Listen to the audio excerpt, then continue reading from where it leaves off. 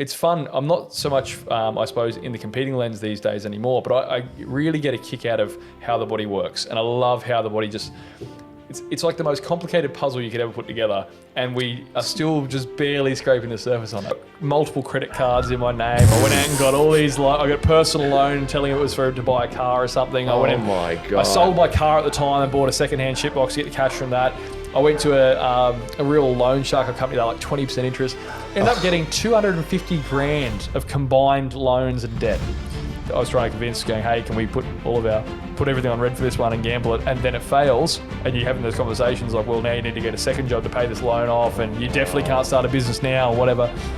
But so that product has ended up in the bin, is that correct? Literally. Wow. Like, actually a skip bin, yeah. And you did it again. Did it again on a bigger scale, and I made it even worse gamble. So then I went, okay, let's spoke about all podcasts. You really go big on quality of what you're putting in your body now. I wanted to do the same thing with the Pro Series. Like, what's the best thing I can put in a tub?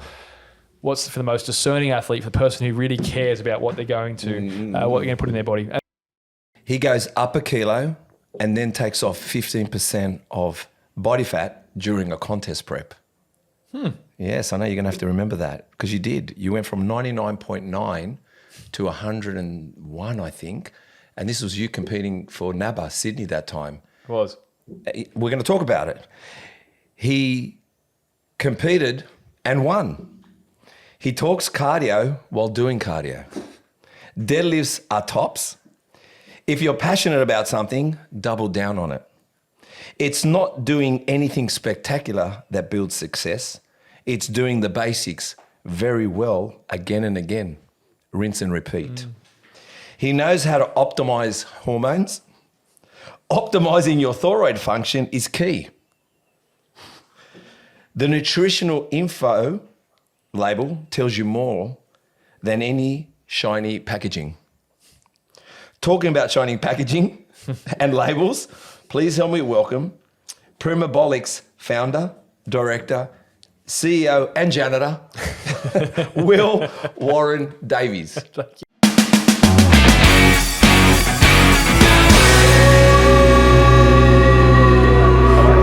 Very well. I felt like a head shake there. I know that most people are listening, but I feel like we need to. Yeah, they'll see it on YouTube. So they'll see it on YouTube, mate. We had to get. How are you? Yeah, I saw you questioning the first one. Do you want me to find that first one straight away for you? No, it was just it got me thinking about the time, man. It was 2000 and would have been 18, 19. Yeah. 20. And you, well, let me see if I can find it because it's here. And it's only fair. It's a podcast, and it's supposed to be done relaxed and go with the flow. I mean, Joe Rogan does it, and he's got success. So why don't we do it? So let's just proof's in the pudding. So yeah, far. the proof's in the pudding. Yeah, I mean that's how it goes. Nope. I've got to find this. Yeah, okay. You can't. Oh, yes. You can't. In 2019. All right, let's see where we are. 2019, 26th of May, if you want me to let you know. Yeah. By the way, I think your birthday's in March. Is that correct? September, but good research though. Yeah, Jesus Christ, how could it be just good happened. research? It was only last week. Happy birthday, mate. Thank you, man. Last Tuesday. Geez. Oh, that's right. You were celebrating with that beautiful lady that I said you're about above your average. Let's get back to the training bit, all right? So you've gone here the 26th of May 2019. You said, can't wipe the smile off my face. After what became a 5-month grind of prep, turned into 2 gold medals. Thanks to a pretty sickening work ethic and expert guidance by results by Richie, correct? Yes, yeah. Great coach. And you did NABA, it was WFF Australia Sydney show. But whilst you mentioned that you were happy with the conditioning, you got blown away by the conditioning by Richie that he made you start prepping. You were 99.9 kilos, right? And you stepped on stage, which this is not normal, 100.2 and 15% less body fat. I mean, and then you said, you do the math. That is a lot of meat growth. It was a massive comp prep, massive. But when you think about it, when I talk to most people about comp prep, they tell me they're 105 kilos and they get down to 85 kilos. Yes. So I'm thinking, wow, so I've got a chance. Because I just need to lose a lot of weight and I'll be ripped and I'll get on stage. But this doesn't make sense. Man, so comp prep's a funny environment, right? You've got a lot of factors that play into comp preps. You've got a prolonged calorie deficit, which by itself is a massive stressor for the body, right? Physiologically, when you look at how we evolved, there are a lot of mechanisms in your body to slow down, I suppose, our caloric expenditure, our caloric burn, to make sure that we don't get as lean as we do on stage, right? When you see someone in an amazing photo on Instagram and they're peeled down to the bone, you can see veins in their abs and everything.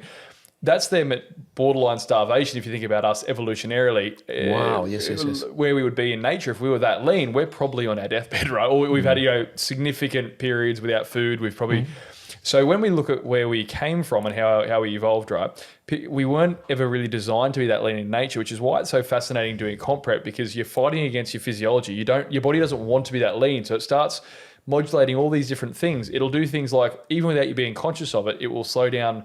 It'll burn less calories doing daily tasks. So you start going for a walk. It makes you more efficient at doing that regular activity. So I suppose that we have adaptive thermogenesis where different processes become more and more efficient. So you burn less calories doing daily tasks. If you track your steps, man, you find that you, even without knowing it, if you don't look at it, you'll be doing less steps significantly. So because your body's trying to minimize the amount of calories it's burning to keep you alive and keep you from going. So when people are losing 20 kilos, which is, I'm doing a bit of a prep now and I'm down 18 kilos again. Okay. And it is these big chunks of weight loss. And it's a miraculous feat that you're asking your body to do. It's not common so I suppose it's a really interesting pursuit. But when you say like that one there, the fun part was starting at a particular place and ending at almost the exact same scale weight. But it shows that I see it a lot with Gen Pop, with non-competing people as well.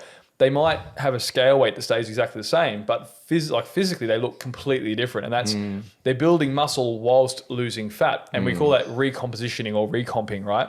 Very, very hard to do normally. But when you track your food, steps, nutrition, training, hormones, sleep, optimize every single facet you can get yourself in a place where you're optimizing your environment for muscle growth and recovery, but also optimizing to burn fat at the best rate you can. And it was a real weird one. Normally I'm like you're describing, having to lose 20 kilos to get any sort of definition. It was. But that was the opposite. That one was, I ended at the weight I started at, which I've never done before, but it was a really cool science experiment, that prep. Was that a combination of yourself being involved and Richie together coming up with that idea? What I'm saying is many people hand themselves over to the coach, I guess. Yeah. Look, I've never done a comp prep, but I have.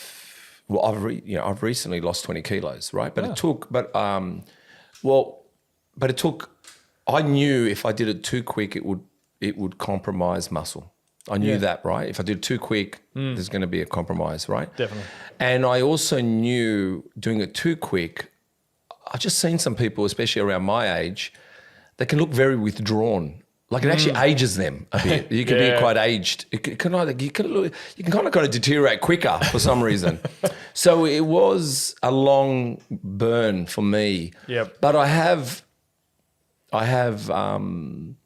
With old school bodybuilding, I guess we believed that cardio was so important to burn calories, right? Yes. So we would do a lot of cardio. I'm talking about dripping cardio. Like it wasn't just cardio like going for a walk. It was like if you weren't dripping off your chin and your nose in cardio, it's just, I don't know what it was, but I see your point. But how did you guys come up with it? Because I'm thinking the reason you went that way is because in that short time you still wanted to build muscle, so you were trying to come up. In other words, we all know a guy that goes from 100 kilos down to 85, he's going to look quite muscular, but he might look smaller. But the illusion he's bigger on stage, and obviously what he wins a comp. But how did you guys come up with that? Was it for you to get bigger because you thought you needed it, or what was the idea behind it? Yeah, there's a few different parts. So I was very lucky back then.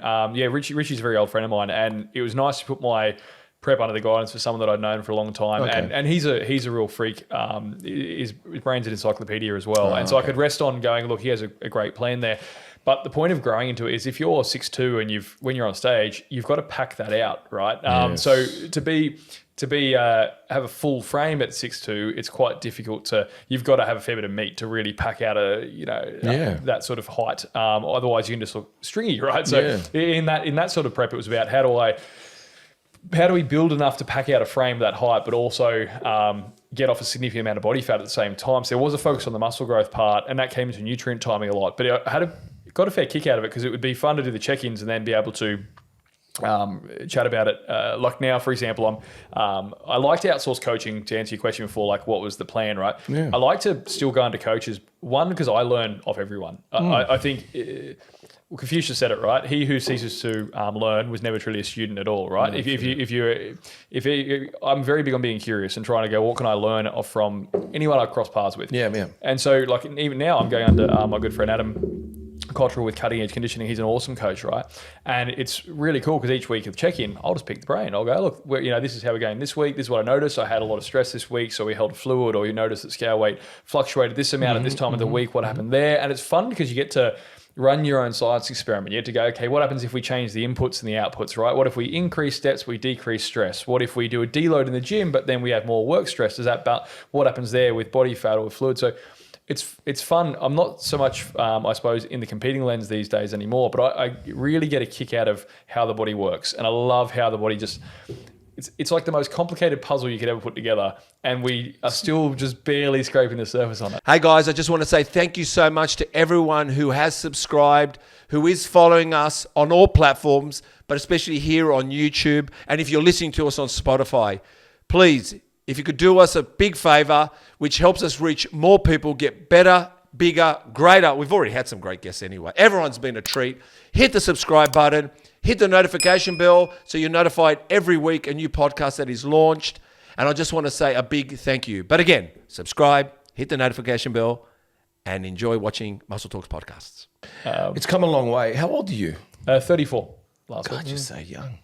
Doesn't feel it. No, it doesn't. Wow, and when you started all, it doesn't feel it. That's true. I mean, I think 30s though there is a point in the man's body. Is it true that that's your highest level of testosterone moment in turning 30? Something told me, because a lot of sprinters are 30. From what I used to sprint at 30. I started sprinting, and my friend Roger Fabry, he's quite known in the sprinting world.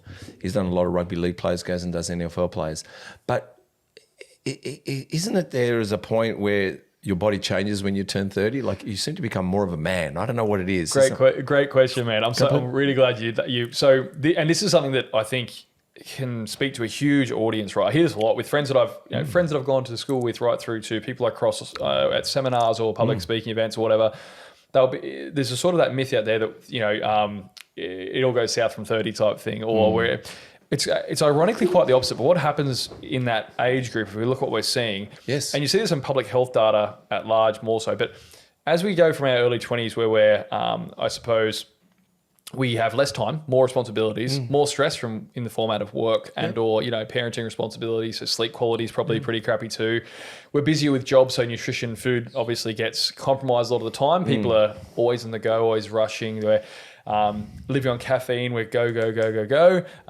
So I think as we get older, I mean, hormonally, yes, we do peak at around about 25, 26, 27 for both men and women for whether it's testosterone or estrogen. We reach a peak in our mid-20s. Yeah. It then is meant to decline at 1 to 2% per year afterwards at a nice, slow, steady rate. So, but what we found now, ironically, is that seems to be compounded by environmental factors plus stresses. So we're seeing, like, I'll have men that are in their 30s where they should be just thriving and at their absolute peak of performance, just after that real natural peak.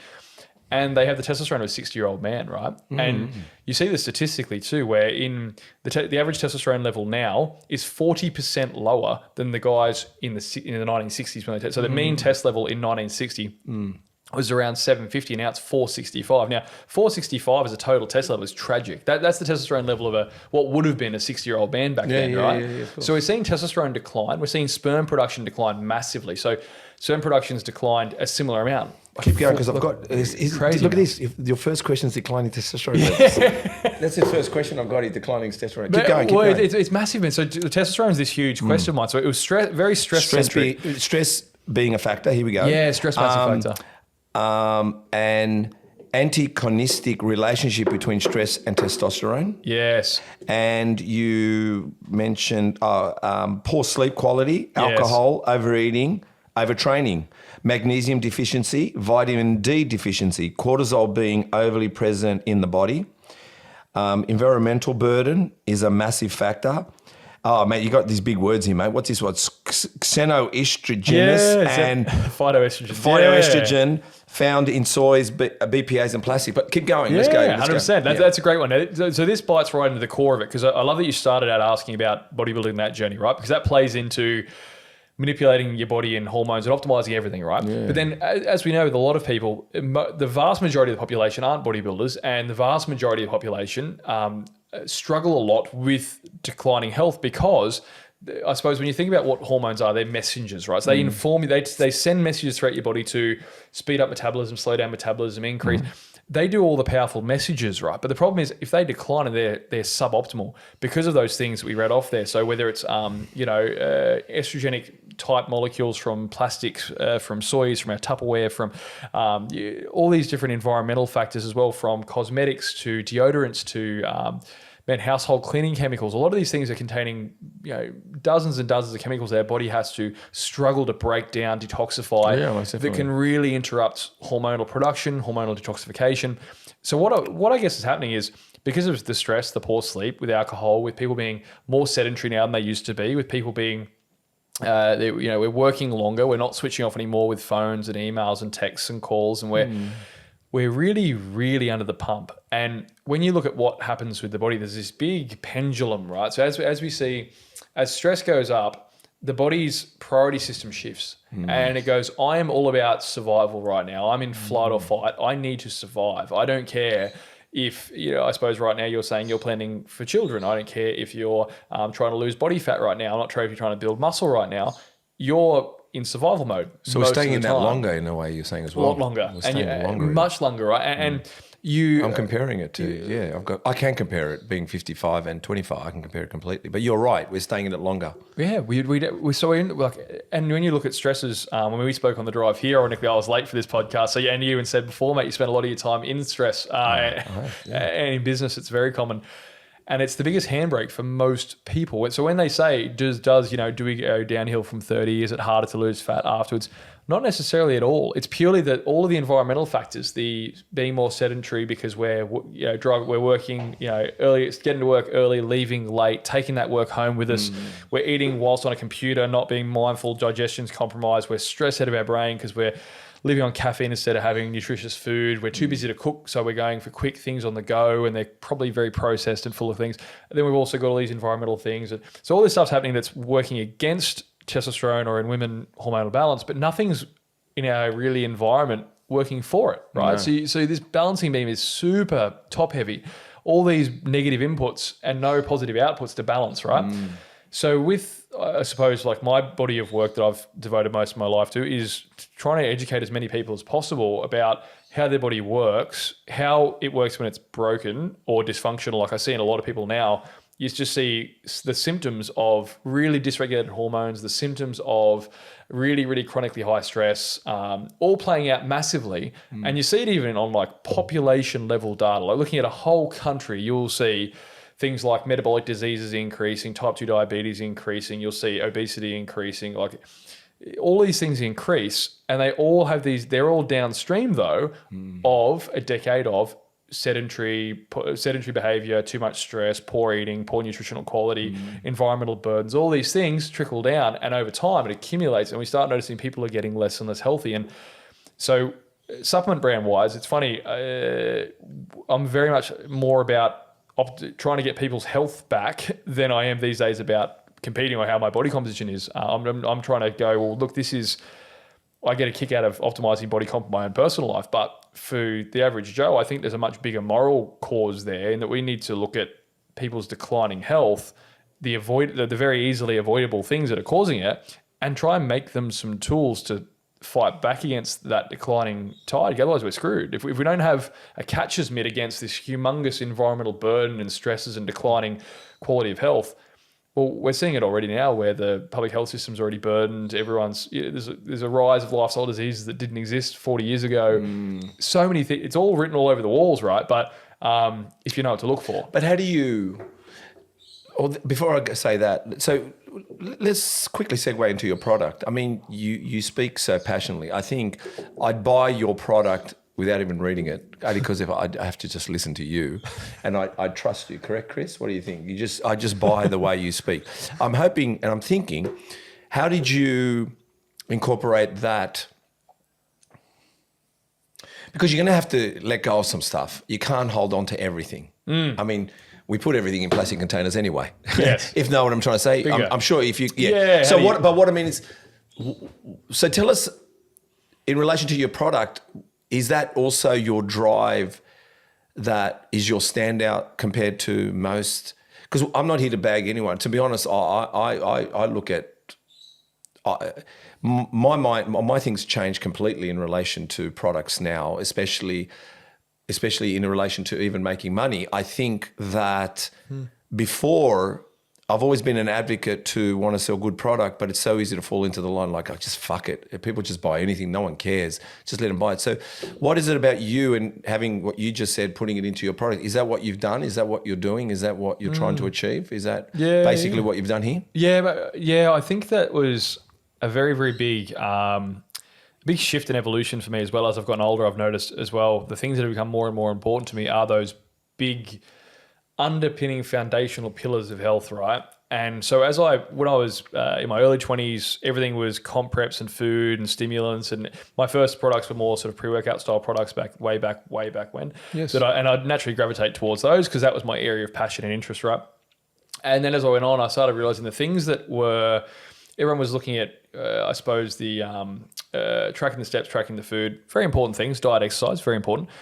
But we were looking at what I thought was the 5% stuff, when really the 95% stuff wasn't really addressed a great deal. But those big pillars, like literally sleep, nutrition, stress management, inflammation management, all hormonal balance, those sort of big rocks were the underpinning stuff. So when I started formulating, the brand's evolved with me over time, and even the name, it's quite ironic. I always joke about this one. We sound very hardcore, right? As a brand, it's a pretty dominant name, right? It's a good name. It's a good name. It's a mouthful, but it's a good name. I don't know. I think it gets stronger as you say it, because even when I first saw it, I mean, Rule 1 and all these stuff that you think, but then I think obviously Bolics, we know, anabolics and all that kind of stuff, but the Primabolics part, I think you got a great name. And like I said to you, just listening to what you're saying, but go on, you're talking about your product. Well, so when I formulate, I formulate probably more like a naturopath these days than I do in the sports world, right? So I've got a lot of products that'll be around, and like answering your question before around, we do have some limitations. You can't let perfect be the enemy of good, right? And I borrow that phrase from a good friend of mine. The perfect being the enemy of good is a really important lesson. As we get older too, we realize I'm a bit of a perfectionist, and it robs you of a lot of creativity, a lot of ability to execute. Lazy and perfectionism is two crimes. They're similar crimes in a sense. You've got to find the middle ground. I like that saying. Yeah. That's cool. I'm going to borrow that too. Borrow that, no worries. So when we do things like, it would be great to have them in steel or glass, but logistics and freight, it's problematic, right? Yeah. So what I try and do is go, okay, look, we're not going to be perfect, and just like we can't go into the world and be wrapped in a bubble, right? We can't be a bubble boy. We can't be wrapped in bubble wrap and put out into the world, and everything's perfect, and we only drink filtered water, and we have no chemicals at all, and we live in this pristine environment. Everyone lives in Sweden. We can't do it, right? Like we can't always go, look, I can't go put someone in a perfect bubble and put them out in the world. Yeah. They're going to have these exposure to these things. So what you do is you need to make them resilient to it, right? So with the products, I've got a mix, and that was like literally this week we're launching the Pro Series. That was the performance arm of the brand, but I spent nearly a decade building the wellness arm. Yep. And that was my order of priority. So when I'm formulating products and making products, I'm looking at sleep first and looking at, that's why I made and I have 2 products around stress and sleep. And then I made things for gut health and micronutrients and immune function and so on. That's my everyday health, my greens product. So I made a lot of wellness tonics around sleep and stress and testosterone and estrogen all first. And then now I'm doing the performance arm, and that's more the classic stuff you'd see in your more broy brands, right? Like that's where you see your Pre's and Thermo and protein powders. But I've always tried to do things a little bit differently and more still have those fundamental ethics to it. Like if I'm doing a protein, I'm going to do it with no gums, thickeners, fillers. I'm going to put it on stevia, naturally sweeten it. If I'm using, like in the new ones, I'm using collagen, but it's grass fed and grass finished and all certified and trademarked. So I've still got a very strong backbone of the quality control, putting the best, purest, cleanest thing I can in. But I'm not going to be, I think people can get caught in the rabbit hole of minutia around trying to eliminate everything and trying to live in this. It's very, very difficult. So I go, no, elimination doesn't work as much like stress. I used to say just stress less, right? It was my initial stress management was how do we get people to stress less? Well, no, life's stressful, but and there's good stresses, there's bad stresses, there's lots on. What we need to do is make someone's nervous system resilient, build them up so they can take stress and move forward and still grow stronger and adapt to that stress. Whereas a lot of people, if you're already burnt out and beat down and run down, that's when that stress can break you and really be, as opposed to if someone's resilient, well built up, they have great functioning immune system, great gut health, they're working on their food, their hormones are in check. You might have the week from hell, but you can bounce back. You can have a good night's sleep, wake up next morning fresh, let's go. Yeah. The difference is when people get that chronic stress and they haven't got those big rocks good, that's when you start to see people, they just get beat down, and then they're run down and they're sick and their mind doesn't slow down and they wake up throughout the night to go to the bathroom and their sleep's trash and they wake up foggy headed and they got goldfish memory and they're just running, always multitasking. Nothing ever gets done though. They just live in this state of flight or fight without knowing it. And it gets harder and harder to bounce back from it the longer they're in that state. But ironically, it's like this self-fulfilling prophecy in a way, because the stress a really easy illustration of this, high stress it breaks sleep quality, right? So if in the presence of high stress, we don't sleep very well. But poor sleep increases stress hormones in the body.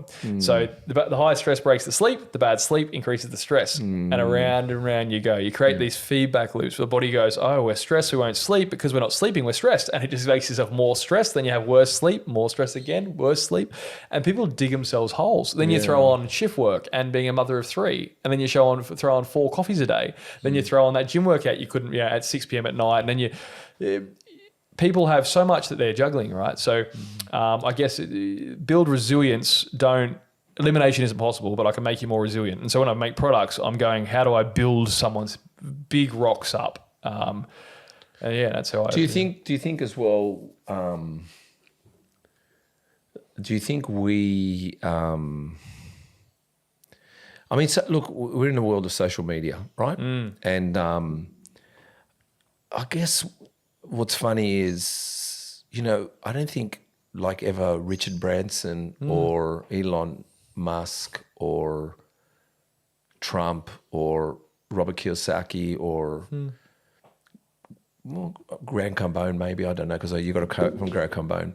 But they never tell us that they get up at 4 a.m. They never tell us, they just are kind of, I think they let us be in relation to some of the stuff that everyone seems to harp on, that if you're not up at 5 o'clock in the morning, you're a loser. And I think, I don't know about you, but even myself lately, I get stressed if I sleep in too much. Like, we're just adding. Does that make sense? I love that. I love that you've said this, man. This is like the biggest. So when you've got a few years on me, but when I first started Primer back in 2015, right? Yeah. My parents are very old school. Mum's a teacher. Dad grew up on the farm as a leather worker, built stuff with his hands, right? Very, very born in the 50s, right out of that, post-war depression era. Work hard, work steady job. When I said I'm going to start a business, everyone looked at me like I was a loser, right? Like being an entrepreneur was like you're a loser and a social outcast until very recently, right? Where social media went, oh, this is cool to have the laptop lifestyle. The problem is the hustle culture thing has grabbed it and run with it, and the whole sleep when you're dead or sleep later type thing, and it drives this. And I fell in trap of it as a younger man particularly during business, because having a work ethic behind it and that blue collar sort of background really drives work ethic hard. And believe me, you have to have that for any good venture. But has gone to a boiling point to the extreme. You know, you see the Andy Elliott's out there, and you see the Goggins and the Jocko Willings, and you see them all, and nothing. You're right. And it's like, unless you're up at 2 a.m. doing an ultra marathon whilst calling someone to close a deal, whilst you're not a successful business person, and it creates this huge comparison and FOMO and issues around like and laziness, and there's already all of that stuff built up in people's psychology when people are already carrying around enough baggage around entitlement or self-worth anyway. You don't need to, you know, but you're dead right, man. When you're saying if you're not up at 4 a.m. working, you feel lazy, and you feel guilty if you have a long weekend and so on. And it's a really dangerous trap to be in, because I think we're already so close to burnout as a society when you look at how much we juggle on a daily basis.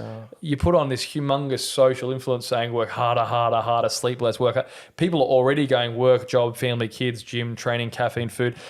Then throw on, but sleep less, work harder, don't stop, don't switch off, get more calls, do more emails. And look, it's funny because I love a lot of these people, like Alex Hormozy. I fucking love his content, right? It's pretty good, yeah. Awesome content, really like his stuff, really, really great. But the same thing, just whatever you're doing now, just do it 100 times more and you'll be successful. True, and you will be.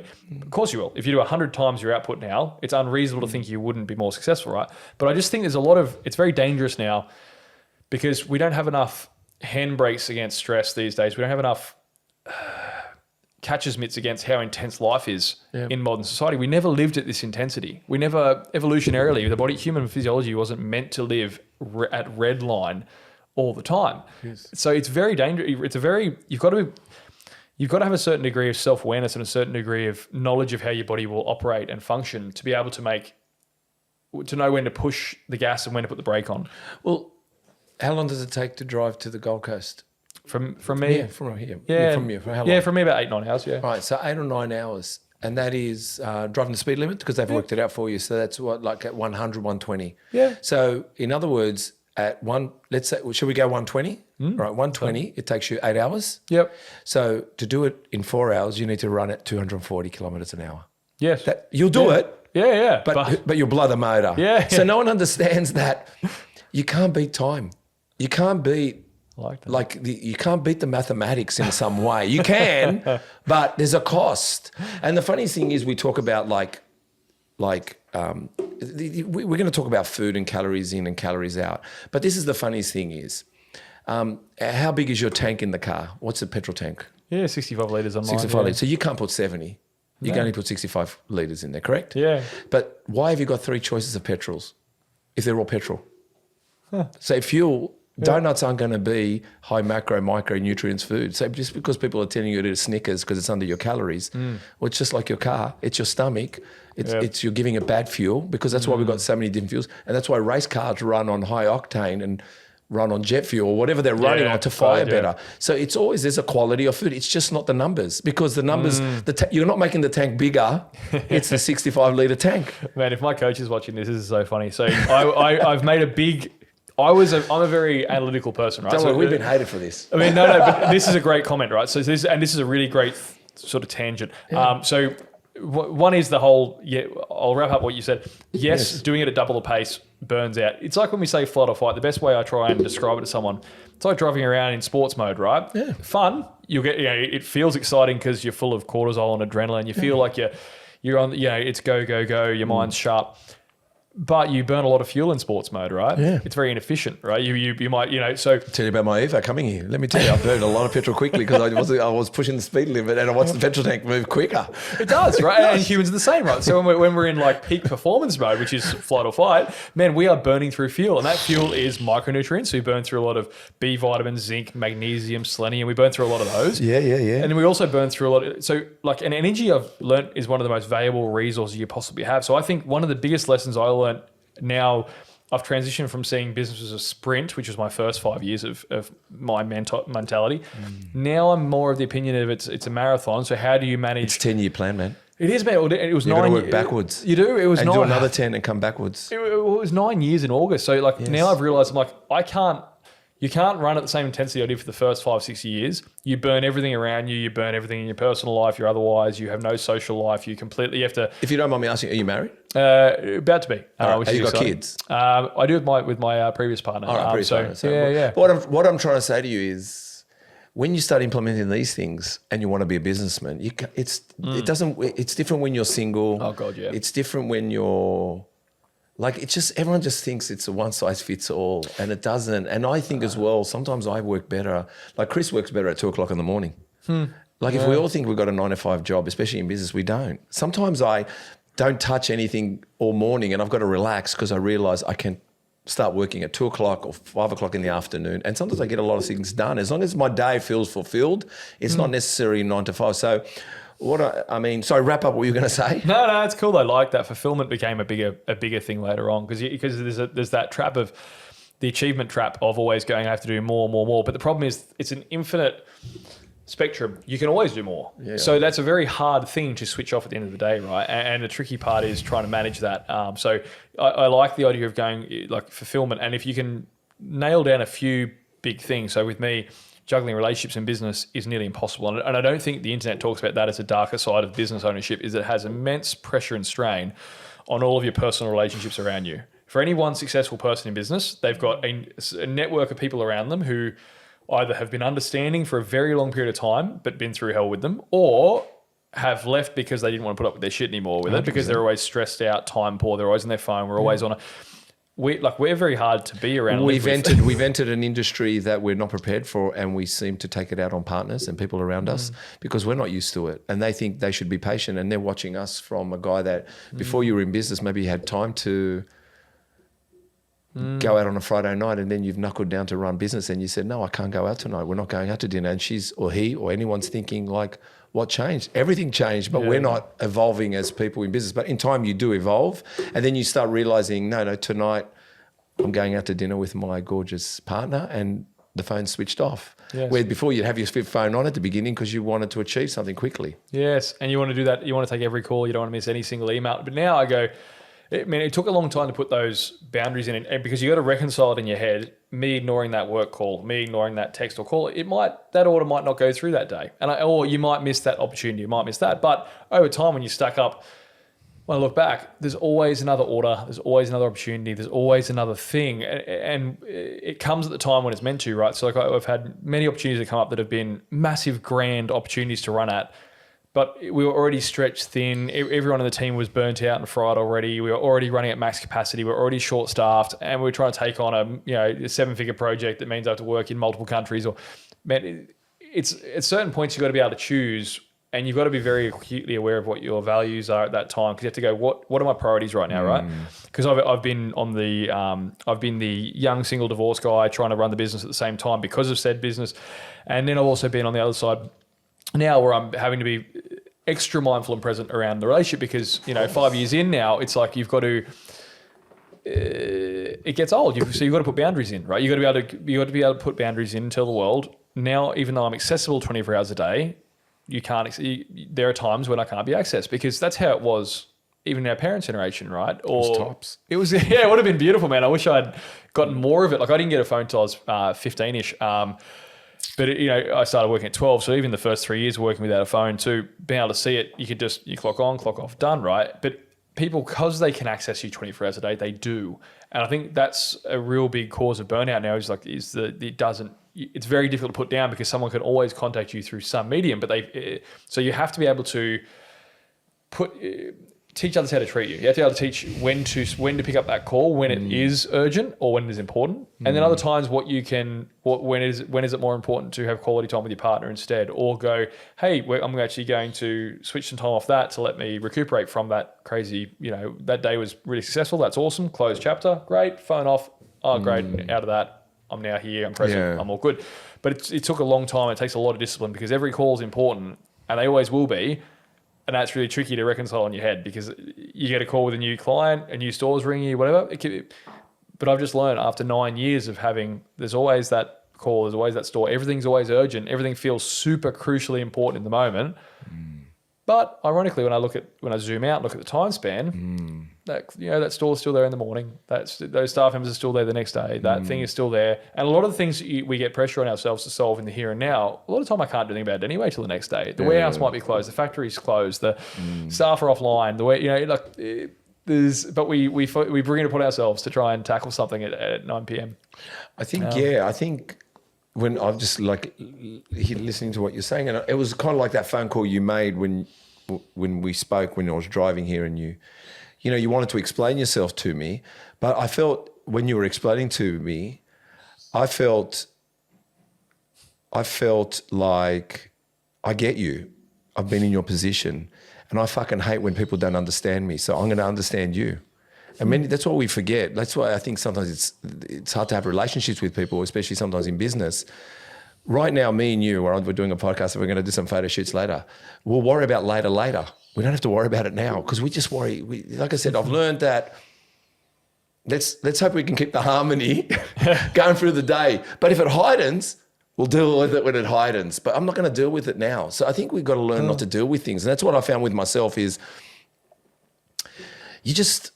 I'll tell you a funny story because, we like funny stories on Muscle Talks. I'll give you an example. It will be, how old's your kid? 6. All right. So my son was probably around that age, 7, 8, 9. One day, we're in the kitchen. It was the morning. And he said, okay, what do you want for breakfast? Normal question. He goes, can I have some ice cream? Now, I know what you're thinking straight away, right?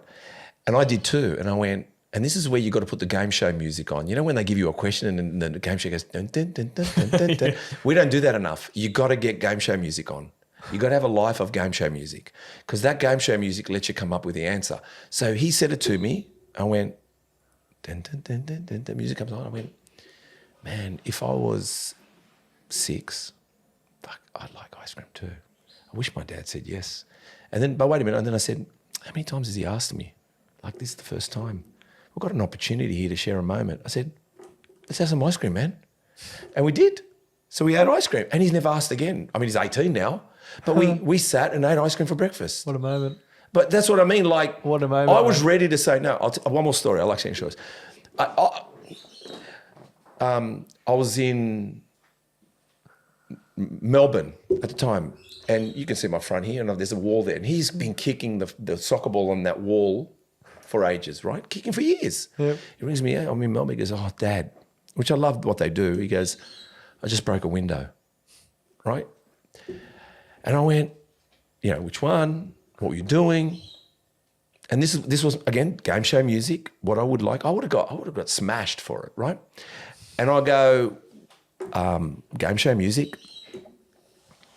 I said, you know what? You've kicked that ball on that wall about 100 times and you've done so well. All right, you fucked up. Cool. Let it be. We'll fix it. That's how I really thought. A week later, he broke a second window. Rings me again. He goes, Dad, it was the bedroom window. He goes, I broke another window. And I went, no joke. Game show music's on again. And I said, listen, Yanni, I've broken 2 myself. Can you just not go for a PB now? Can we leave it at that? Can we just stop now? And he goes, I'll stop. And that was it. He never broke a window again. But what I'm getting at is we really don't want to understand the other person. That's the problem. We don't want to stop. We don't want to stop. And we just want to be pricks. And to be honest, I choose my moments to be a prick when I see a person want them to take me on. And I'll take you on. But I don't want to take anyone on. I got no room for taking on people anymore. Does that make sense? I think in business, if someone wants to carry on over the phone, if we can extinguish it by a good conversation, making the person feel a bit better, like, sure, we'd like to run on time. Chris is probably counting the time and looking where the sun is right now. But we'll do our best. But like I said, I got no time for that anymore because that hasn't made me money. It's actually probably cost me more money. It's probably cost me relationships. And it's actually taken the fun out of everything. So it's kind of like, I think we just got to learn that in life, you just got to, like I said, I think you just got to think for a second. And lastly, you got to realize that person's going to have a big boohoo. And you know what? They're entitled to it. And I've said it, you're entitled to be angry with me. How long you want to be angry for, I'll leave it with you. But you got the shits. I'm cool. You deserve it. I made a mistake. You want to hang on for a week? You want to hang on for a month? That's your problem. My problem is you're entitled. So I actually hand everything over. Because like I said, if I've had people, they say, I'm angry with you. And I say, yeah, you have every right to be. All right, let's sit here and wait till you get over it. So I kind of don't care about taking away things from people. I think, and I think that's where we are. Like I said, I'm 55. I have some wisdom. I'm allowed to have some. But what I've realised, even in business, you got to you got to, like, losing friends and losing family or losing relationships over business and money is not worth it at the end of the day. Never No, is. it's not a fair trade. No, not a fair trade. Not And a fair trust trade. me, opening a bottle of Moe on your own is not fun. You need people around you, to do the ching. We'd made it. So, yeah, anyway, I don't know how we got to this point, but we are talking about, like I said, I think we're talking about stresses, and we're talking about, and I want, actually, let's go back a little bit for the stresses, because you've gone here trying to bulldoze through things. Like, this is you in 2022. We're going to go back a little bit too. 19th of November, 2022, you said, remove the handbrakes. Trying to bulldoze through calorie deficits, plateaus, the restricting more calories, dropping calories isn't necessarily the answer, right? Yes. And I think me sitting back, listening to all this going on at the moment with this calories in, calories out, and all they argue is, and I've realised when they're arguing, and I hate listening back to myself, and I'll be listening to this, is they just bring up one word, and we're trying to say, can you just stop with that word? Fat loss. All right, we got it. Starve, you lose fat. Got it. Can we just dump the fat? As soon as you mention calories in, calories out, and it doesn't work. No, it doesn't work with everything. They go, yes, it does. It works for fat loss. And that's we go back there, and we're back there. It's not all calories in, calories out. It's not all that. No. Not meaning it is, but it's not all for what you want to achieve. Yeah, I think I was meant to answer that one earlier, because I said my coach would laugh at this, and I did do a big spin on it, I think, because I was very much like I said, being a very analytical person. I always thought the psycho model, calories in, calories out, was be all and end all, because being a logical person, I go, well, a calorie is a calorie, right? But so funnily enough, I started out my sort of, I'm just dieting now I got to a point where I was still, nearly 120 keg, right? So I was still carrying around, wanting to be bigger from bodybuilding days. I still wanted to, carry plenty of meat, but but being 120 is not that great for life, right? Walk upstairs, you're getting puffed, and it's inconvenient. And I suppose I'd let business get in the way of things a bit too. So I suppose over that time I'd accumulated some body fat, and I went, you know what? I want to be healthier, I want to be less stressed, less inflamed, and just generally get into better body composition, right? And so I started this thing. At the start, I was very much on the flexible dieting approach. That's how I'd managed to juggle business and stay in reasonable shape for a very long time, was flexible dieting. So I started from that model when I sat down with a mate of mine who's a coach, and I said, man, I'll just do my food. I want to be able to, outsource that and switch that part of my brain off and let that be done by people who do that for their job. And he's been awesome, actually. Adam's been a champ. But it's quite funny over the time, because it's been, like you mentioned, I did a slow burner this time. I did it more over the last 7-8 months to lose that 18 kilo. It was, at the start, I was all, flexible diet. And you'd watch it. Scale weight would be up and down. I'd be holding fluid for half the week. I'd eat certain foods. My scale weight would be up for 2 kilos for a few days. Okay, that's interesting. And I'd start paying more and more attention to what was happening. And you go, if I eat that type of food, then I get really, really bloated and inflamed, and I hold on, I'm an extra kilo heavy the next day for no reason, despite the calorie. I've got dandruff. I've got this. But trust me, I know. And you go, okay, this is fascinating. So you go, okay, why does my body not work well? Why does it work well on white potato but hates pumpkin? Why does it love, sweet potato but hates onion? And then you start going down, FODMAPs and resistant starches, and you start playing with all this stuff. So I really enjoyed that process. And over that process of the last 6-8 month prep, I then went, okay, I'm going to stop fighting this instead and lean into it and go, all right, let's follow the plan instead and go nutrient dense foods. It was all blueberries and pineapples and strawberries and all, grass-fed beef and all great stuff.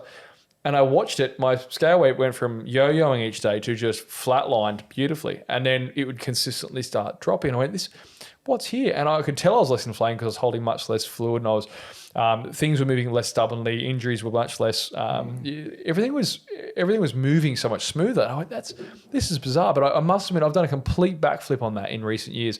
I would have been, if you'd asked me this time last year, I would have said, nah, man, calories in, calories out. Logic, science, cool. And mathematics works, but there's a very big difference between the micronutrient quality and what that food will do, and how our body, what happens once we've metabolized that food. Like even something as simple as I'm sipping a coffee with you right now, right? So if we look at a synthetic caffeine versus natural caffeine. So a synthetic caffeine, like let's pick caffeine anhydrous is the main one we use. Is a really good standardized form we use in pretty much every sports supplement ever, right?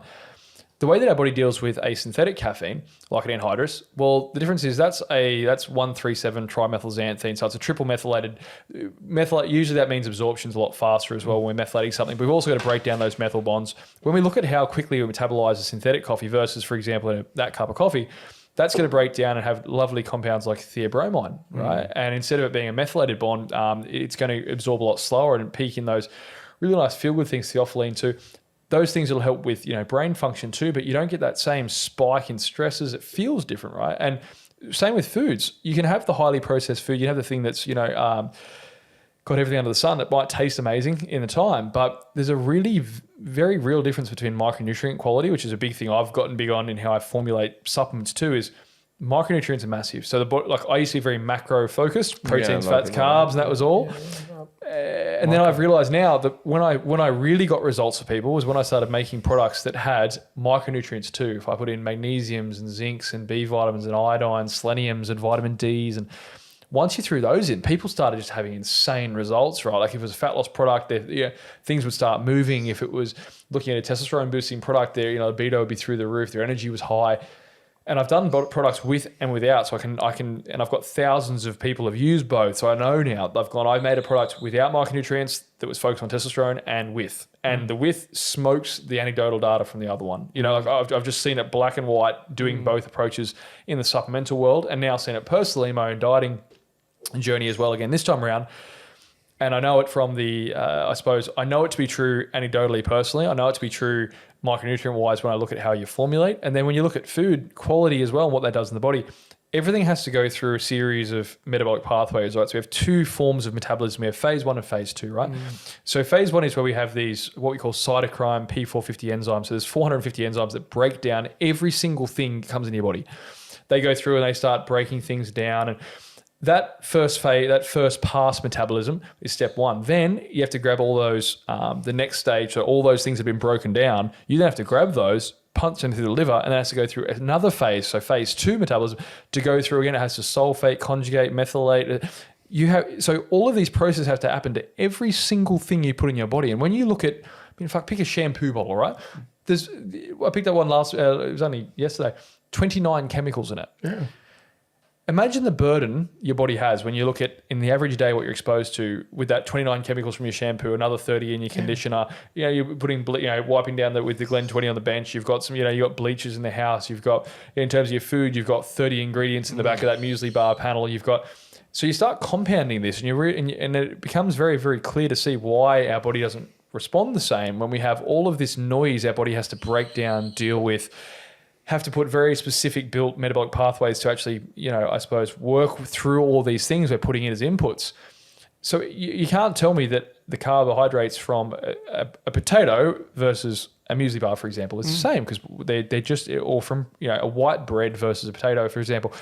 They have different processes, different pathways in the body. Now, in terms of where the simplistic and data-based argument is, yes, a potato and bread both breaks down to glucose, and that eventually goes down to the molecule of sugar, C6H12O6. And is that the process that's the thermo something? What's it called? So there's thermogenesis is one thing. Because they throw that word around. Yeah, and they throw around what you said, they all form what? Yeah, so glucose is a heaps interesting one, man. Like I said, they throw these words, but it seems like it's just it's like having an entree. It's the entry level stuff, but then what the body does later on with, like you said, the next stage to the next stage. So go on.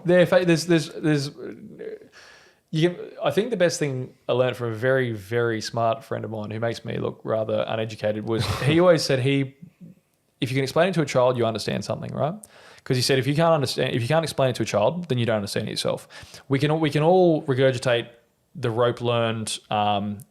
When I'm throwing out all the scientific names for things, for chemicals, pathways, whatever, I try not to do it often because one, it loses people, and two, it does. I like to challenge myself to be able to explain, to break it down further. So you're dead right. To put it bluntly, everything has a pathway or process of the body that has to go through to get to its end result. There are more of those for processed things than there are for simple whole food things, right? Now, when they're saying purely black and white, yet the Lane Nortons of the world saying things like, a calorie is a calorie. And true, and when they say fat loss, obviously there's a big difference in body composition between losing weight and losing fat or muscle. When I interviewed like Dr. Bill Campbell, he's a research scientist who looks at what body composition does under calorie deficit. And yes, calories equated with fats or carbs. It doesn't really matter as long as protein's high. But when you look at weight loss versus fat loss, that's a very different conversation. Because if you're losing weight with muscle mass, that's metabolically terrible, right? Yeah, that's what I'm saying, yeah. Yeah, but so thermogenesis is a separate process. But to talk about carbs, I mean, yes, technically, all those boil down to the same thing. That white bread versus that potato, right? They all get broken down to glucose, which is a simple sugar molecule, right? So it all goes down to fundamentally a very simple molecule at the end of the day. They can both start from very different places. It all ends the same. That molecule, C6H12O6, the body will still utilize that in the exact same way in the Krebs cycle. In the Krebs cycle, we would have learned in high school biology, right? So again, explain it to a kid, you understand it. So if we can understand at school, we used to learn about a thing called the Krebs cycle. Body grabs those carbohydrates, breaks it down, puts it into simple sugars. That sugar molecule gets dumped into the Krebs cycle and our body produces energy in a very simple sense by playing around with that molecule. But yes, that carb molecule still is the same. Yes, it all boils down to the same molecule at the end of the day, but everything that it takes for your body to get you from the initial input to that molecule is what really starts. Yes. That's what your body has to deal with in between. There's a very, very different looking pathway that has to go through the 27 different metabolic processes to get it there versus potato, right? So both are technically a carbohydrate, 100 grams of potatoes, ballpark, 20 grams of carbs, 100 grams of bread might be more like 37, 42. Yeah. But those are still going to end up in the same end result eventually. But the in-betweens is where devil's in the detail, right? Yeah. So, yeah. Tell me about, we'll stay with this calories thing at the moment because, I mean, I did write a bit here. But tell me about, I think, personally, I'll just tell you what, I lost 20 kilos. Oh. And I just used the fundamental principle that I used before when I was training in my 20s and what we did as gym bros. I mean, firstly, I went from eating, and you're going to say going from eating 2 meals a day or 3 meals a day or 1 meal a day, I was eating 5 meals a day. Yeah, nice.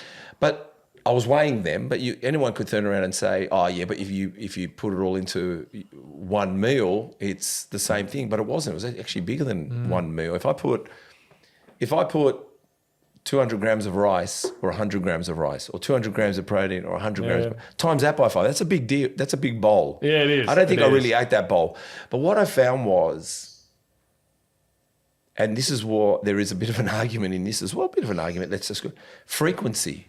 Again, another subject that no one wants to hear about. Yeah. But we, growing up with the minimal we knew, and the bodybuilders I knew, like Terry Mitsos and all these guys that in Marrickville, and trust me, those gyms most of those bodybuilders were bouncers in the cross. And whatever you watch in the Golden Mile, they were training at that gym. So I got to see a lot of stuff, right? But what I'm getting at is we were told you needed to eat before a workout. Yep. We're told not what to eat, but they might say, mate, we had rice cakes in the car all the time with us. Yeah. So if we were driving around, we'd pull out the rice cakes and smash about 5 rice cakes and then smash an apple or a banana before we went for a workout. But we also knew we just ate it. So we'd sit back for 30 minutes. I don't know why. That's how we kind of saw the science in it. We were told, don't go to train on an empty stomach. Yeah, don't. Like, fuel yourself up an hour before a workout. And then when we finished a workout, they never said, you got to go eat, but they told us the next hour was very important. Your body was doing a lot of repair work. And if you're going to get food in, why not get it in now? So it was like we finish and we go, right, we've got to go eat. So we look like we're running down the street to the hamburger shop. What do you got? What's going on, guys? We just had a workout. We want food. And they go, what happens if you don't? We lose muscle. So it was just, we kind of just knew, that was kind of like a simple principle, if that makes sense. And 5 meals a day we were told 5 meals a day. And actually our breakfast was eggs. It was eggs. It was eggs. It was just eggs, and eggs. You know, I've said this story before. My mum actually got a farmer to deliver us eggs. So I used to rock up with my dad's cow manure or whatever manure my dad would order for his veggie patch, and he'd come with a pallet full of eggs, and they'd be sitting in the garage. My parents were shocked. That's why they couldn't buy it from Coles or Franklin's back then. They were getting it from the farmer. They said, no, we'll get it direct because you're too expensive, Steve, with this egg thing. But yeah, and I'm talking about 10 years. Yeah, wow. 10 years of no cereals, no nothing. I think it was my benefit. Yes. I think that was my benefit. Have I turned to the dark side many times? Oh, heaps of times I turned to the dark side. But I'm glad I didn't do a year or two of it. I've done decades of it. And I think the thing is, that's when you realise the benefits and trusting what you've done when you've done it for a decade. And then when you haven't done it for a decade, you realise I was better off when I was doing that. And it was like literally a race car. You know what I mean? It was. And I think that's what I'm saying. What do you think about this frequency of food? Because, hear me out, one more thing I'll say. To join an Olympic team, to be a swimmer. Yep. You can correct me if I'm wrong, and I'm not a coach, and I haven't studied it, and I haven't Googled it. But if I had to look at the person on the blocks ready to race, I reckon the coach told them when they needed to eat, when their last meal was. And I reckon everything from digestion, from toilets to you name it, whatever it is for you to pull a world record, I believe food was timed well for it to be your fuel for that race. Am I right in saying that? What do you think? Yeah, fascinating. So this is a cool one. And this is where you can go as, broadly speaking, simple to right down to some fun stuff, right? So you can, food's an interesting one. I was never very nutrition specific before. I've always been very geeky on sups, right? But the reason I like it is because it all ties in. The way that I formulate and play with supplements is looking at how the body works, right? And so when you're asking a question, when does it matter about meal timing? Then you have to look at how the body responds to food. And there's hormonal responses to food. Yeah. So there's a million answers to that. But when we say, let's pick like a 5 meal versus the one, numbers wise, yes. But again, how it plays out. So let's pick that 200 grams of rice here. That's going to have in raw weight 150 grams of carbohydrates. Now, if you have 150 grams of carbs in one meal, your insulin response is through the roof, right? You have huge insulin spike. Then you're probably going to have a massive low as well. So you're probably going to feel pretty lousy. You're probably going to feel like heavy, lethargic, tired. You're trying to break down that, 100 grams of protein a day in one meal. I mean, the average, sort of, I suppose, when you look at most meats, let's pick pork, for example, we digest that at a rate of about 9 grams per hour. So we could also look at taking 8-9 hours to clear out your digestive tract as well to actually properly break down and utilize all of that, all that protein-bearing meat or whatever you've used for that protein source.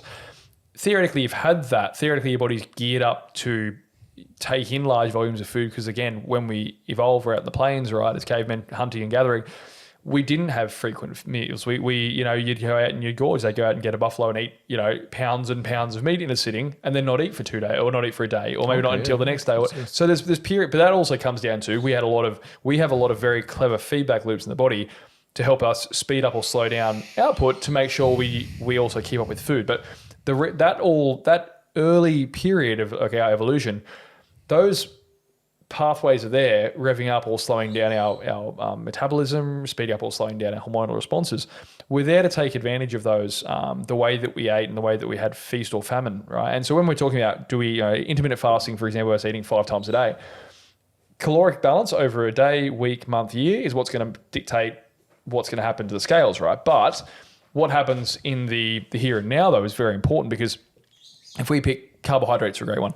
So carbs are a carb and that will become glucose and that will do the Krebs cycle and will produce energy, right? But also carbohydrates, for example, will stimulate the release of insulin. Now, insulin is a really great thing because it's very protective against stress. Yeah. So if I have someone with a high stress lifestyle, so for example, my meal plan now, I have carbs in every meal. And again, there's so many things I don't have carbs after a certain amount of time or don't have. I think we go through fun band camps in the fitness industry of grabbing a nutrient group, tearing it down, grabbing this, create this polarity between camps, right? There's either the keto evangelists or they're either vegan or the carnivore. There's nothing in between. Yeah. I only eat plants or I only eat pounds of meat a day or I'm only fats and no other carbohydrates or there's no...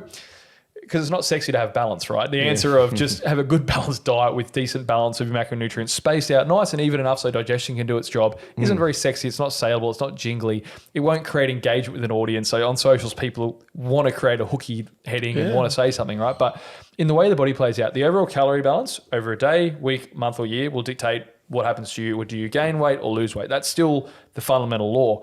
But in the short term, you can manipulate those timings a lot to really play with what happens at different times. So around your workout nutrition, carbohydrate-based meal prior to, we want that a fast digesting carbohydrate pre-workout. So we want a white rice or a white bread, or we want things that are a banana or rice cakes, simple carbohydrates that are really quick to break down because we want that glucose to go through that crepe to give you energy for that workout. So that's intuitive, right? But you don't need high glycemic carbohydrates in the middle of the day just sitting in an office at work having lunch because you're not gearing up for performance then, right? So even choosing what types of those nutrients is important. So when you're rolling around with a bag of rice cakes in the car, they're really easy to digest. There's no fats, there's no fiber. It's just straight carbohydrate, very clean, very, it's just carbohydrate, very easily to break down, right?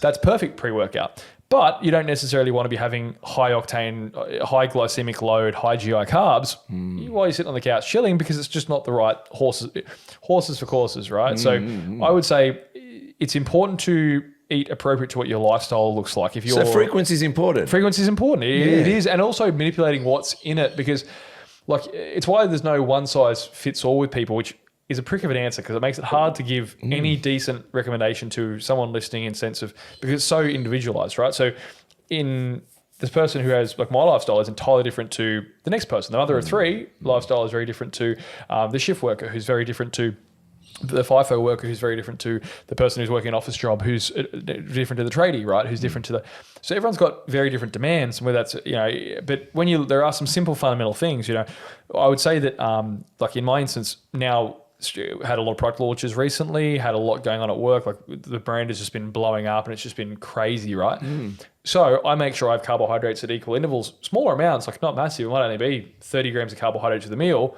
And it's good low glycemic stuff. It's just a white potato or sweet potato. Yeah. But it's those small amounts of carbohydrates throughout the day, but that's there purposely because of the stressful lifestyle to counteract the stress with that insulin and the cortisol. 100%. But it matters having that there versus one massive intake carbohydrates later, if that massive surge, so yes, the calories will do their thing. Yes, you'll gain or lose weight if you're in a deficit or a surplus. Can't argue the facts. Thermodynamics happen, right? But in the minutiae is the joy of it. Looking at what you can do around a workout. Post workout, we want fast digesting proteins. We don't want to be sitting down having a whole lamb shake post workout. We want to be going and that's where like protein powder's got big, right? We want to be having things that are pre-digested, rapidly absorbing, that can really quickly kickstart that repair process and all the great stuff. That's when we also want the high GI carbohydrates because insulin's super anabolic as well. We've probably debunked a bit of the myths where, you have to run down to the diner to get the food post-workout. Otherwise we're going to lose all of our muscle mass on the run there. We were made to feel afraid, but that's what we knew. Yeah, but also there's a lot of truth in it because high GI carbohydrates and protein post-workout sets you up for optimal recovery and glycogen replenishment. So even though it's simple fundamentals, man, true, you're having high GI carbs pre-workout and clean carbs with no fats or fibers to slow down digestion. You are having protein and carbohydrates post-workout, great. And then throughout the day, having good balanced, portions with protein with every meal. They're good fundamentals to go by. They're completely, it's true, but you can't tell me that, again, when you look at how the body will handle an influx of, let's say you're on 2,000 calories. 2,000 calories in one sitting is a very different animal to 400 calorie meals. A 400 calorie meal digests easily, low food volume as well. Yeah. That might only be, a small chicken salad this big with a small amount of dressing. Whereas 2,000 calories in one sitting, you've got to have big, calorie dense, massive sitting. Just to mechanically digest that much food. That's what I mean. Man, so I do this regularly, right? And again, coach will be laughing. I do this all the time because I'll have crazy days on the road. I might not get a chance to eat most of the day. Yeah, of course you will. So I'll get home and go, all right, I need to catch up on 2,000 calories at that time. So I've done this many times where you'll see same amount of calories, literally tracked, weighed, everything, but just had one meal in the morning and then 90% of my calories at 7 p.m. at night. Nothing in between. Yeah. Or I space it out evenly. I can tell you firsthand and anecdotally how much different the body thrives, how different my energy levels are, how different my scale weight is, how different my fluid retention is, my stress management, my cognitive function is tenfold better on the spaced versus the one giant meal. I feel sluggish, heavy, bloated, wake up full. crappy, my digestive system's lagging, I wake up and I feel like I've just had breakfast. I feel you, because you're still breaking down that kilo of food you just ate. So yeah, man, you're dead right. There was some thought, there was some logic to what you guys were doing. Well, like even today, I mean, you were in 7 Hills, I was in 7 Hills. But even this morning when I set off, I had my breakfast. I mean, it was, something very simple. Eggs, obviously, with actually some cos lettuce, peanut butter and nuts, and a rice cake. It was quite simple. But I was organising myself to go, and I did 2 meal preps, and to go to 7 Hills from here, and I did a few other things. It was like, I think it was 2 hours to get there because I did a few other things. As soon as I picked up my product, I sat in the car and I had my second meal for the day, because I knew. And then when I went and did whatever I needed to do, I could have that meal when I'm done after 2 hours. I think we just don't. We don't prepare. Yeah, I did this today. I did that exactly. We've lived the same day, mate. So so coming from Newcastle this morning, 2 hours down to there, did the photo shoot at a gym, just finished up with Jimmy Sadiq and a sponsored athlete of mine, Ben Adams as well, and hooked into a big workout. Watch those guys go through a big one. But same thing, prep the food this morning. You have to. Old me didn't before when I was flexible dieting, because I go, oh, look, there's a Guzman or a Sombrero or there's something now. No, but you don't want that. You don't, exactly right. But also, I like to know how much chicken I've put in my dish now. Yes. I always have anyway. Yeah, but you always know, did I get enough protein out of that Guzman? Did I really? But when you've prepared but go ahead, preparing food. But same thing as you, because I went, okay, full on day, going from a film shoot into a podcast, won't get a chance to breathe the entire day, work calls, my factory called on the way through, calls in between the drive to the 2, calls the whole way down for the 2 hours, full on day, right? I knew how different I would be stress management wise and cognitively by having those 2 extra meals. So I did the same as you. I had my meal before I left home, then had a meal just before the shoot. So I'd be on for camera there. Yeah. Had a meal just after I finished shoot on the drive here. Yeah. Same. Yes, you're eating in cold Tupperware out of a car, but I'm getting quality whole food, and I'm now fueled for the next bit. I go, great. I've got some carbohydrates, some protein, some fats. Awesome. And now I can put that to bed. And man, the difference, whereas before I would have just gone, screw it, get in the car and just go, pull over to Servo, pull over somewhere you can. Macros were the same, but man, vastly different animal at the other side of it, right? Now, like you said, you used to run like a race car, right? Yeah. I can tell now when I've had a food that it doesn't agree as much. I can tell when sleep's off. I can tell what you get so dialed in, and you get used to running on high octane fuel, right? That when you put in low, man, have a glass of wine and I'll feel it the next day. A standard drink makes no, but because your body's just so used to running on clean fuel, when you start putting in. And it was the same logic goes to supplementation, right? There's supplements that in the sups, right? There's quality control and there's quality. There's same with food, same with all principles. There's always an easier option. There's always a cheaper option. There's always, but is it the better option, right? With the fuel, is it better will your car run better on high octane than E10? Goddamn, yeah, sure it will. Goddamn, sure it will, right? Well, the mechanics told me as well once. I mean, why? Then we should have only one fuel. If that's why they're giving us 3 fuels, because one burns better, protects the motor for some reason, whatever it does.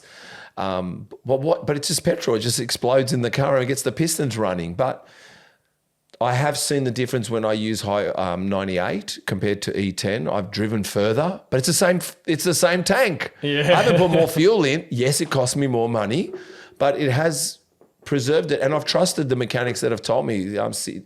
Sydney City Toyota was one of the guys told me, they just make sure you put 98 in this car when I had a Toyota. And I did.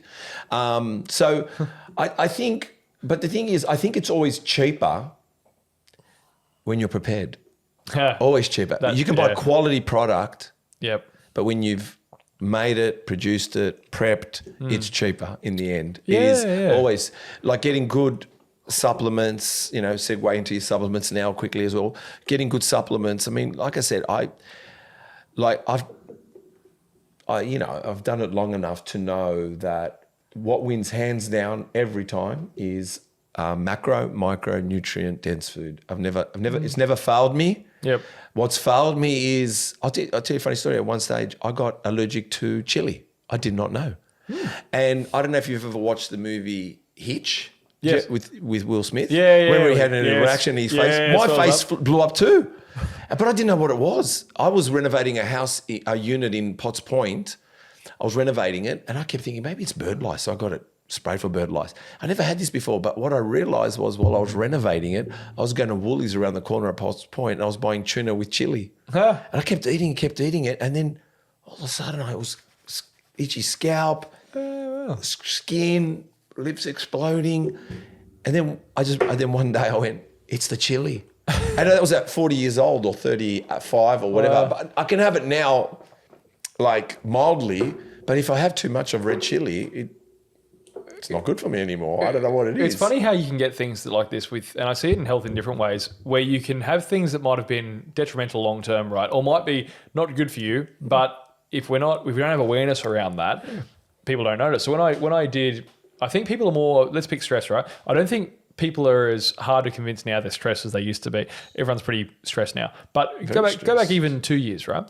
I'd do a seminar, and you almost had to convince people that they were stressed. You had to tell them all the different things that could stress you, things that weren't anxiety to look for in your body that might be a sign of stress, right?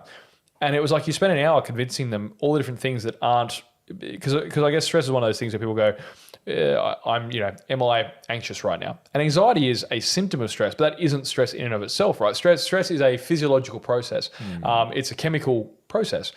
And so same with you when you're saying chili, right? A lot of people probably have a low-grade food intolerance to a million things, but they're just not self-aware and in tune with their body enough to know. Same with stress. A lot of people aren't in tune with their body enough to know, hey, my mind is just racing all the time. Oh, shit. When I go to bed, I don't sleep through all night. I get up 2 or 3 times, but pretty good Band-Aid. I'll just have a coffee. I'll have an extra coffee in the morning. I'd be fine. When I wake up, I hit snooze and I take like an hour to get out of bed, and I'm not a quote-unquote morning person.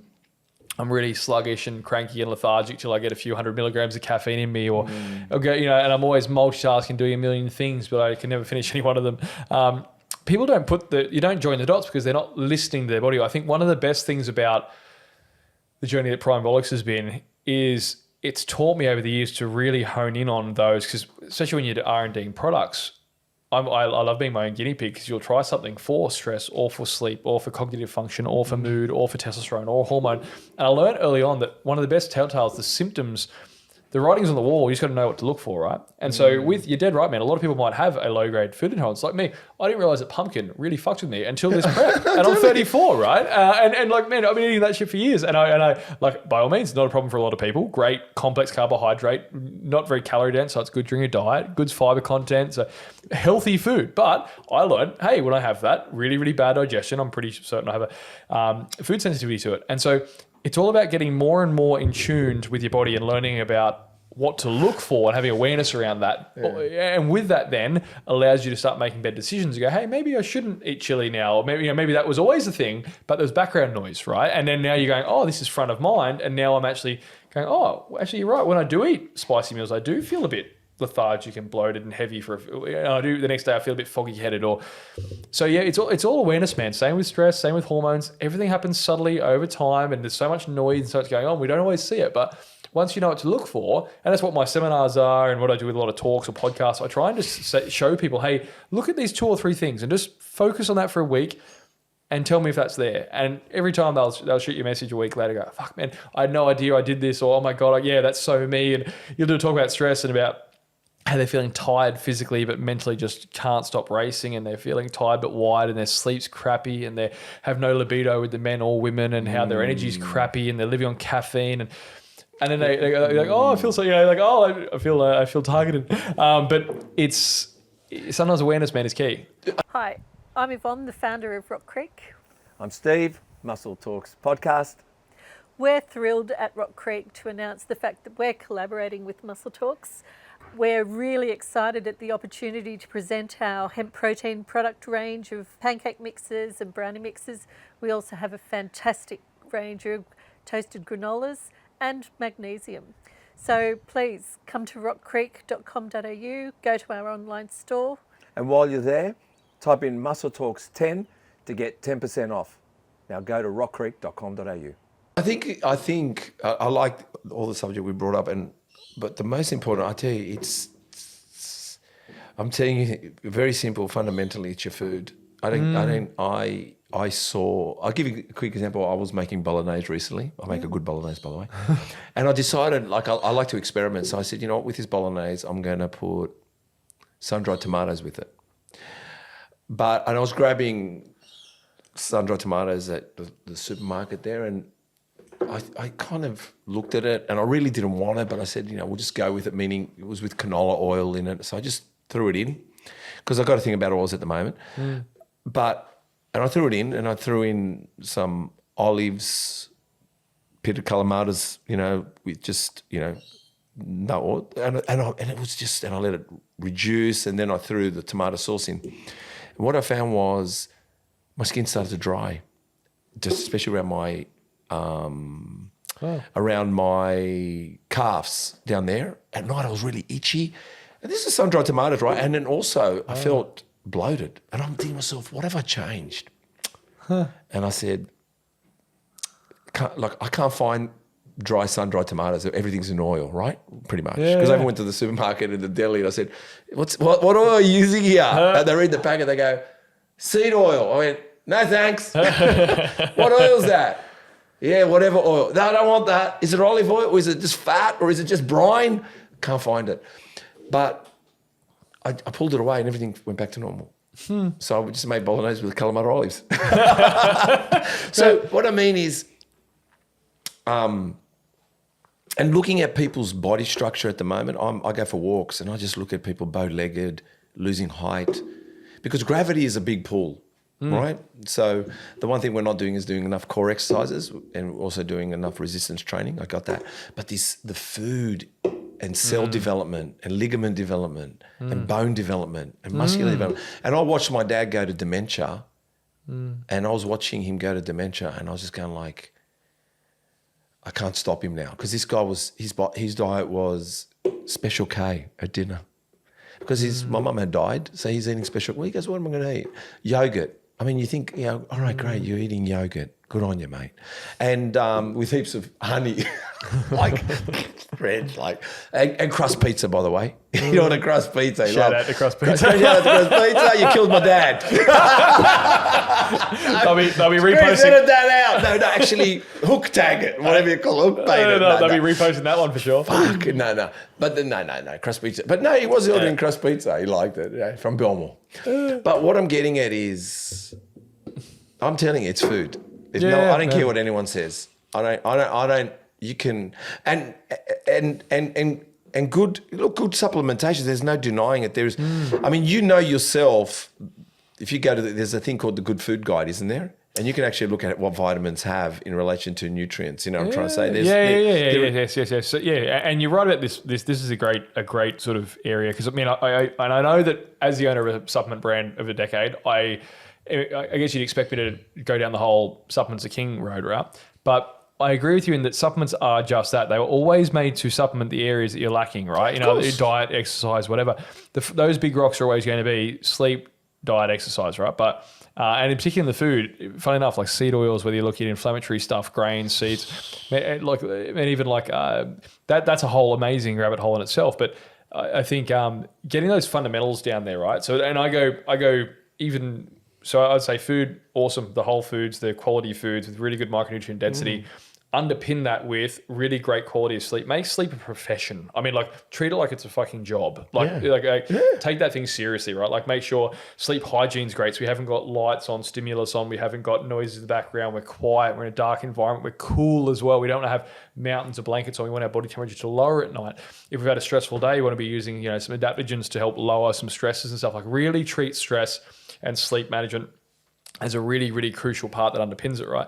Because if you've got good stress management, good sleep there, and then the good nutrition, man, then you've got that amazing base. One of my favorite episodes is they liken comp preps, right? So ex-bodybuilder Ben Pekulski, Mr. Olympia, the sort of level guy, went to the top 10 in the world for a fair while there. He runs a really great podcast. He's in his 40s now.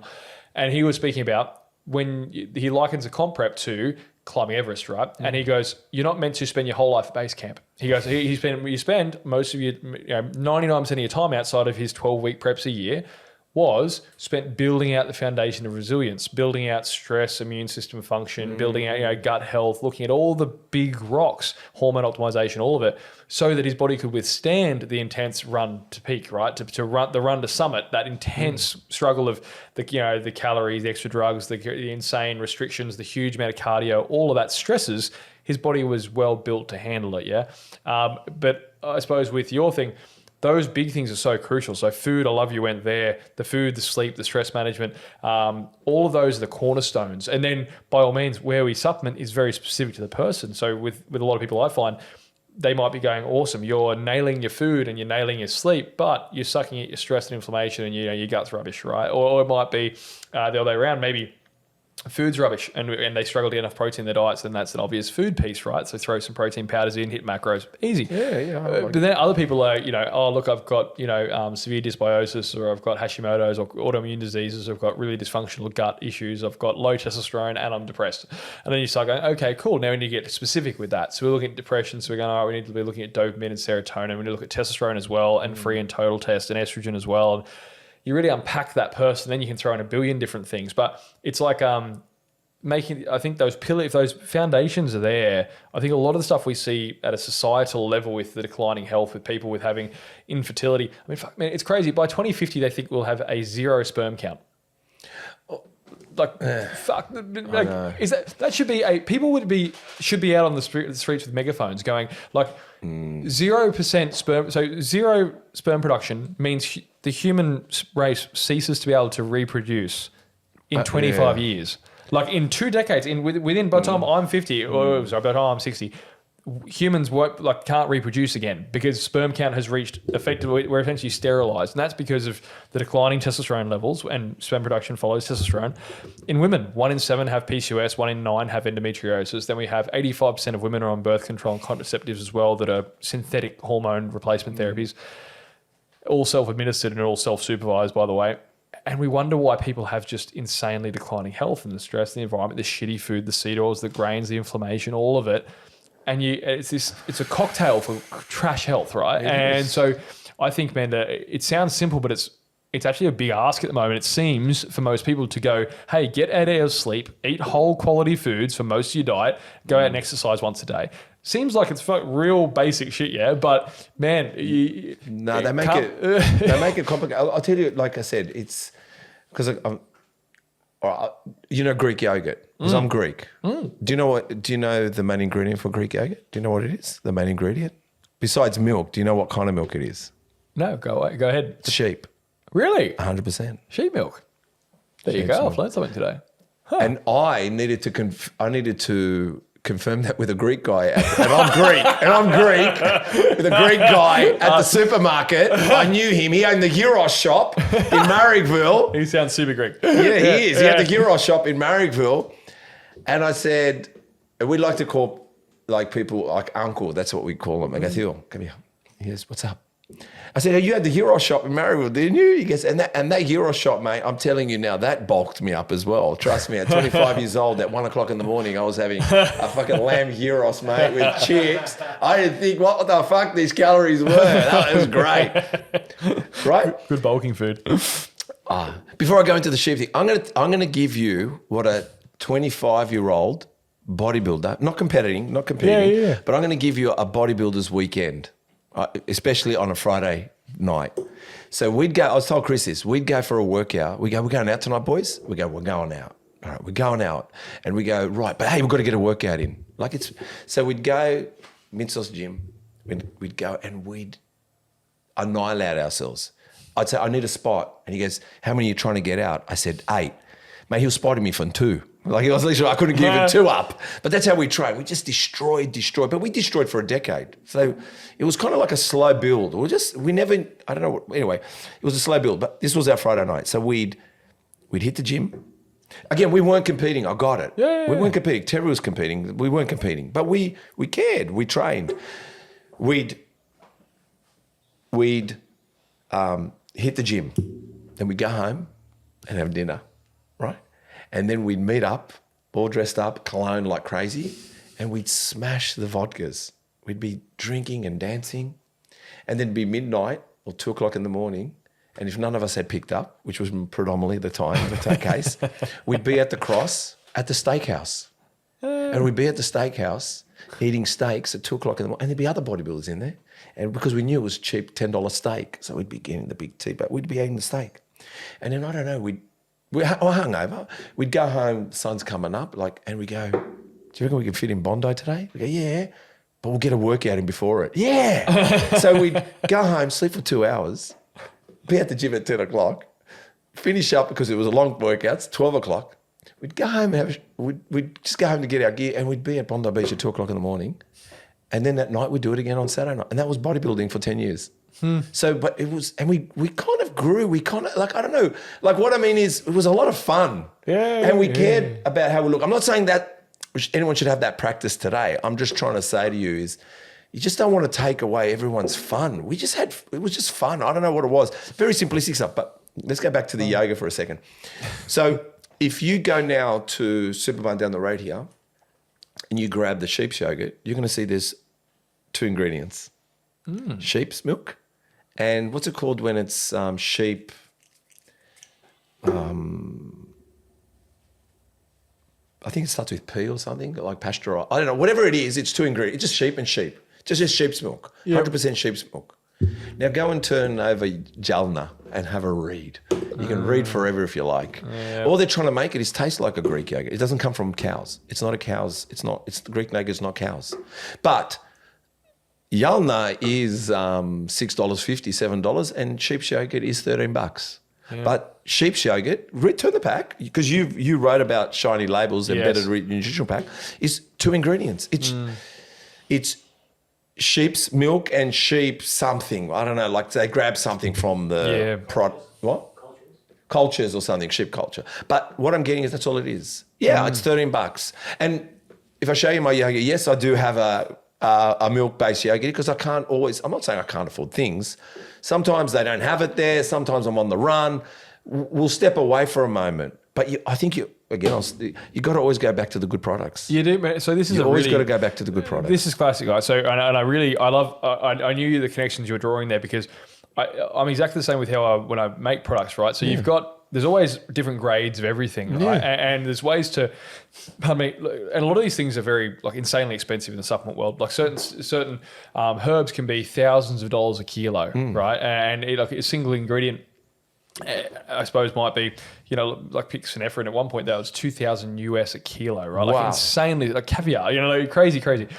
But the very best things, cheap shit ain't good and good shit ain't cheap, and I suppose whenever you're looking at the quality of things and you look at what the actual content of those are, all the customer sees is this is $69, this is $79, or this is $70, this is $90, whatever. They go, oh, they both do the same thing. They're both a protein powder. They're both a pre-workout. They're both a Greek yogurt, right? But then you look at what goes into it. And even with the protein powder, like my previous one, I suppose it was, I had to compete in a competitive place. So you'd always try and put it at the similar price point. But what my point of difference always was, is that I'd invest heavily into what the raw material was. And so with protein, for example, built the brand on a lot of hormonal products too, but protein was a big thing for us. And a simple thing, I could have gotten a whey protein concentrate, for which back 10 years ago might have been, $20 a kilo. Just say random spot price, but say it might be $20 a kilo.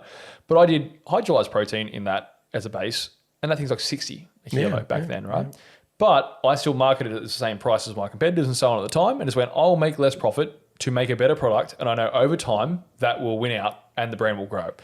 And fast forward 9 years, it did. When you make things, and there's a reason, right? So when you invest in the quality, you do so. And now finally it's got a point where the brand awareness is there where I can finally start increasing the pricing to match the quality of what's in the tub. And I used to be scared about it, but I've learned now, I think there's an audience of people who want the very best stuff you can put in a tub, right? I do. Well, it sounds like it, man. And that becomes, as we go along, we learn that more and more, right? And I think people become more discerning, especially now we're more educated, and social media makes it easier to be educated around these things. Yeah. That ISO Pro, that's looking at a $95 tub of protein, right? And that's expensive, but good things ain't cheap. Cheap things ain't good. You want to have, like I said, the collagen, grass-fed and grass-finished and trademarked, right? Like, is it done with artificial sweeteners? No, it's done on stevia only. Is there thickeners to make it nice and creamy and full? No, there's no thickeners. There's no gums and there's no fillers. There's nothing in there.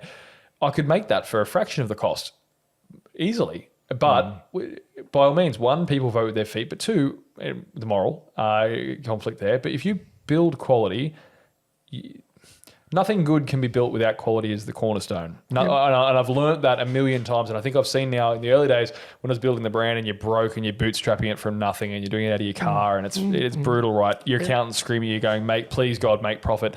Stop making such expensive products. Make something that actually makes profit. And you're broke as hell and you're running out of a car and everything. There are the temptations there, but I've seen it time and time again in brands over the last decades that have come and gone. And same in, like, I suppose, every given industry, pick cars, pick foods, pick whatever you want. Quality lasts. It always does. It always does. And quality is the thing that gives the person the actual experience. And you can taste the difference and feel it. And when you're in food, you can definitely taste and feel the difference. And in cars, there's a reason things cost what they do. But I suppose in our industry, it's tricky because there's certain accepted price points for things. But when you see what goes into that tub to make that $69 fun, it's funny, mate, that $13 yogurt versus $6, I identify a lot with being the $13 option because that's what I've built the branding around is have things with... I buy the 13 one every day. And I'm just saying, and I'm not telling you that I just buy it because it says it's Greek yogurt cheap. I'm just telling you, when I have normal yogurt, normal milk, I am inflamed. I get like love handles. I get holds fat. What's it called when you blocked up? What do you call it again? Congestion? My sinuses come on. When I have the sheets, I'm beautiful. So I just know that, what do I want? Do I want to feel sick or do I want to feel good? And I usually find eating well always. Like I said to you, it's been the cornerstone of everything. You can't teach everyone that. I can't teach my kids that. I give my kids grilled chicken. They say, fuck, I don't want to see that thing. They hold crucifixes up now. Grilled chicken and rice. Do not bring that near me. I've had enough of it. Like, you know what I mean? So I change it a little bit. Well, you guys did this well, the Greeks, right? So Herodotus, he is saying, let food be thy medicine, yeah? So, and I think it is, in a perfect world, if you're managing sleep, stress and food, 99% of your health problems are going to go away. And then it's about us now in the crazy pace we live life, trying to build in the fail-safes around that and go, okay, well, what areas are you breaking at? What are your pain points? So for some people, it's like, okay, foods, we're falling down on food. All right, then we need to look at supplementing micronutrients in your diet. We need to supplement digestive enzymes. We need to look at those things. Other people, sleep's their break point, so we need to supplement around sleep quality and all that. So it's quite funny. Yeah, you pick them all, but yeah, in a perfect world, mate, it's really not complicated what human physiology needs to thrive. It's just that everyone's got different pain points, and right now there's a few common ones. That's being time poor, overstressed, underslept. Sleeping is a whole topic, but. Well, let me just say that, so we'll leave the calories for a moment, but the stress part, because I've been wanting to say this part. What I found that, and I think I try to educate Chris a little bit in this at times, and he probably will see I am at the forefront of this all the time, is stress is the unknown of not knowing, even though I just made that up. What I'm saying is, and I'm thinking that Chris is going to keep this all recorded, so then in 500 years they think I am, who am I? Who's the Stoic? Which Marcus one? Aurelius. Epictetus Marcus, or I'm gonna be yep. Seneca, so I'm hoping in 500 years I'm Marcus Aurelius. I like right? it. Yeah, but right now I'm nobody. But what I mean by stress is that stress is no one wants to find out. No one wants to make the phone call. And I'll just tell you what the stress is. It's not the phone call. It's everything before the phone call. So what I'm getting is we all worry about the phone call. I know everything is before you do anything. Before I talk to Chris, that's my stress. The stress is not talking to Chris. This is not the stress. Building a podcast is stressful. Writing your script is my biggest stress. It's my biggest anxieties. But because I do it, I face the stress. So the more what I'm trying to say is that we stress thinking talking to Will is my stress. No, you thinking about talking to Will is your stress. So more you get to talk to Will, the more you talk to Chris, the better you become at lowering your stress, because then your stress is done. Then you will sleep at night. Because once you've faced everyone that you needed to face and address, there's emails I don't want to address either. I know that, but I am not going to go into next week if I don't address the emails that I don't want to look at. So I will make sure by tomorrow night, every email is addressed, even the shitty ones, and I'm going to have a good weekend because I don't want to think about them. Because Monday I'm going to get new shitty emails because it's just going to, and I don't want to compound this. So what I'm saying is it isn't, the stress is the stress. It's not the person, it's not the environment. You just don't want to face it. But it's not about you not facing it. It's what's hurting you the most is thinking before you face it. But once you face it, sometimes it's not as bad, but you've also got to realize it is bad, but you faced it. So you actually built some skin. And that's what I'm just saying. Like, it's got, fuck it. I prefer to make the phone call to get rid of the stress. I prefer you to tell me we don't have a deal. For me thinking, I don't think we're going to have a deal, Chris, with Will. I don't think we're going to do the deal. I don't think we're going to do. Give me the phone. Chris, Will, we've got the deal? No. Okay, done. I don't need to stress about that. I just need to be the shits with it. Fucking Will, who was he? He was going to be with us. That's all it is. I got the shits now. I'm not stressed. I got the shits. You know what I mean? So I think this is why I'm saying, like, it's just literally the best thing is just going at it and letting the emotion after it. You want to cry? Yeah, it's sad. Will didn't accept the deal with you, Chris. You should be crying, Chris. I shouldn't say, Chris, don't cry. All right, sorry, Chris, I mentioned you was crying. But then again, Chris can say, you know, Steve, why are you howling like a little girl? Let me howl like a little girl. But what I'm saying to you is you're allowed to make that call, face that call, but what happens after that call, you're allowed to have the emotion.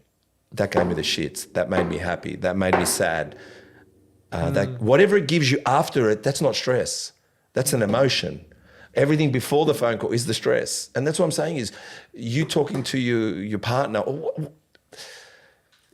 mark my words, I want you to gauge it next time when you're going, what is your stress? I bet you any money it's always pre-doing something. It's never when you do it.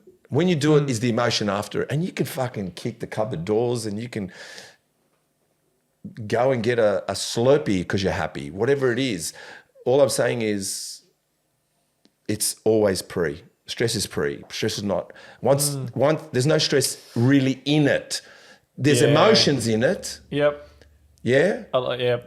But I'm just telling you, it is. I know it is. I like the two parts. One, the feeling part, because I spent a lot of time. Well, I've got interesting. So last year I went on a bit of a deep dive on the self-awareness stuff, right? Because I think once you can only get to certain heights based on your degree of awareness, I think, because business is people, stress tolerance is also plays into this. But as I kept going through business and it kept getting bigger, I kept having bigger problems, right? So you have bigger scales of issues, right? So what used to be a problem of a $5,000 bill becomes 50, becomes 500K, becomes 5 million, right? So it keeps your problems scale with you. And at each one of those, a $5,000 problem requires a $5,000 man. $5 million problem requires a $5 million man to make that solution, right? So if you don't evolve along the way, a $5,000 person can't solve $5 million problem. So you don't get to a $5 million problem without solving the issues that are holding you back here.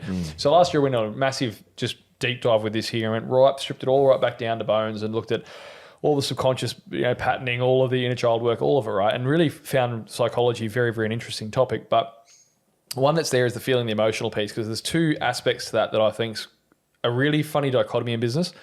One aspect is feeling it because we don't let ourselves do it, and we weren't told to either. My man born in the 50s, right? Like if you're born in the 50s, you didn't have. There was most of the modern psychology started in the 80s and 90s. It didn't even exist until 30 years ago, and it's only just starting to really come into the mainstream now. So.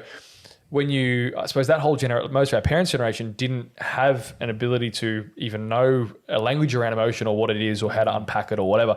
So feeling it's a very, very great, easy, simple way of just letting an emotion happen, release, go and on your way, right? That's a way of actually processing emotion attached and not leading to a lot of repressed, built up shit, which happens when you just bulldoze ways through things for many, many years. And in business, I learned both ways what it does, because you might often think, like you said, the stress will come from the pre, but the stress will also come from carrying around all the stuff you haven't expressed earlier. You're carrying around, you're already at breaking point all the time because you're carrying around heaps of repressed, undealt with shit. So it becomes really crucial to identify that one, you aren't the emotion. The emotion is something you experience. It comes and goes, washes over you, then leaves, right? So you got to have it, got to let it be, then you got to let it go. But then also have the same degree of when you're making a decision in business, though, also be able to separate that and go, okay, I'm feeling angst, worry, happy, or angry. That's going to make me think these ways. The decision I need in front of me, though, I have to be very like the Stoics, right? To pick your old cousins, Marcus or Epictetus or Seneca. You have to be to a degree. You can't let emotion influence a decision, because then it's the black and the white. It's the business decision. It's going, I need to either spend that money or not spend that money. I need to pay that bill or not pay that bill. I need to. So you don't get the luxury all the time of where if I go, oh, I'm really stressed now, I'm not going to pay that supplier. Well, you don't get to do that, right? That supplier needs to be paid. They provide a good or service. Your, services rendered means transactions have to happen. So what I'm saying is like the emotion, I love that you went on the letting it happen is massive. I also believe you're right. There's no real stress in the momentum of doing. When you're executing, you're in it. You're in the flow of doing something. Like you said, we're in it now, so you don't think about it. So there's a lot of stress relief in just doing. And then the final piece is then having the awareness of going, I am not my emotion. Emotion is something I feel, but I'm not it. I am not anger. I have moments of anger, right? So, okay, I'm pissed off right now, but I have to make this very crucial decision in life, relationship, business, and have to be able to go, okay, I can think out logically, whilst also going, in the background, these things might be affecting me. I might be pissed off today. I might not have slept. My kids might be pissing me off right now. My husband might be annoying me, whatever the things are. But in the present, I have to make a decision that's very important, and then being able to separate those enough to actually do that. So like in this launch, so much was working just night and day, every second, huge pressure. Fuck, man, it was the biggest thing I've ever done, right? And like it built to a crescendo of intensity over the 9 years, but this was like properly everything, right? Like every single possible factor, like putting to absolute maximum. Like normally you might build out a launch with one product in 3 flavors.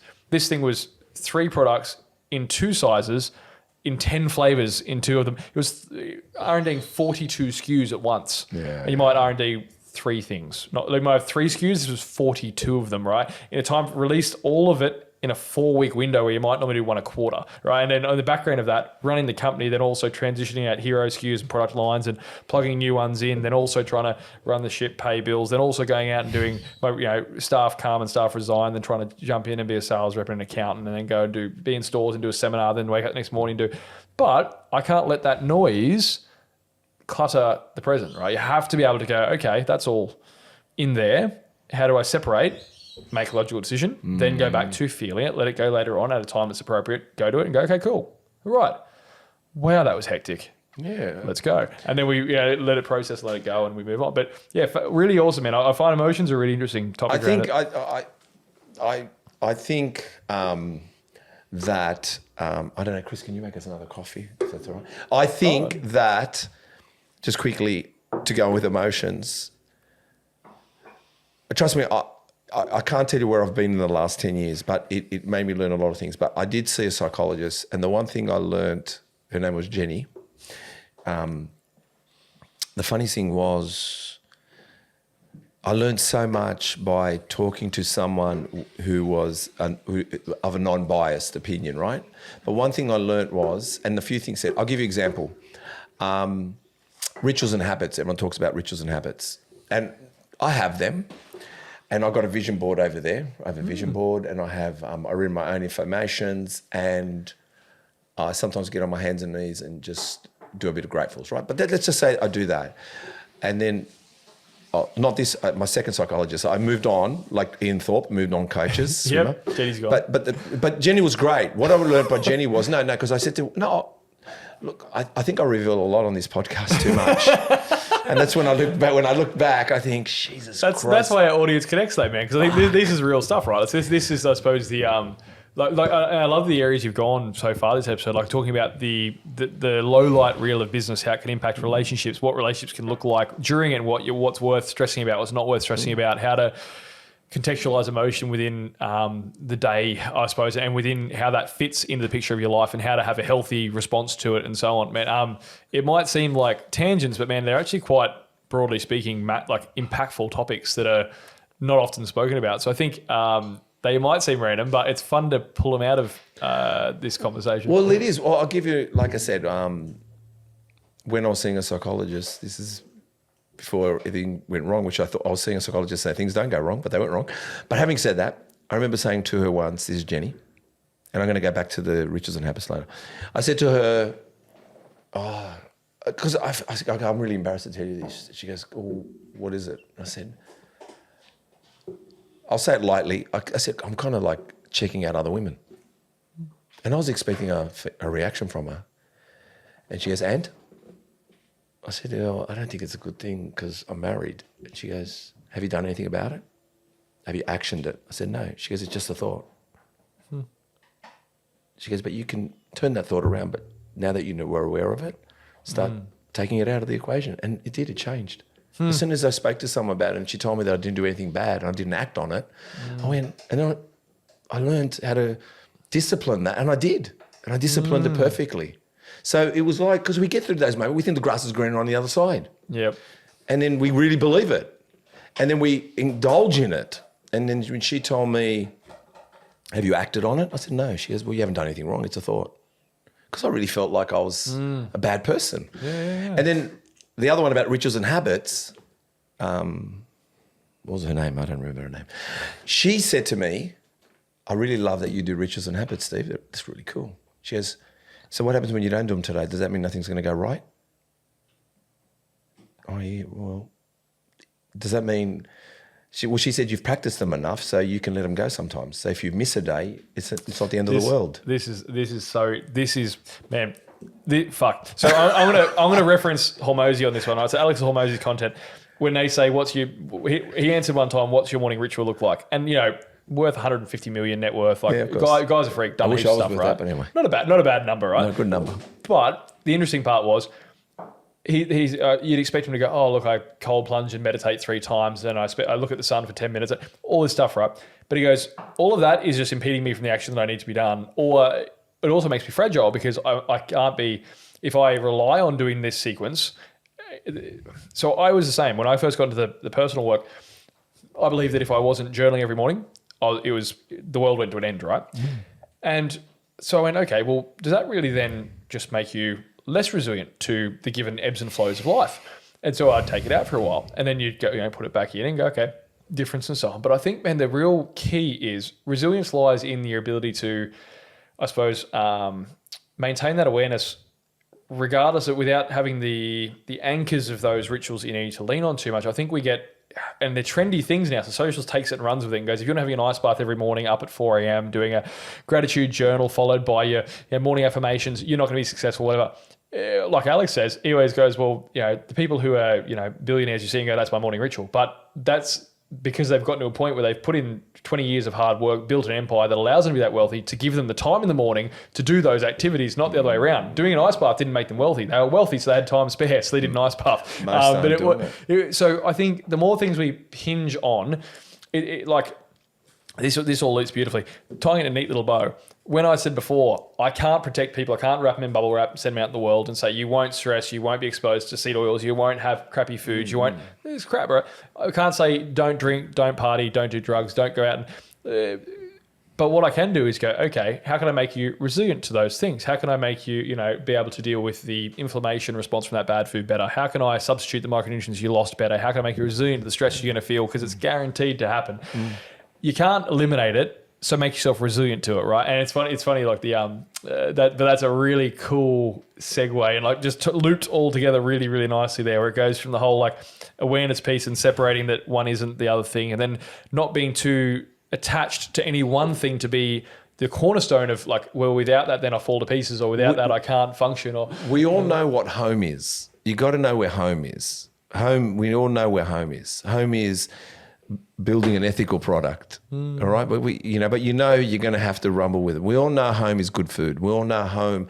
But what I mean is, I do have a vision board there, and I do have my affirmations there, and there's the couch there, and that boxing bag out there. I've got a great one too. Right? I've been doing it, and my journal is somewhere over there. But my journal is probably, when I think about it, I write my journal. And when I think about, there's weeks where I think, no, I'm going to do it every day. So I'll do for 5 days, 10 days, 20 days, 30 days, 50 days. But then I realize some mornings I just want to get out the door and go walk in the sun. Some mornings I'm on the phone. Some mornings I've just completely forgotten. But they're hanging there. The vision board is there. The journal book is there. The intention's there. The intention's there. But Tracy, her name was, Tracy said, she said to me, I love what you're doing. I mean, that's amazing, Steve. She said, so what happens when you don't? Does it all fall apart? And I said, possibly shouldn't. She goes, no. But it's there. But it shouldn't fall apart when you don't do it. And I said, so she goes, don't hang on to it. Like, great that you've got it, and know that you can go back to it. But know that if you've missed it and you need time away from it, it still means you can be successful. So I learned that from her. And since we're talking about, I'll tell you what's great about a vision board. Do you want to know what's great about a vision board? What's great about a vision board? All right, I'll tell you what's great about a vision board. A vision board is a reminder. That's all it is. It's not supposed to show you, what I'm getting at is, let's say you, well, I do have it on there, I don't know. I have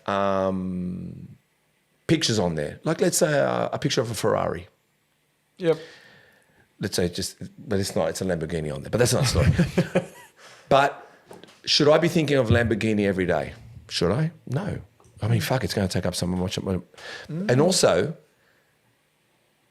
should I stop and look at my vision board every day and look at the Lamborghini? No.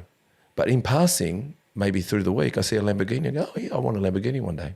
A month later, I go, I want a Lamborghini one day. I never thought about it, but it says my vision board tells me, so it just reminds you. So a vision board is to remind you what you'd like to achieve, not what you need to look at to convince yourself. Because if you've got to look at that every day and remind yourself, you're not thinking of sales, you're not thinking of making money. But when you walk past it, you go, I do want to buy some property at that Greek island. I'll write that down. Because I also put things up there that would be comical that I would not want to disregard. So some things seem so far-fetched. But if I thought about all those far-fetched things every day, I'd be bogged down. So I've realised a vision board isn't a vision, it's a reminder. It just reminds you. So when you walk past it, you see it, I went, and I've got quotes. I've got Jay Cutler on there. I've got C-Bum down the bottom. I've got Richard Branson on there. I've got a girl that got burnt in bushfires. She was a runner. And the reason I got her on there is to believe that even in her condition, which was bad, the person that loved her prior to that still loved her and got married to her and had children. And that's the whole story I know. And I want to know who that guy is, not who she is. That guy is amazing because I don't think I could do that. And if he can do that, why can't I? So it reminds me of maybe I need to step up. Cold showers. I'll tell you what they're good for. I've realised I do have a cold shower. I've had it all year. I even tried to go through winter and I did it. Wow. And I'm still doing it. And I fucking hate it. But when I wake up and I'm stressed, as soon as I have a cold shower, I've got something new to stress about, that fucking cold water. I forgot what I was stressed about. The cold water, I say fuck off to the water and I forgot what I was saying fuck off to. Man, these are a fascinating thing, the whole like cold plunge, cold shower thing, right? So you've got like a twofold part there. Dopamine's become a much bigger thing since humans been doing a lot of amazing work in it, right? And dopamine's a really cool neurotransmitter. And we know that after those type events, I suppose we do experience these big increases in dopamine, which increases, motivation and pursuit of a reward and all those great things. But the other interesting part though is they're massive stresses on the body, and this is going to also tie in a neat little bow the stress piece, because they're probably over-harped on stress, and it might make the listeners go, oh, they're thinking about we're anxious wrecks, right? Stress on the body can be good and bad. We adapt to stress and improve. Everything, to get good at anything, you have to impose a stress on our body. In training, it's a very obvious one. Impose a slightly bigger stress than last week and you'll grow, and you'll adapt in a positive way by building more tissue or burning fat. Eat a little bit less than you need, and your adaptation to that stress is burning fat, right? So stress isn't just cognitively, it's a chemical thing again. But where I think is interesting with all of that, the cold plunge, cold shower phenomenon and all the things, they're actually a massive stress on the body. So, and you're right. So when you're saying, look, that might be the background head noise, right, from that of what's going on in life. But the physiological stress is there. And it's a really great illustration of how stress can be beneficial when our body's resilient enough to deal with it, right? So a cold shower is one element of it. And then a cold plunge is another one, right? But each one of those work on the same pathway. We're both driving up cortisol and norepinephrine to go, boom, let's boot us into, a survival response, I suppose, flight or fight. And then all of the positives come from the adaptation to that, where everybody goes, oh, wow, that was really, really stressful. I'm going to increase cold shock proteins. I'm going to increase my core temperature and burn more calories doing so. So I might end up burning small calories throughout the day. I'm going to increase my dopamine and neurotransmitters as well and get me focused on survival as well. So we're going to ramp up calorie burn. It does a heap of amazing benefits, right? Thanks, mate. Heap of amazing benefits, but it's all adapting to stress, right? And that's the big take home. It is, but without making it, I mean, the great thing is this podcast, we dumb it down with me. But the thing is, what's most important is what I'm saying. Let's say you woke up and you're stressed that you need to talk to a client or whatever. So you're woken up and that's the first thing on your mind. And it's an anxiety feel, right? That's stress feel. What I'm getting at is when I hop in the shower, the moment I see the cold tap, now I'm just stressed about that. I'm not thinking of the phone call. And that's when I realised how good cold showers are. Because it fucking took me away from the phone call, because now I'm fucking know I'm in the midst of the worst thing of my life. So when I put the cold water on, I go, my neighbours must think I've got what's it called? Tourette's. Fuck. And it's true. And then I go, wait, I don't know if I cleaned my ass. Fuck. Go back in. Fuck. Oh, my armpits. Fuck. Jesus Christ. I've got to try to remember this stuff. So what I'm getting at is and when it's done, there's an element of reward, honestly. Yeah. And then when I get dressed, it's lowered everything. I only realised that because I've been doing it all year. I've never done it before. Reece Price was the one that got me onto it, and he stopped doing it. But having said that, he said he used to have cold showers in the morning. So I'm very much maybe. I've not gone to uni. I'm not saying I'm the smartest. I'm an analytical person. I break things down. So vision board, why? I mean, I've had it for years now, and I keep adding to it. But it's a reminder. That's all it is. Why would I get rid of it? Why would I think it's seasonal? It's just reminding me I'm going somewhere. I like that you said it. You always know where home is, right? Now you do. Yeah. Vision board commit. So I think that became really important in business because you get so much noise and distraction. Yeah. And I think in daily life, people get so much noise and distraction. Trying to know where your North Star is, right? And I think it was easier when the business was smaller, but as it gets bigger, and same in life, easier when you're younger with less responsibilities. As you have more, there's more noise, more clutter, which drowns out the North Star. And I think it's really important to have that. So a vision board can be that can be a cool exercise to go, an exercise of this is what I'm marching towards, right? This is the general thing I'm going towards. So for me, it was try and impact as many people's lives in a positive way as possible. Positively impact as many people's health as humanly possible in my time, right? That's the North Star. Yeah, and the good thing about that is it can't be achieved because it's just impact as many as possible. Yes. That might be 5 people, it might be 5 million. I'm hoping it's the latter, but the whole thing is it's this infinite game, right? It's going, okay, well, that's what I'm walking towards. And how can I positively, and if I'm always going, well, that's the direction, I always want to impact positively as many people's health as possible, then I'm always having to go, well, shit, well, I've hit, 1 million people now. So how do I impact 2 million? That would mean I have to try and make more, do I need to make more tools to improve health in different ways? Or do I need to get it to a bigger audience to impact more people now? So how do I create more of that impact? Oh, okay, is it that, do I have all the tools that I need to impact that health positively? What areas of that health have I addressed so far? What areas haven't I addressed? And how do I get that into more hands, more ears, more eyeballs? How do I get that message to more people to help them improve their health and start looking at things as well?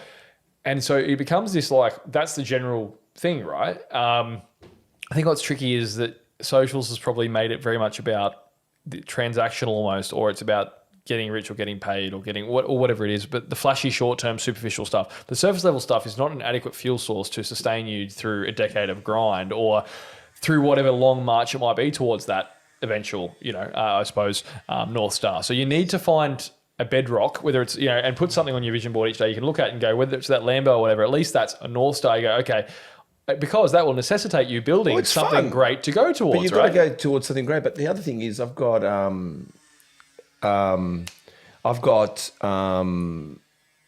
what is it?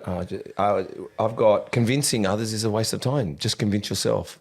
And when I read it, I realise that I'm wasting time here. I've written a lot of waste time quotes. it's kind of like I can't try to think about it. I'm going to tell you something. I don't want to think anymore. And that's it. And that's what I've worked towards. No thinking. Just acting, reading, looking, seeing, doing. No thinking. And I've stopped thinking. And that's the truth. I've stopped thinking. I know you think I think a lot. I just act. I don't think too long. My favourite thing is fucking getting on my push bike, going and getting a long black, and going for a walk, and then coming home, and then I just act. I don't think. I actually sleep very well. I sleep beautifully because I don't want to think. I don't like thinking. That's what I'm saying. I don't like thinking. So if you want to know out there, everybody, yourself as well, stop thinking. Just if you want to know, put yourself a vision board. If you want to read it, write it down. Like put all the little tools around you to stop you thinking. Like you, if you have a figure you want to achieve, write it down, put it on the vision board. So when you walk past, you go, oh, yeah, well, I want to influence 2 million people. I forgot about that.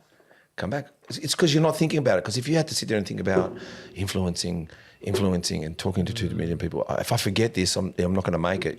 You're supposed to forget it, but you've got to be reminded. So you go back and remind yourself when you. I'm telling you, I used to think, why have people got vision board? And most of them look at it like it's their like it convinces them. It's that will convince me. I've realised it doesn't convince nothing. I know I'm going there. It just reminds me what I want. Yeah. So I walk past and I go, and I laugh at it. I go, I'm taking a lot of time to get that. And then things happen, and then you realise, okay, it makes sense why we're doing this and where we're going there. But I know Chris is not here, but I'll tell you so about emotions. I'll tell you a funny story how you catch your emotions quickly, because since we like to share a few things here. I got a scooter. I got like a little Honda Spacey. This scooter, it's $250. And I remember one day I was riding the scooter. I wish Chris was this. This is this story, Chris. I was riding my scooter once, and it was raining. It was pissing down rain, and I was getting drenched. And I'm talking about someone hit a puddle, and I was gone in 1 second. Like I was drained. And then I had this guy in an Audi behind me. And I'm wearing this open face helmet, and I'm on this little scooter, you know. And this guy behind me in an Audi is like, fucking move over, mate. I'm like, fuck off, mate. I was like that, my head was out like that. And I was chasing this guy down on my scooter, right? You understand? And that was my emotion. He got me, and I was ready. I said, I'm going to fight. I don't give a shit. This guy's got me. And I left your place, and I was on my Harley, on my fat boy, right? And I went around the corner, and this guy took the corner wrong, and he bumped me. He bumped my rearview mirror, just a touch. I said, I'm going to smash this guy. So I rock up with my Harley. I go beside him, and there's this guy with glasses, nerds like this in the car. And I rock up, I go, oh, mate, are you all right? I go, I just wanted to check if you're all right. I'm on this Harley, and he's like, he's going to kill me. And I'm like, and I did. I was like, but as soon as I rocked up, I looked at him, I go, this is what I said. I said, who the fuck am I? I said, are you okay, man? I noticed you bumped my mirror, but, you know, your mirror looks all right. And I just said, it's just not the time for it. That's what I'm saying. Emotions are really good. We just got to go with the emotion. So if you told someone off in road rage, you should just laugh at yourself. Go, that was my road rage moment. And when someone gets in and doesn't wave at you, just say, yeah, it doesn't matter. Like I'm saying, feelings are so. I just learnt true, not thinking.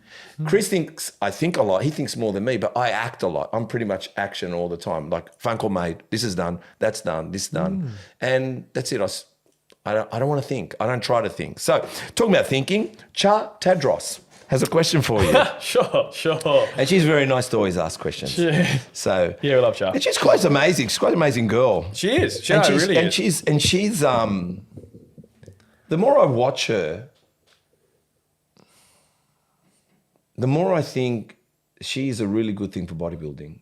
And she is the essence of bodybuilding, in a sense. Like, meaning she's got a job, she grinds, she's transformed, and I know her journey is every day a new beginning. Bodybuilding, you've never made it.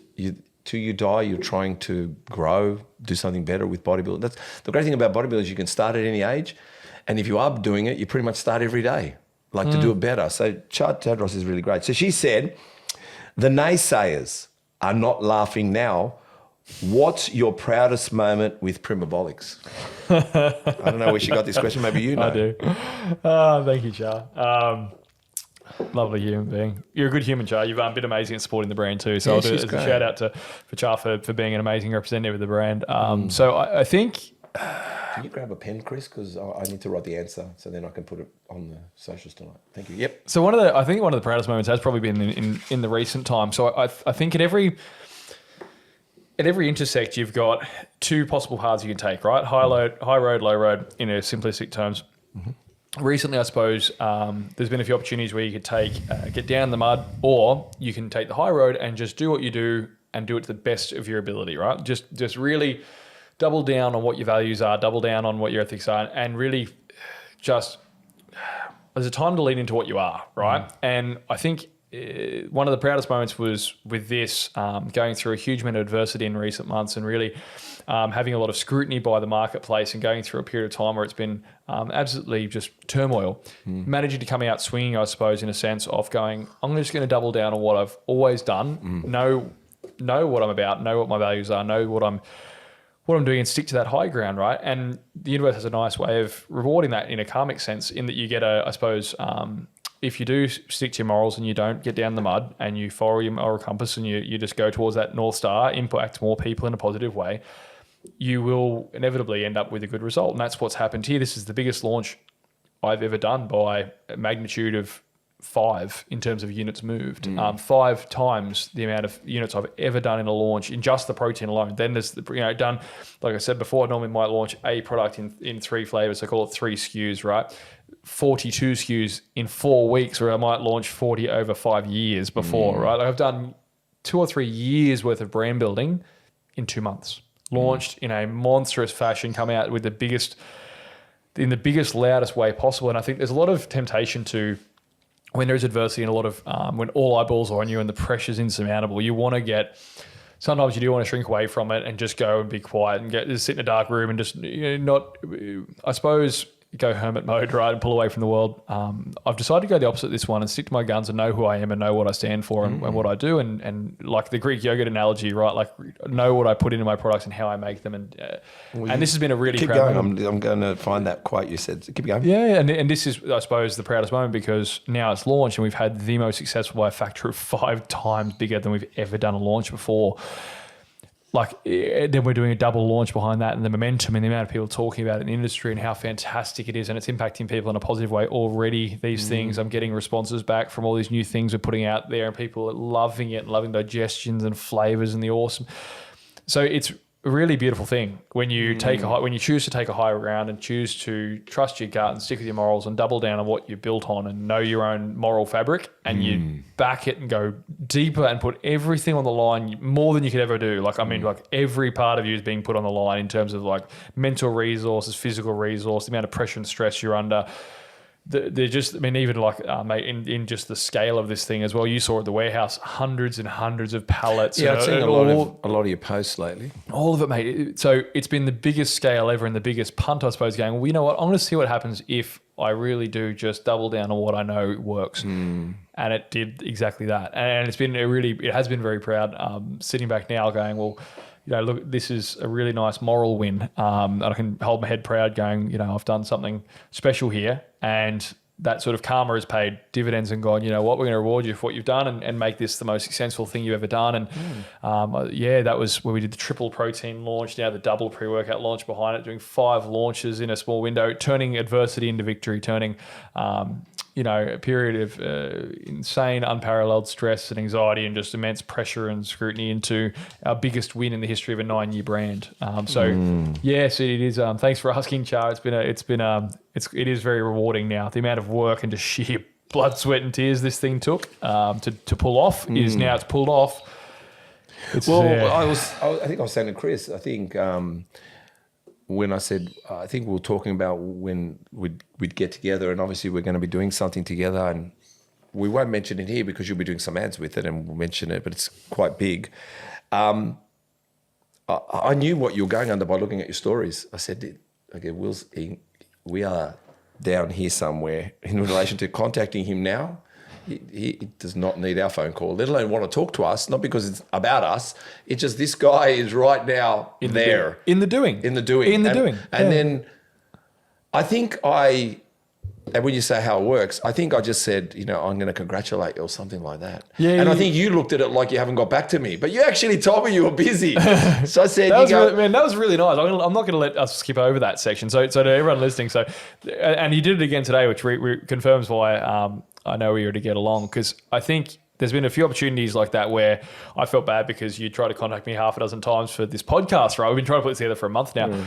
And I was snowed, but I think what was really nice is that you recognized that I was in the doing, and you said that, like, hey man, I see what you're doing. Your focus is where it needs to be right now. And that's, mate, go do you. Yeah. And I think that was this last 2 months has probably been one of those very few moments in your life calling where I think I'm going to remember this when I'm an old man and go like, I have been in the doing, just executing for a good few months, but it's felt like it's almost like it was meant to happen. Like everything that's happened has played out perfectly, and it's what needed to happen to put us to the next level of where we need to go.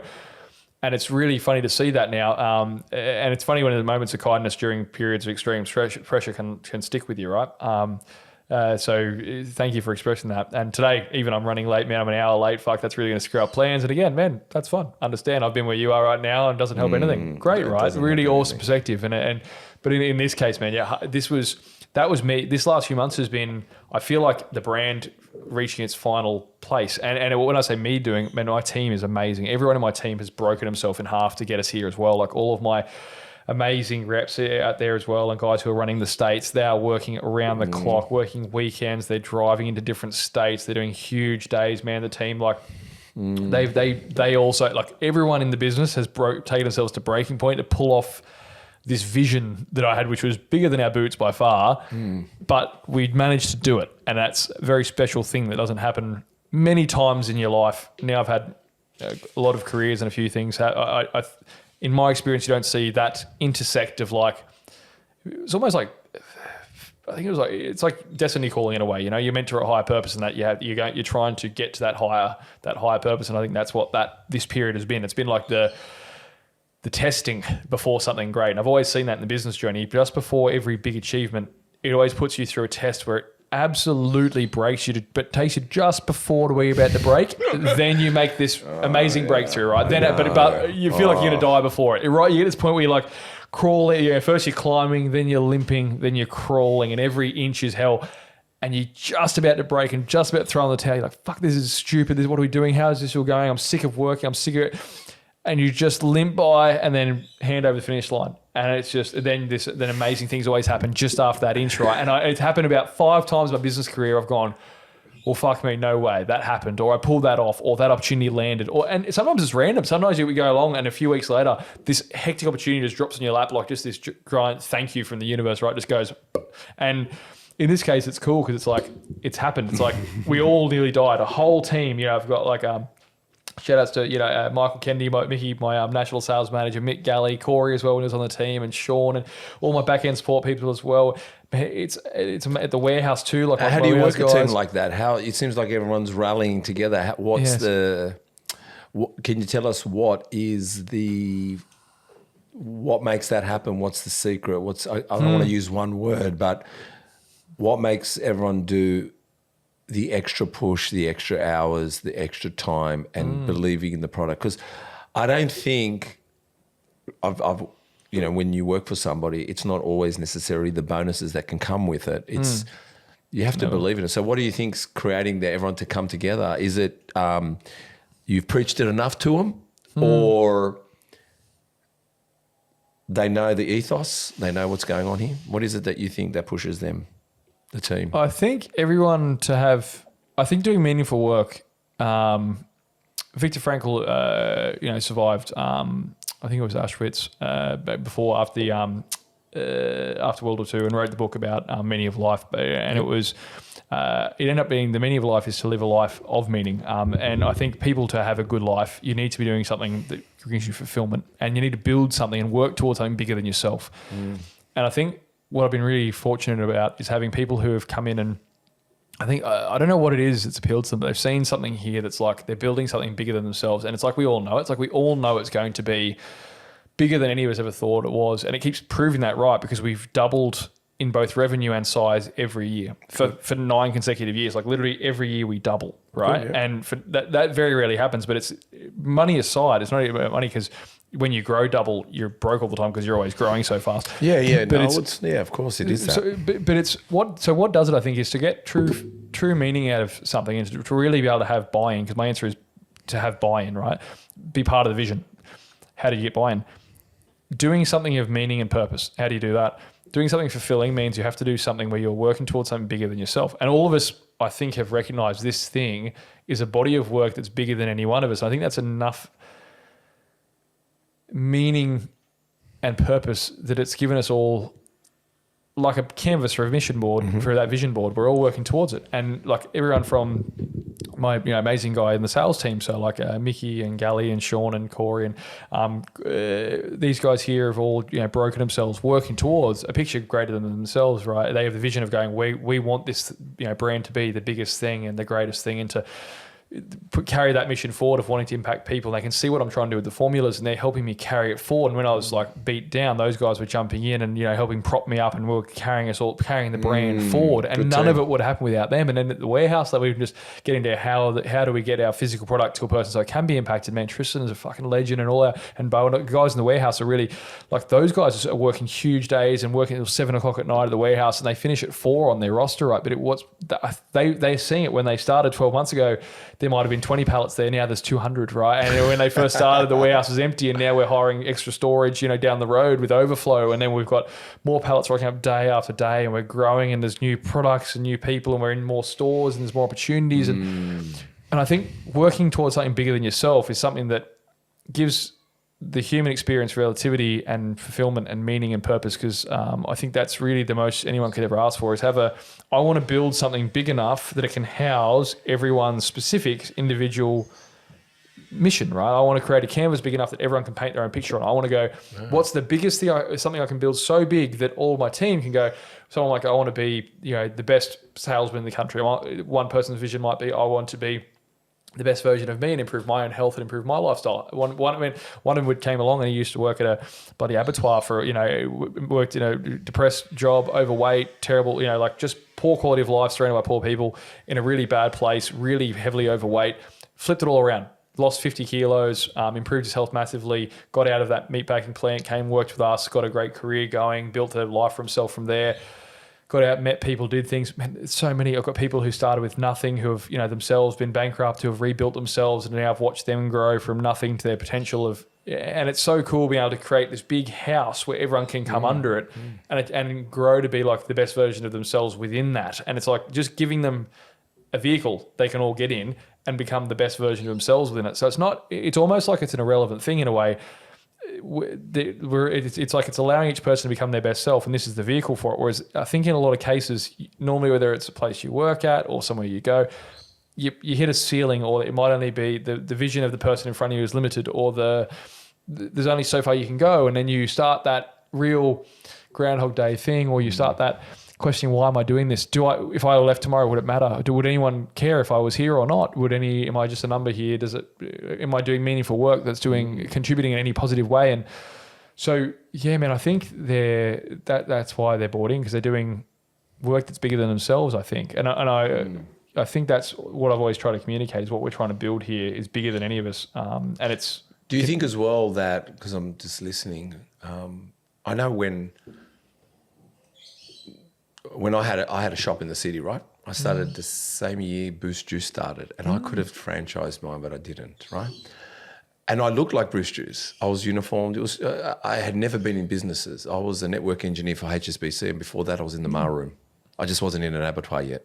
But having said that, but when I got my business in the food industry, the one thing everyone kept saying to me was, massive turnover of staff, massive turnover of staff, massive turnover of staff. And I said, well, that's not going to happen on my watch. And it was probably up there above making money. I don't know why. Because I'm listening to your story.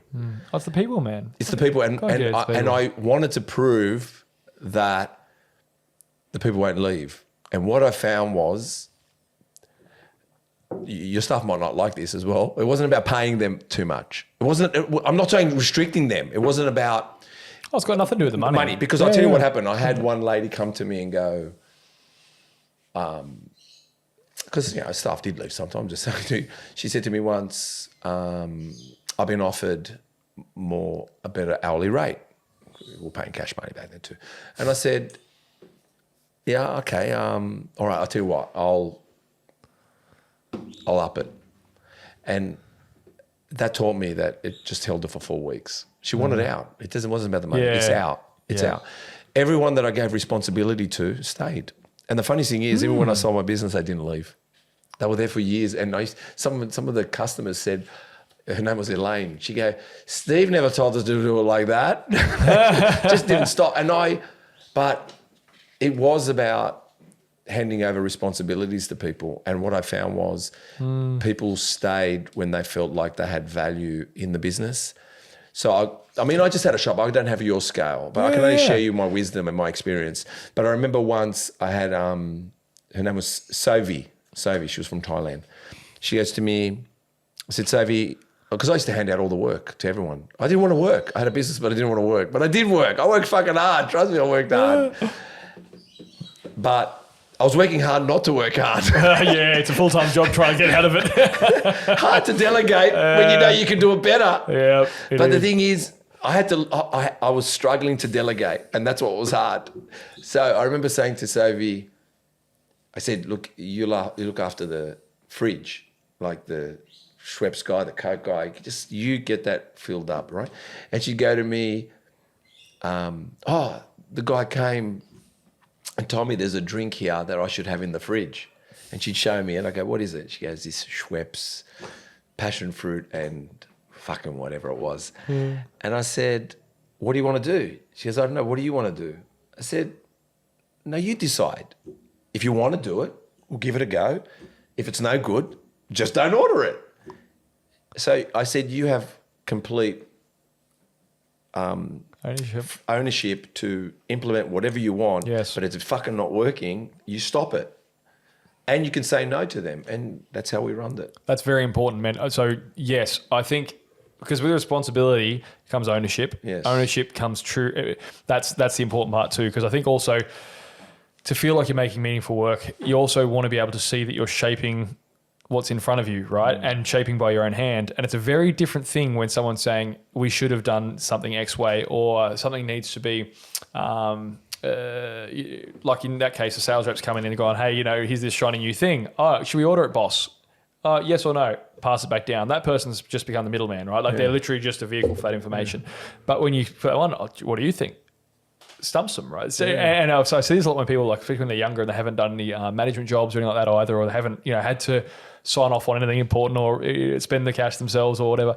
But it's a really important part, I think, of giving people that ownership's a crucial part of it. And I think with each one, I try and manage people in a way you give them enough rope where they can go out and stress test that and let them screw up themselves, because I think you have to be able to have done that to learn the lesson. If I say, don't do this because you'll screw up, when you see it in parenting, right, you see it in everything, that is nowhere near as powerful as going out, trying it because you thought it was good, and then it failed in front of you. Then it's that lesson you actually get to learn it. So I've got a very hands-off management style of people, and I agree with your thought process there, man, because if you don't, there's a very big difference between someone doing something because they're told to versus them having ownership over the process, and then they actually learn and mature in the process. And if it fails, they've learnt. If it kicks goals, they've also learnt. But you deny them the lesson by taking away the responsibility, right? They just become the middleman. So it's I agree with you, and I think that's been the biggest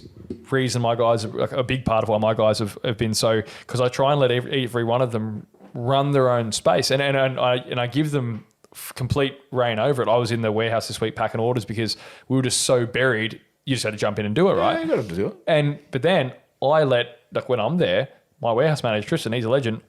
He's my boss when I'm in there because this is your dojo, man. What do I do? How do I pack this order? Where do you want this box? Do you want me to sit this here? How do I tick this packing slip? Because that's his dojo, right? I mean, that's his world. I said, you're the warehouse manager, so I'm a guest in your house right now. Cool. Same with sales, man. Look, go to the reps. I'm gonna go do some stores. Or I'm gonna rep these stores, man. Got any deals or anything? What's the lay of the land? Oh, cool. And Mick will jump on and go, do X, Y, Z. Or the local rep will go, this is what I'm working on with them. Cool. You've got to let people actually run their own race because that's where a lot of the meaning, fulfillment, value, purpose comes in, right? So, yeah, I agree with you heaps, man, with that, with what you're doing. Like, since we're talking about people relationships too, and we try to offer more than just bodybuilding on this podcast, but personal development, but also we're talking about business now because this is what your business is in the bodybuilding world. I found that because I read The E-Myth. E-Myth was a good book. I read How to Win Friends, Influence People. I've read even Rich Dad, Poor Dad taught me a lot of stuff. But what I found was, like you got started. I mean, I had a cook once, and I said his name was Jippy. Nepalese name is Ginendra. And I said to him, look, I don't mean to tell you how to cook because you're the best cook here. I said, you cook better than me. But I said, but Ronaldo's a better soccer player than his coach, but his coach gets the best out of him. So I'm just here to get the best out of you, man. So I can see what you can do a little bit better and what you can push a little bit harder on, and let me just coach you in a bit. But you're the star player. I'm just a coach. And that's how I treated everyone. I just told everyone I was the fucking coach and you are my star players. So if I see something on the field that I think you could work better as a team, just let me do it and go and kick some goals. And that's how I played people. That's how I realised how I could influence and have a conversation with people. But I'll tell you two more things, and we'll talk a little bit here more on the paper now. But I came from HSBC, and I was, like I said, a network engineer. But from my time in 10 years of being in corporate, we would have team buildings. So I was just a shop, and I just let you know, I used to take them to the golf range and pay the balls, and we used to go and do driving range. I took them bowling. It was team building nights, and that's what I did. And I found team building through my 8.5 years that I owned it, and just a fucking little shop that I would take money out of the business, and I'd say, guys, this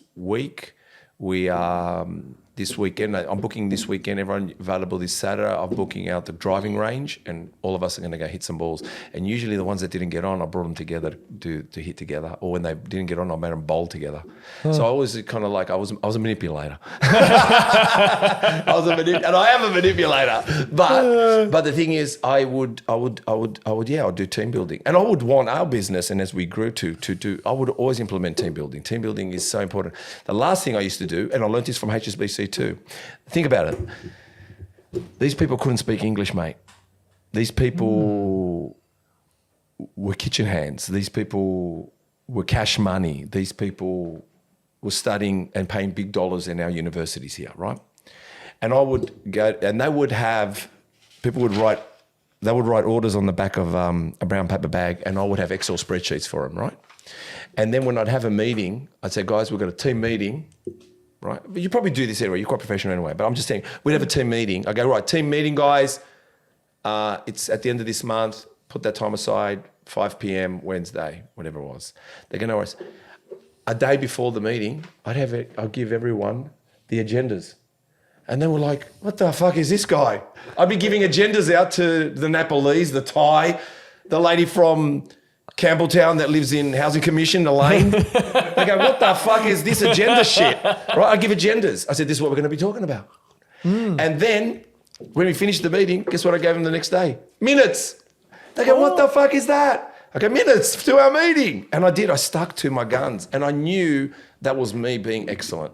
Like, that's what I said. That's why I think I kept my staff, because then they go, well, that fucking other boss, I'm not going to go there even if he pays me more. He just treats me like a professional, this guy. So I wanted to treat them like, we were a little juice bar, but I thought I was HSBC.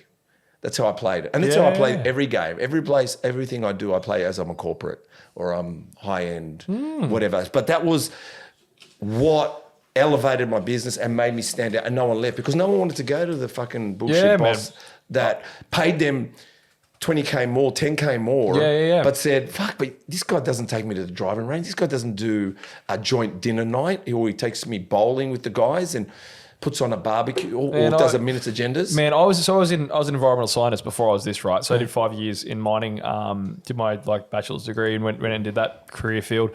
Now I was on $26 an hour, even as a graduate. Done a 4-year degree, invested your 50 grand in your degree, paying off heck still. And I was the young single guy, so I'd get put on all the regional jobs. They'd get me, throw me in a ute, and I'd go all over, Dubbo, Mudgee, all over the back of Back at Tamworth, back at Buggerbry, basically every regional part of New South Wales, they put me in a car and they'd send me out there for a week, 2 weeks at a time, just living out of my ute basically, or, camping, get a motel in a little town, drive a few hundred Ks out to site, work 12 hours on the site and do it.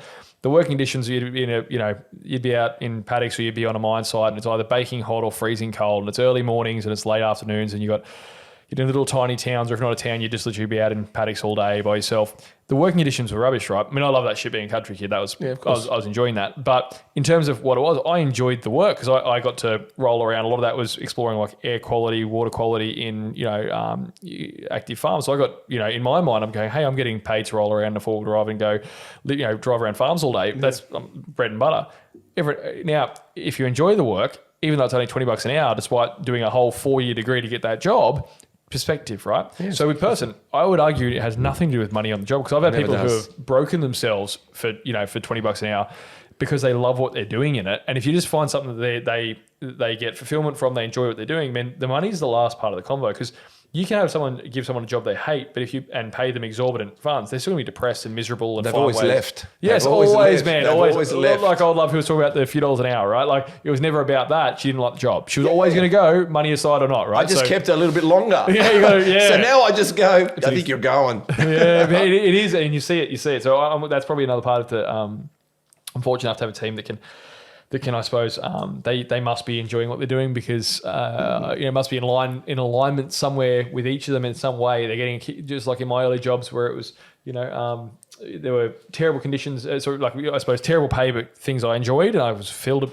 from it because I'd done this thing, done a degree. I was getting fulfillment that I was building in a career field that I wanted. Yeah. Money was irrelevant. It's like, I'm broke, but whatever, hey, I'm living in a ute, whatever, cool. But it was like, I'm enjoying what I'm doing. And so I think it's, I agree. It's got to, the money is the last piece. Employers make that mistake going, the money is what keeps the person or makes the person happy. It's wrong. The money will and the worst person is what if they stay only because of the money. If that becomes the repetitive topic, the problem is they don't enjoy the work and that's corrosive and over time they'll leave anyway. So you've got to be able to fix that problem. If your best solution, like in your personal life too, I'm only doing this job because it pays X. That's a terrible reason. If I'm going to spend 90% of my waking hours in a week dedicated towards doing something, which is what most people's full-time job is, if you're Monday to Friday, so 5 out of 7 days a week, so 80, 90% of your waking hours you're putting towards a single thing. If you don't enjoy that, I don't give a fuck how much you're getting paid. Yeah, you're out, right? Like you're not going to be able to. So I think that's a really crucial point. Good, well done covering that one. That's very, very big part of why people do what they do, and it's. Well, I think it's why should they stay in your business and you're in Primabolics? Why would they want to stay? It's because wherever you're going to go isn't going to be as good as what we do here. Bingo. And it's not about the money. Good to great, man. We're building a standard on stuff. I formulate things to a standard. We deliver it to a standard. We constantly improve. We're always trying to, and every time we do it, like did this launch now, and even though it was 5 times bigger than any launch we've ever done, we've already had a meeting going, okay, where do we fall short? Where do we screw up? How could we have done better in X, Y, Z areas? We've already had the chat saying, what have we, we've already reflected on that and go, what were the wins? What did we do well? What did we do badly? And we're still in the middle of dropping product. We had that 2 days ago. So I think it's also very, very crucial to, have that look at yourself. But it's funny. The last thing I'll say, because I think Gymshark did this as well. But I was, I've explained this before on another podcast, but I'll repeat it here because they're all new ones. When I was in IT and I was sitting in the computer room, there was a guy cleaning the computers. He's cleaning away. And I said, I'm watching them clean, I was just not an operator at the time. I hadn't progressed. But I was in charge of my own shift and had my own staff. And I'm watching this guy clean and me being inquisitive. I said, how long have you been doing this for? And whatever he said, X amount of years. I said, all right. I said, do you like cleaning?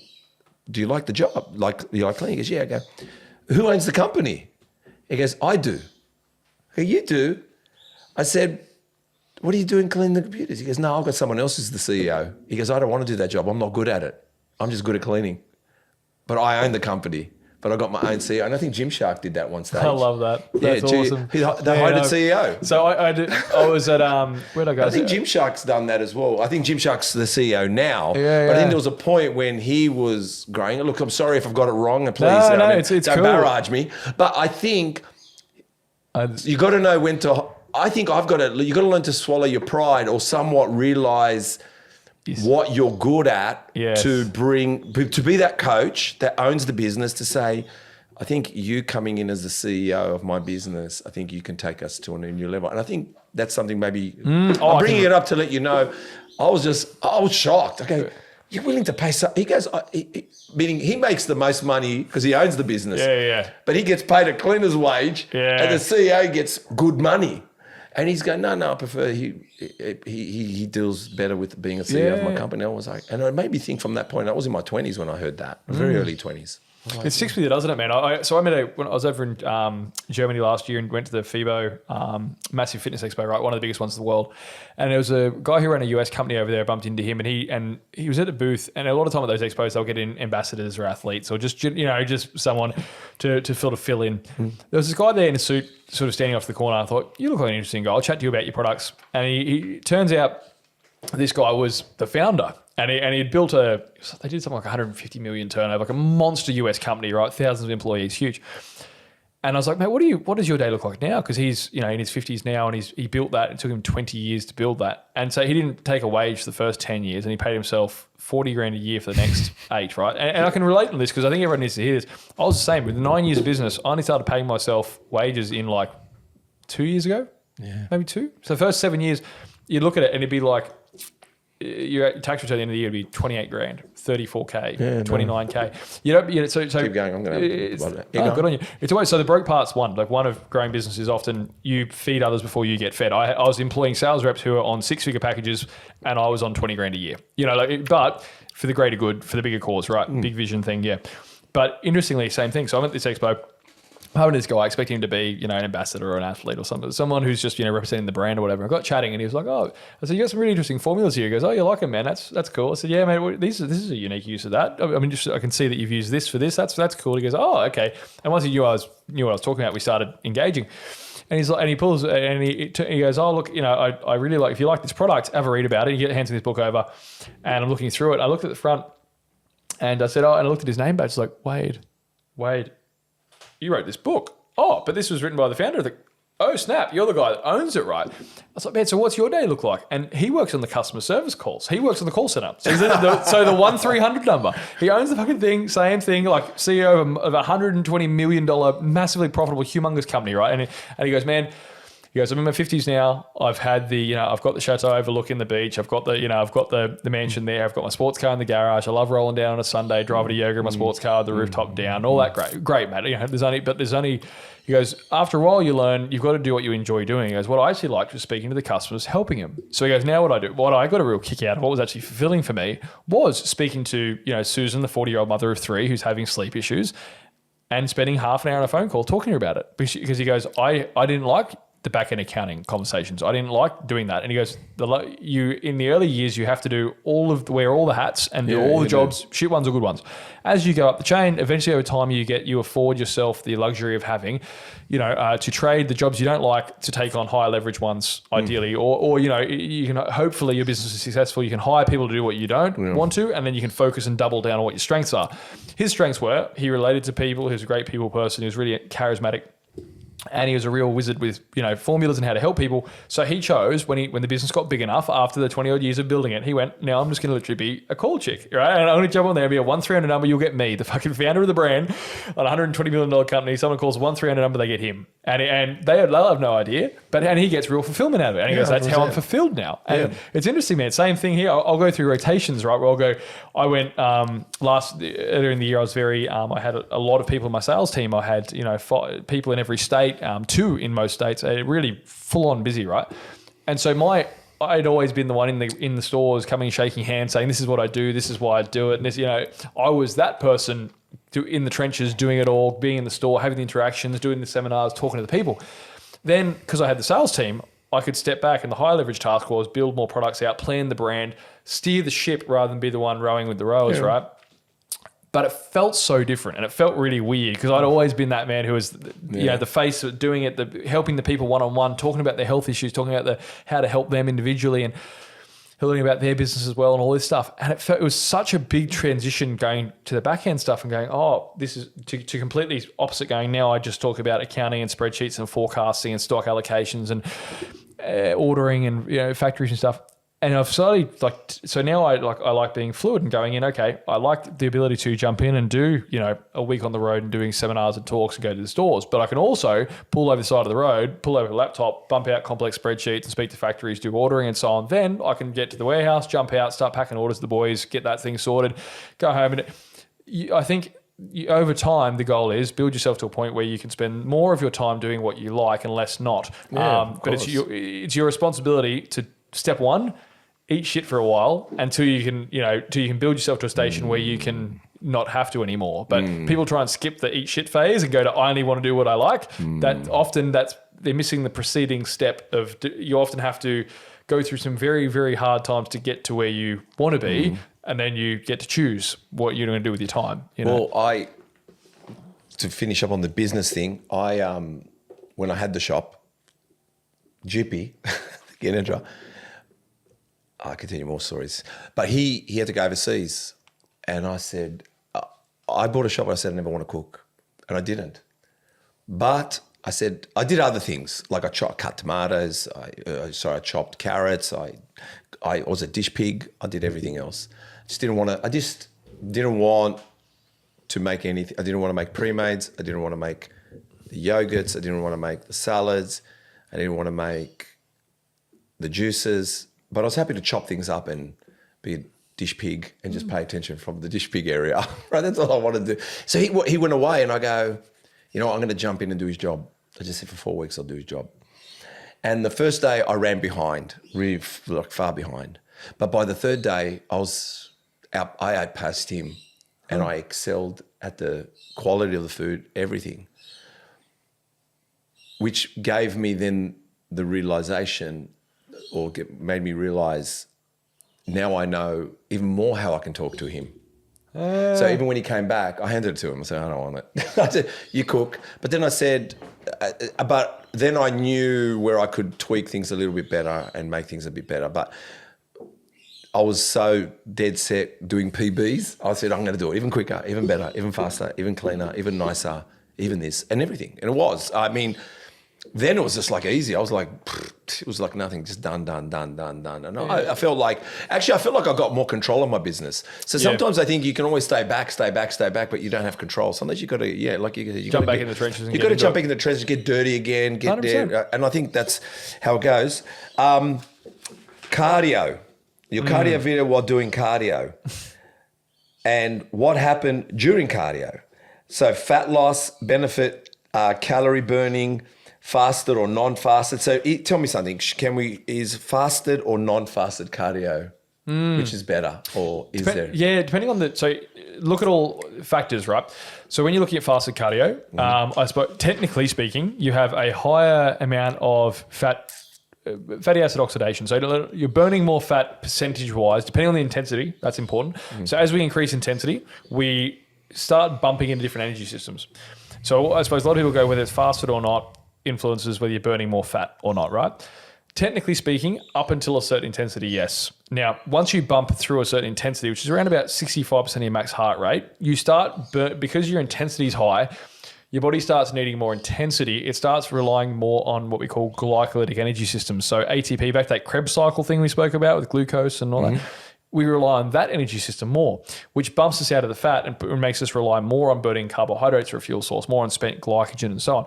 So whilst technically you're not putting any food in to disrupt you burning purely fat and so on in a simplistic way, it does technically burn more fat if kept low intensity. But again, the overall picture of calories is the constraint. Calorie deficit, calorie surplus, you can do hours and hours of cardio, but if you're in a surplus, you'll gain fat, right? Which is counterintuitive, it seems, but that's still the case. You have to set the stage. Once the stage is set, the theatre is almost irrelevant, right? But so I guess if you're providing calorie deficit, fat loss will happen fed or not. Fasted is cool though, because I use it in a few ways. It can enhance insulin sensitivity, which is really important, especially when you get people in Gen Pop who are sedentary, inflamed, who aren't, if you're used to sitting in an office all day, you don't exercise normally, your body's pretty crappy at dealing with nutrients. It usually becomes quite resistant to insulin and resistant to being able to use nutrients like glucose efficiently. That's where a lot of things like type 2 diabetes, being pre-diabetic comes in, people with metabolic diseases. So it can be very therapeutic though as well, in that it enhances insulin sensitivity. The easiest analogy is, I always think of it like you're trying to burn the dirty fuel out of the lines, right? So if you're in a car, you're trying to run it, prime the pump sort of thing to run dry, it'll burn through any sort of leftover fuel. That's a very good analogy for what fasting is. If we're running completely empty with no carbohydrates there, with low blood sugar, we're burning more fats as a fuel source, makes us more insulin sensitive, has some great health benefits, right? Fasted though, you fed versus fasted. Normally when you're fed, you can have more intensity. So you might be walking along at 4 k's an hour, casually just walking slowly. If you're doing it fasted and you're half dead, put some food in there, put some carbohydrates in, you can push a bit harder, hit the higher intensities. You might walk at 5 or 6 k's an hour, burn some extra calories doing so. But again, it's all an irrelevant convo without the overall picture. Now, interestingly, good friends of mine have always had quite a mixed bag of opinions on cardio. It's insanely important though for mitochondria. Now, the more I've deep dived into human health, I've learned that the mitochondria, which is the powerhouse of the cell, so you got like a cell, right? Mitochondria is part of that. And that's where most of your energy production occurs, right? And that over time becomes so crucial, because as we age, and we find that when we're younger, we're full of beans, full of energy. Yep. As we age, energy levels decline. Now, the reason that declines is your mitochondria become less efficient at producing energy. That's really important, because if we're getting less efficient at producing energy, heaps of things start going wrong in the body, right? So one is obviously fatigue, ability to exercise decreases, work capacity decreases. So what we want to try and do as well is make sure that as we're doing these cardio forms, they're really beneficial for what we call mitochondrial biogenesis, building of more mitochondria. They'll build more engines in more cells to produce more energy. So cardio's got benefits from the cardiovascular angle, that's obvious, lower resting heart rate, lower blood pressure, cool. But the thing that I love cardio for is it makes your mitochondria more efficient, so you'll get more bang for your buck, you'll burn hotter out of the same input of fuel, but then also creating more mitochondria as well, which in turn produces more energy ongoing. So it's got some really crucial health benefits that I suppose doing is very, very important. And the way to do it suits your lifestyle. So like, for example, high stress, shit loads on, always go. I actually opt for lower intensity cardio and often fasted. But it's a low stress thing for me, more so than jumping and doing sprints or HIIT. If you've got someone who's a really high demand job or a busy mum of 3 who has bugger all sleep and is really just redlining it, last thing you want to do is throw her on a salt bike and do, Tabatas, or go in and make her just, sprint until she's throwing up. That high intensity stuff is also a stress in the body you also have to recover from and factor into your daily stress. So I would say, depending on what you like, if your stresses are manageable, you're going okay, you're recovering from your exercise, sure, throw in some, HIIT here and there to help improve fitness quicker. But it's like you said with the drive to Brisbane analogy, you can get there in half the time by going twice as hard. So you can increase aerobic fitness and get some amazing health benefits from high intensity cardio. Yeah. But you also have to be in a place where you can recover from that and benefit from that. And you won't be able to if you are stressed out of your brain and completely fried. So I would say mold it to your lifestyle. If you're a very stressed person, if you're doing shift work, if you're doing FIFO, definitely go towards lower intensity modulators, probably even have food around it as well.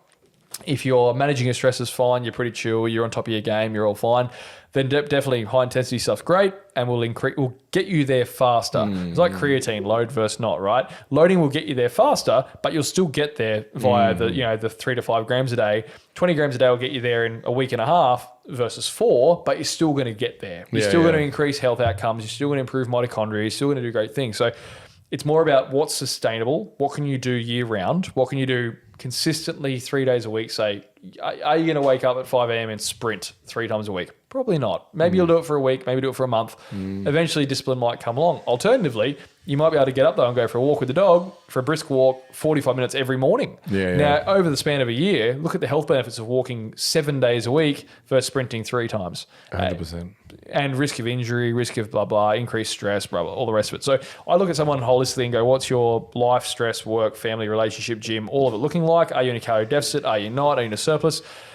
And then factor all that in and go, okay, if you stress out of your brain in a calorie deficit, you got heaps on your plate. Like this whole prep, I haven't done anything above probably 100 beats per minute. Yep. Everything's super low intensity because there's enough stress outside of it. So it's just about burn the calories, but do it at a low intensity, improve that insulin sensitivity. And a lot of the time, just therapeutic, man. Just going for a walk just clears your head. And just does. But what about fasted or non-fasted? Man, I, honestly, again, What do you like? I let the stage set it. Like I do the walking fasted just from a personal choice. I just enjoy it because I think there's a nice mental clarity from it, and that's got a bit to do with energy systems and what the brain runs on preferentially. But I like it from a mental clarity perspective. I like how it sets up the day. I like the feeling of it. But in terms of like what the science says, honestly, you can go at a higher intensity with food if you're stressed versus not. It's sort of both are going to get you to the same outcome. The biggest thing is that energy balance. Are you in a deficit or a surplus? If you're in a surplus or deficit, that's going to dictate what that cardio does anyway. So it's like, it's fasted or fed, doesn't ultimately matter. It's about the calorie balance at the end of the day, right? So Makes me laugh because I think at the end of the day, because we seem to be coming back to stress. funny that. Why I'm laughing is the reason I eat before I go for cardio is because I don't want to stress that I have to eat when I get back and I'm starving. So what I'm saying is, you're right. I actually found I do better with fed cardio. But like I said, the old principles, half an hour before I go for a walk, I just have something very simple, something very small.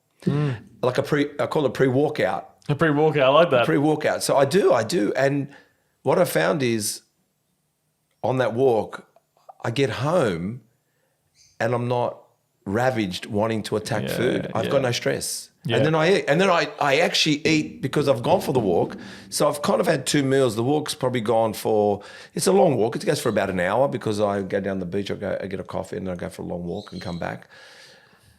What I'm getting is, do you think we keep upping the stress? Man. That's what I'm saying. Like, we're trying to work it out, but isn't trying to work it out adding stress? And that's what I'm saying. Like, I feel like for me, what I've come to realize is just like, what were the simple fundamentals in the past, in a sense? And I think to myself, okay, it seems like it's a pre-workout meal or I never walked fasted. I never worried about being fasted. I just I got home from work. If I had like, how can I explain it? Like, it's like, I don't know. I never ever thought so much as I think today. Yeah, man. It's so hard. That's what I'm saying. Aren't we stressing? Yeah, because it's funny, man. It's on socials. They'll all argue about the little minutiae of things. Everyone worries about the tiny stuff, which normally you're meant to go through, like, I suppose, a hierarchy of importance. Like, you're talking about a pyramid. The base of the pyramid is the foundational stuff, right? Sleep, diet, exercise, and stress. Then you go up to that. Then you might go, okay, well, after you're looking after sleep, diet, exercise, and stress, you might then look at, micronutrient intake. Then you might go, okay, let's cut out seed oils, let's cut out grains, let's cut out, and you get right at the tip of the pyramid. But that's the real cream on top. That's the top 1% stuff. Yeah. The 90% stuff is what everyone should be looking at, is that basal stuff. So until you're, like, I have people who will come in, they'll go, oh, look, I'm paleo right now. I'm also gluten free, and I'm cutting out seed oils. But but they're sleeping 6 hours a night. They're living on caffeine. Then you go, okay, well, look, really, you sort of, body in hand, despite the face sort of thing. You're at a place where you should be looking at the big basal foundational stuff. Once you're sleeping well, you're managing your stress, and you're exercising, and nutrition's good, the rest is all just icing on the cake, right? But a lot of people go to the extreme first. They go, I'm going to try out, experimental keto, I'm going to do intermittent fasting, and sort of, it's like, let's get you doing the foundational stuff really well. Sleep your 8 hours, exercise once a day. Go for a walk and get some high quality nutrient dense foods in you. Cool. Work on that. If nothing else, just work on that, right? Then cool. All right, I've got that in a consistent, sustainable way. Nice. Next tier, what's the next most important thing after that? All right, let's get plenty of sunlight. Let's get plenty of water in. Let's go. All right, after that, what's there? Okay, now let's cut out environmental burden. All right, great. Let's remove this.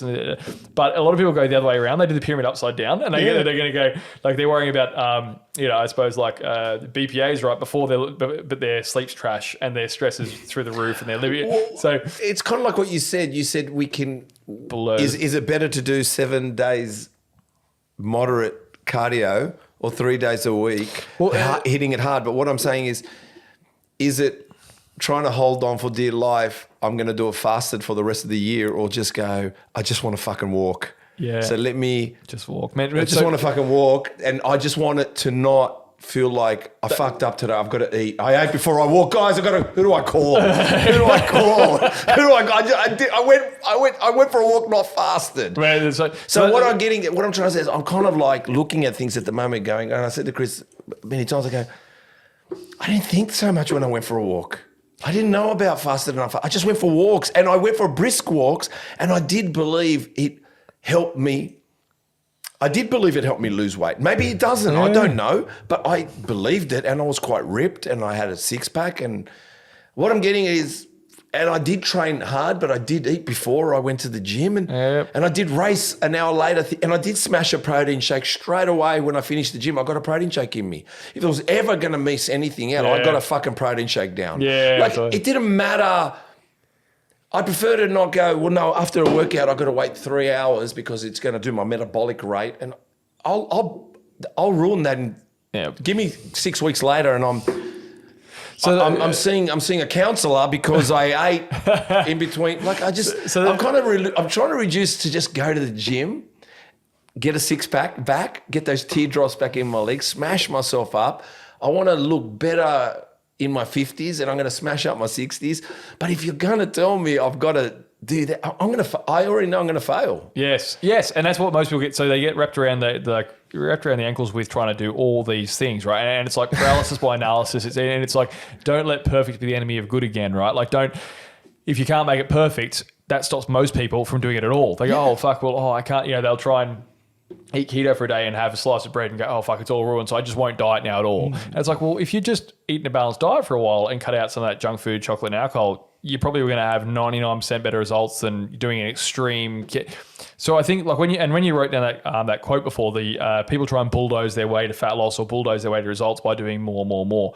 I see that so much in the fitness industry where it's like, okay, I want to lose more weight. Okay, more cardio, more intensity, more steps, less food. It's always just more foot on the gas, right? People, it's honestly taking the handbrake off. It's not about driving the car faster. It's like, take the brake off. Because if you're driving, you can put the foot down as much as you want, but if your handbrake's on, you're not going anywhere, right? And that handbrake for everyone is the stress piece. They've got that, doing this diet now, stress, like the stress of just general life for most people, food, they're in a calorie deficit, that's stressful by itself, caffeine, under-eating, mate, all of that in itself is, I suppose, your handbrake. That stress becomes the handbrake.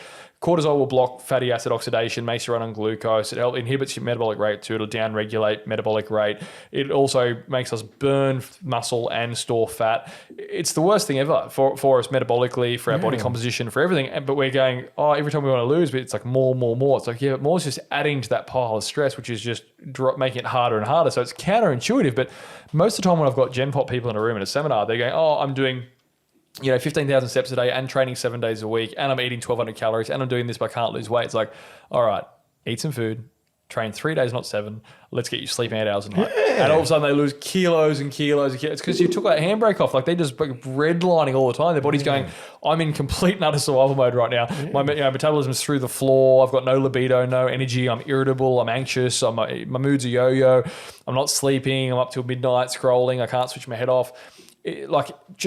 Honestly, big rocks, do the fundamentals, pull off some of that noise, drop the stress, let your body do what it's designed to do. When your body's healthy, it will lose weight by default. It will sit where it's meant to sit in a healthy place by default. But you just got to, it's not always about just bulldozing your way to more results. It's often about pulling the handbrakes out. And most people's handbrake is stress. It's going, okay, well, right now, instead of doing that high intensity training fasted with massive amounts of caffeine, not eating enough food, whilst also trying to do cardio and juggle a gym and a job and work 7 days and work overtime, have a relationship, have a breath, sleep deeply, eat quality food.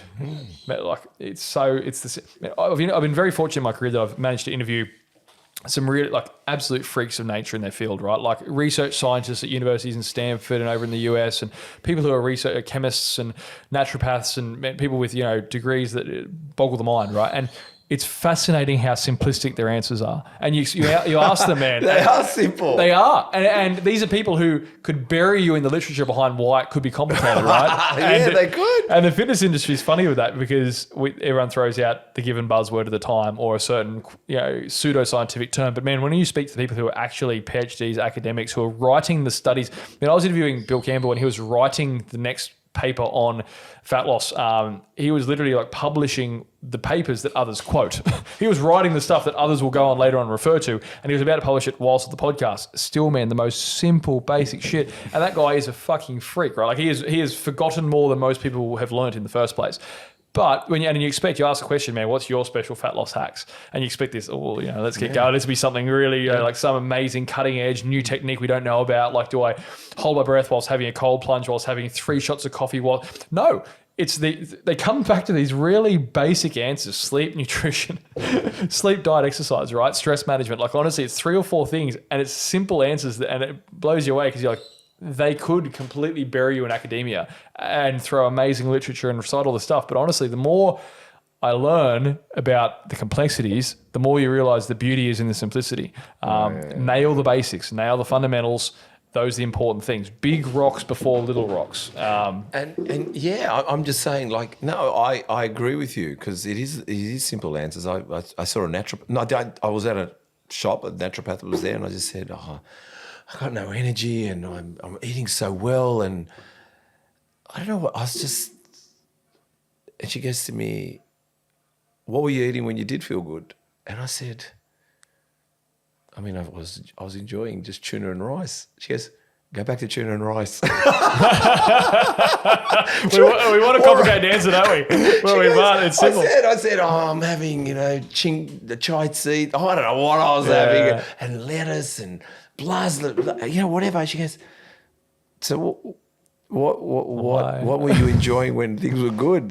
And I was just said, I like tuna and rice, and I like chicken and rice. And she goes, how about you put rice back into your diet? And trust me, everything changed. I ran home. I couldn't wait to boil rice. So I bought some rice and I was enjoying myself. So it's hilarious. All right. Whether it's to strengthen your posterior chain or increase your deadlifts or develop beautiful upper traps, spinal erectors, Rack Plus are a great addition to any program. Oh, yeah. Rack pulls. So rack pulls are a great one. They were. And look, that was I suppose the posterior chain is an interesting one because a lot of people are increasingly sedentary. We sit a lot, whether it's driving, at work, at the office, whatever. And as we do so, we end up tightening a lot of our physiology on the front half of us, I suppose, especially around like the hip complex. Yeah, we've got, I suppose, your hip flexors. So like your psoas, your iliac psoas. You've got rec fem as well. A lot of these hip flexors are muscles that are very, already by nature, quite good at being small, tight bands. When we're sitting a lot, usually what I'll find particularly is I'll get very jacked up through the hips. I'll get very, very tight. And what becomes really important is trying to balance it out in the body. Just like in the stress piece, you're trying to balance your stress and so on. Same in physiologically speaking. If you have an acute repeated motion, i.e. sitting in a contracted position with all of your hip flexors locked up for extended periods and so on, but your glutes turned off and your hamstrings turned off, your posterior chain becomes really, really crucial because you've got to try and, I suppose, work on your weaknesses. So like glute activation, a rack pull is a great way because you're hitting hammies and glutes, which is the antagonistic muscles, to help course correct that constant, pelvis is constantly sitting like this, right? When we're sitting down right now, pelvis is tilted to sit slightly forward. So everything on the front half is shortened, tightened in the front. Everything on the back, though, is weak and inactive. So over time, what happens is we have very weak and inactive hamstrings and glutes, but they're the pillar musculature, right? So when we're trying to build a steady foundation, what we want to be doing is, I suppose, everything that we're doing, we're in this tilted position. We need to work the muscles that pull that back down into alignment, right? So like glutes, hamstrings, a lot of hamstrings insert right up around the top of that pelvis. So yeah, it's a really, really great way to counteract and help correct some of that pelvic tilt, right? And just counteract the modern sedentary lifestyle we're leading. So yeah, very, very interesting. There's a bit of a throwback though, and you've done your research. I posted that years ago. You did, and also you mentioned the path to truly achieving the ideal lean body composition, because we've got to talk some bodybuilding here quickly, cannot be done without a healthy long-term off-season. Don't be afraid to spend time to build your foundations and a quality physique. Remember, outside the first 12 months of training, muscle gain can be slow as 0.5 kilos per month. So it really takes years and years of progressive overload. Yeah, it's a long race. It's like race. Business, right? But I guess it's and also I think the fitness industry talks about before and after photos a lot, right? Like everyone's chasing that after photo. But what happens after the after photo is very crucial for people, right? So what's meant to happen is you make that race to summit, and that's the after photo. Hey, look, this person's shredded, this person's on stage, this person's killing it. But they don't look at, well, what happens then, right? So what's meant to happen after the after photo is we go, great, we've achieved our goal, we're healthier or fitter or stronger. Now we've got 6-pack abs, awesome, we're jacked, we're shredded, whatever it is. Now we're meant to work our way back towards maintenance calories, rebuild, I suppose all the damage we've done from being in a, severe diet, and rebuild. You spend that time at maintenance and give our body the nutrients it needs, the nutrition it needs to actually function optimally and rebuild hormones and reset. Whereas a lot of people go, it's sort of the abs is the after photo, right? But realistically, we also need to be focusing on, after you've gotten that abs part, let's get you off that base camp back down. Let's get you from the summit down to base camp and let you rebuild. Let's increase calories from there and live in a place where we're eating plenty of food. We've got energy. We've got great mood, good libido, good energy.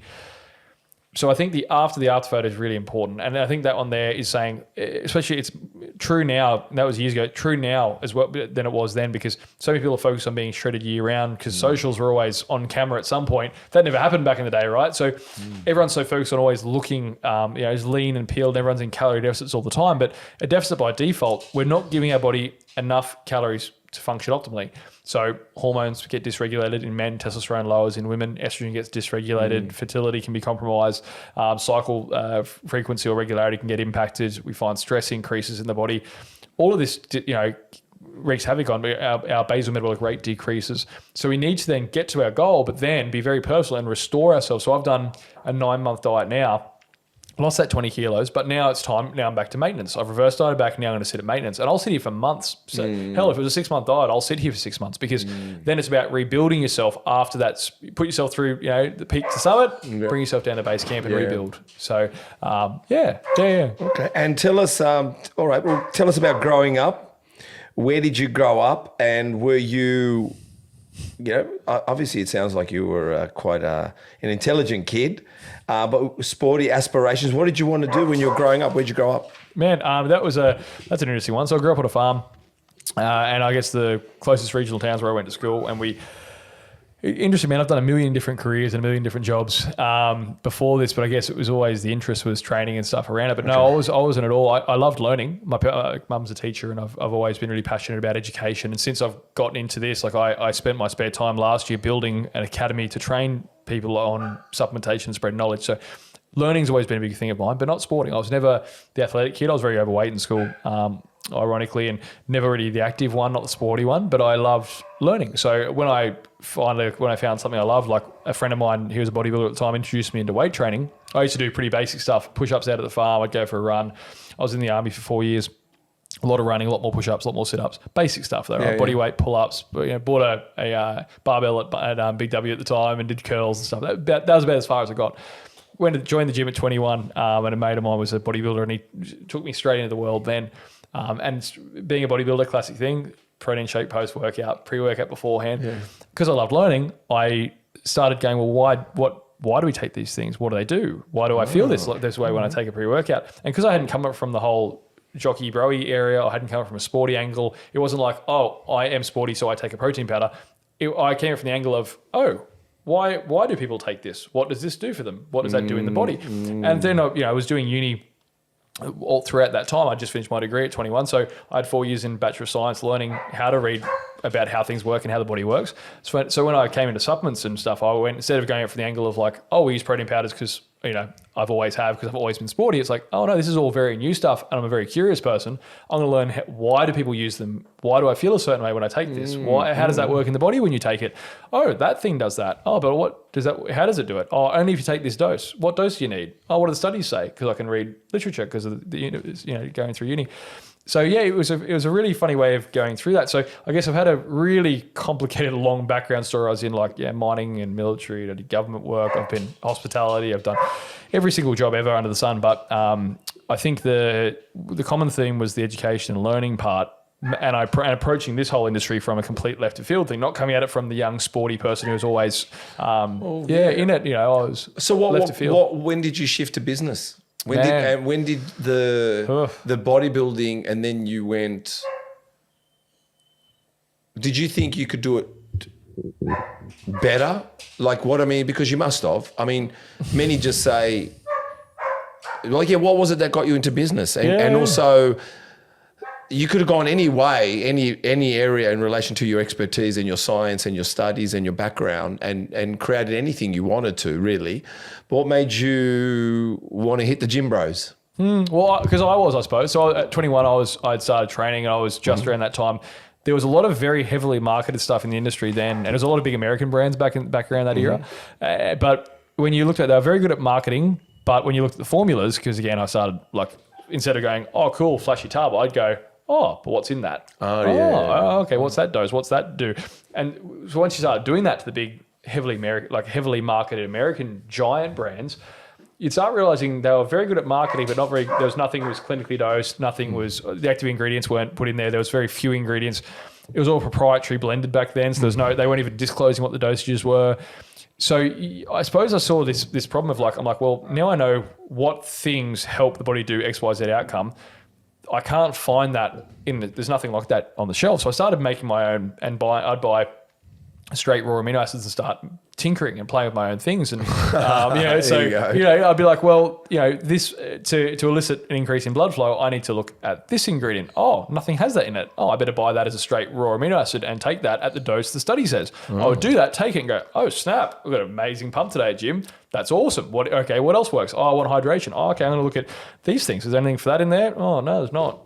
Oh, well, what does work for that? And so buy the straight raw materials, go it in, start tinkering and blending. And so I'd make all these horrible tasting concoctions, but it'd be for each different area. And I was like genetically pretty bad. I had some thyroid issues when I was younger, so I was a pretty overweight teenager. But my two brothers were greyhounds, right? Like they were just like an 8-pack from birth. Yep. And then I was the middle one, and I was 100 kilos at 12 years old. Right. So, and I was like, how can same nature, same environment, same everything, grew up on the same food in the same farm, the same everything, I look so different to the two of them. What could be there? And that's when hormones became super interesting too, because I'm like, well, now I'm going to learn about this and actually look at like academically what makes up the difference in. And I started learning then hormones are the important part. So for me, I'm like, well, why are my two brothers built a certain way and I'm not? Oh, okay, let's look at metabolism. Well, what is metabolism? Oh, it's based on thyroid function. Oh, what's the thyroid? How's that work? Oh, okay, it's an organ that has certain hormones. How do you optimize them? What do you take to improve those? Oh, you take that herb. What dose do you take that at? And you go down all these millions of rabbit holes, right? And eventually after going down a lot of rabbit holes, I realized what the big rocks were. I then realized none of these over-marketed American brands were addressing any big rocks, and they weren't dosing anything accordingly for the small rocks either. So then I went, oh, well, this is interesting. And my old man was a leather worker, right? So he made saddles and belts and knives, and stuff by his hands. So I sort of had seen that there in the background throughout my whole childhood. But I wasn't an entrepreneurial person because, again, back then that was lame and weird and it wasn't quite a thing yet in where I grew up anyhow. So when I did it, though, I was just building stuff myself and making my own little tinkering ingredients and playing around, mainly to help with my own sort of stuff. I'd go, okay, well, if my metabolism's slow, what if I take these 4 or 5 things that'll do X, Y, Z? I was buying straight herbs out of India. I was buying straight raw amino acids and straight nutrients and mixing up these horrible tasting concoctions. And I would say, over time, I built eventually when I got towards like pre-workout-y type stuff because I loved training. I just got the bug, loved it straight away. And I'd start going, okay, what do I take for this? And long story short, man, after tinkering and going down rabbit holes and learning and just voraciously consuming, I eventually went, well, there's nothing here for me to use. I have to use this. Then one day I walked into a sup store and I said to the guy, look, I come here every month and I buy these 3 or 4 amino acids off you. Can you just whack them in a tub together, or can you just put them, can I just buy them as a bulk package, or can you just put them all in it? And turns out that guy had a blending facility himself, which I didn't know at the time, but just complete fluke. This guy had his own factory. And so he went, oh, okay, well, I can just mix that together. You'd probably have to get 100 of them though. I'm like, oh God, fuck, I'm only on 40 grand a year right now. Like I can't spend, but I just sat on it over time and went, oh, this can be done. So he made me up one. He said, look, just try it. Mix it yourself. And he just put a little bit of flavouring on it and away you go. And I was like, this is the best thing ever. And I thought, this is cool, right? And it was and I thought, I wonder if other people think this is great. So I'd give scoops to friends, literally in Ziploc bags, and I'd put it in the mail, put it in an envelope with a stamp and send it off to a friend. Hey, try that, man. Give him a call on the landline. Hey, mate, give that a run for me and see how you train on it. And they go, man, what the fuck was that? He goes, that was insane. He goes, like, I've never trained anything like that before because nothing had dosages, nothing worked. And I'd sort of go, wow, there's something to this. And I guess at that point of that age where you start going, well, in your 20s, you're learning what path I want to go down. And I'd been that environmental scientist for 5 years and gone out west and lived out the back of a 4-drive for years and done all that. And I was getting to that point going, I want a career. I want something to commit myself to. I loved training, loved learning. Was starting to learn there was a big gap here. And then by complete fluke, that guy who owned a store happened to have a factory and put that tub together, did it for me. And I went, wow. And then I went, all right, I'm going to find out how to make that. And to hit the minimum order, I had to get a loan for 20 grand. I was only on 40 grand a year at the time. So it was a huge amount of money. Yeah. And I went, fuck it, all on red, right? Did it. Got the first minimum order there, got it in, the pallets of stock and was let down. I'm like, wow, it's in my garage. I'm looking at it going, oh my God, this is incredible, right? The sales part. Now the big part, and I'm like, oh, also that. I'm like, God, I just spent half my annual salary on this thing. I'm screwed, right? I got to pay this loan back starting this week. How am I going to make that repayment? It's half my wage. And I went, and then about within 2 weeks, it had all clumped. Went rock hard. So I didn't know back then, formulating wise, certain ingredients hold water and they clump. So my $20,000 investment at the time, half of my whole annual salary turned to rock in front of me, and it wasn't saleable either.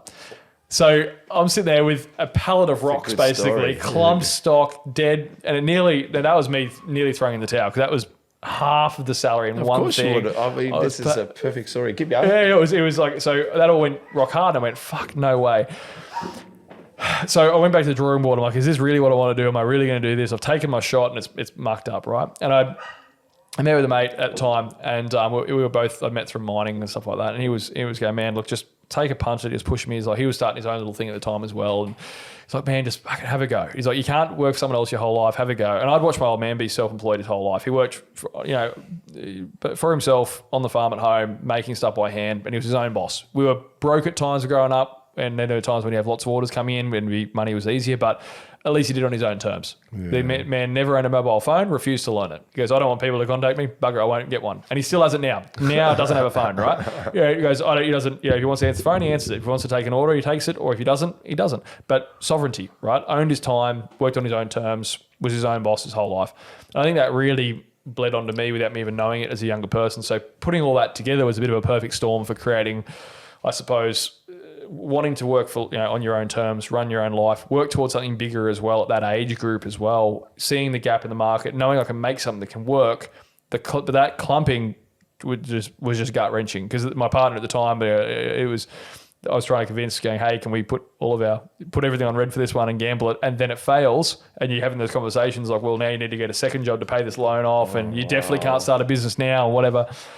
But so that product just ended up in the bin, is that correct? Literally. Wow. Like actually a skip bin, yeah. And you did it again. Did it again on a bigger scale, and I made it even worse gamble. So then I went, okay, let's go deeper on this one after I'd been convinced by my friend. Sounds like a very familiar story. I mean, I went balls deep on this one. So my next one was like, okay, well, I was working in a supplement store by this point because I'd finally gone, well, I didn't even know there was a career in supplements. So again, not from this world. So I didn't even know you could work in a supplement store. That's weird. But I finally landed a job there and I was like a kidney candy store. Right? I took a store doing 30 grand a month to 90 grand a month in 6 months with no previous experience at all with it, just purely just geeking out with people, right? It's because you told them what's in it. You told them what's in it, right? And then ironically, I realized I had nothing to sell. So it sort of stoked the fire. I was working in a large national chain nutrition warehouse at the time. There was 70 of them, right? Now there's 115. Are you good friends with him? Yeah, Grant, man. He was my first employer, Grant, in the supplement space.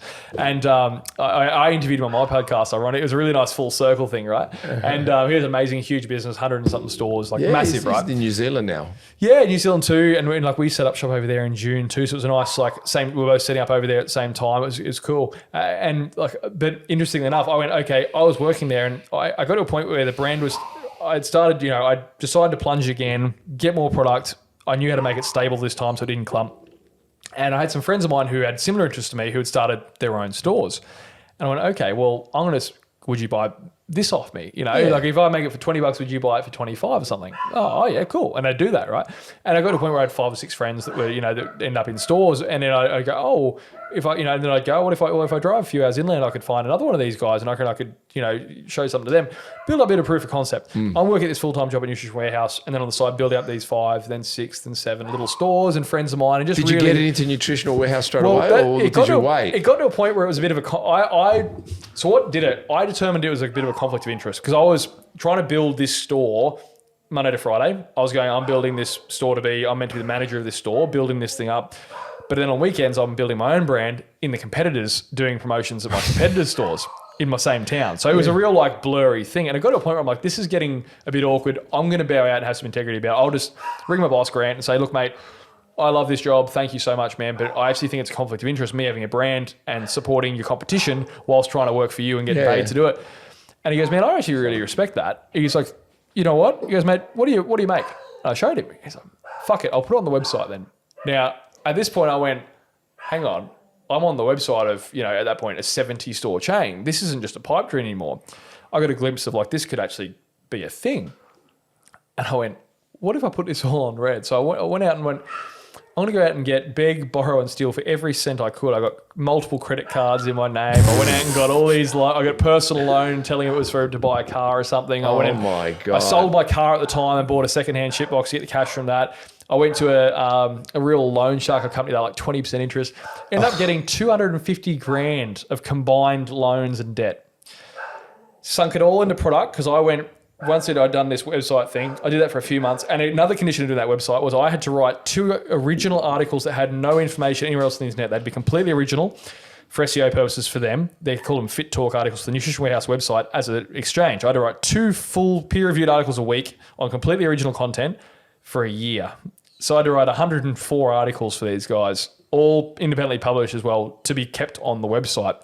But for me at the time, I'm like, this is amazing. I'm on a website. This is great. Looking back now, I'm like, wouldn't do that again. But at the time, it got me in the door, right? And I was like, this is insane. This is so cool. After that, I was like, there was a loophole where if you're on the website, stores can order it. And I realized that because I'd worked there. And I went, oh, so then some stores started ordering it too within that network. I'm going, there's potential here. And I sat down and I said, look, I've done the right thing. I've written the articles you wanted. There's some traction here. We're getting sales. Would you consider putting me on a gondola? And a gondola is like the end of a bay of shelves, right? And it's like first thing you walk in every store, you see the gondola there and there's promotions on those gondolas and brands bid for these things ferociously, right? And because I'd worked there, I had a good relationship with the staff. I was still going to their Christmas party like a year later after I'd left. I was just really good friends with them all. They went, look, you know what, mate? If you can do something crazy as a deal, I'll let you have that spot. So I said, what if I give you a free product with a product on the end of that? So it was a pre-workout product at the time. What if I give you a full product for free with that pre-workout? They said, you'd have to sweeten it even further. So they said the first full round of product, both of them had to be free to Nutrition Warehouse. So I gave away 6 of you and 6 of the free ones to every store in 60 stores. So it was like 360 free of these, 360 free of these. And then on the reorders, I only got paid for the reorders of the one that was charged. And I had to keep matching it with free stock. Now, because I knew what numbers this could do naturally from working there, I went, this could be a massive campaign. This is in 70 stores. If this even does moderate numbers, I need pallets and pallets of stock. Now, I'd left, because of the clumping issue, I'd ditched that factory and gone, screw them. And I found a manufacturer in the US. So I was manufacturing in the States. I had a contract with a big chain. I'm going, this is starting to feel pretty legit, right? Still broke as shit though. I'm on 40 grand a year in retail. No money in the bank. Still paying off that 20 grand loan. And I go, fuck it though, gondola special. If I get that and nail it, they'll roll me out in all those stores as what we call planogram, which means you're mandatorily stocked. If I'm mandatorily stocked in 70 stores, this is a bona fide business. I could be self-employed, which is the biggest thing I could have thought at the time. So I went, fuck it, all in. 250 grand of debt, went all from the US. So I paid $70,000 in air freight to get it here in time for the gondola special. 70,000 of that was burned in freight. Paid the GST when it came in, another 25 grand, burned that in cash as well. And this is all debt money at 20% interest, right? To get the stock to my warehouse, to then send it all out. And what is it? Warehouse? My fucking the spare room in my house. Got it all out there. Remember writing out the 72 individual orders with pen and paper writing down there. This is to go to this store, NW, A, B, C, D, E, all through all 70 of them. Sent them out there, did it. And it actually went really strong. Like it went remarkably quite well in some key locations. So well that I actually negotiated a second month gondola. So a back-to-back month, and that had never happened before. Now, looking back, I was giving him a stupidly good deal. So, of course, they were going to keep getting. Yeah, of course. But anyway, at the time, I was like, no brand had ever done a good double gondola. I went, fuck, all right, I'm on. These guys have given me a second shot. Brands fight tooth and nail to get the first spot, and they're big brands, big American multi-million-dollar brands. I went, this is sick. Got to the end of the second month. I went, righto, rubbed my hands together. Okay, mate, I've sunk $250,000 in red. I'm drowning in debt over here, but we're going to, this is all for the payoff that I might get that mandatory stocking and the business can finally support me and we're all good. Let's go. How'd I go? Are we all good? And I remember the guy and even drove up to Queensland to see the guys. I drove to that Gold Coast location, the 8 hours, drove up there in the car, the old broken down shitbox I'd gotten because I sold my good car to pay for the stock. Yeah. Rolled in. And he's like, look, mate, You did well in a few stores, but there's just enough traction. Sorry. Whoa.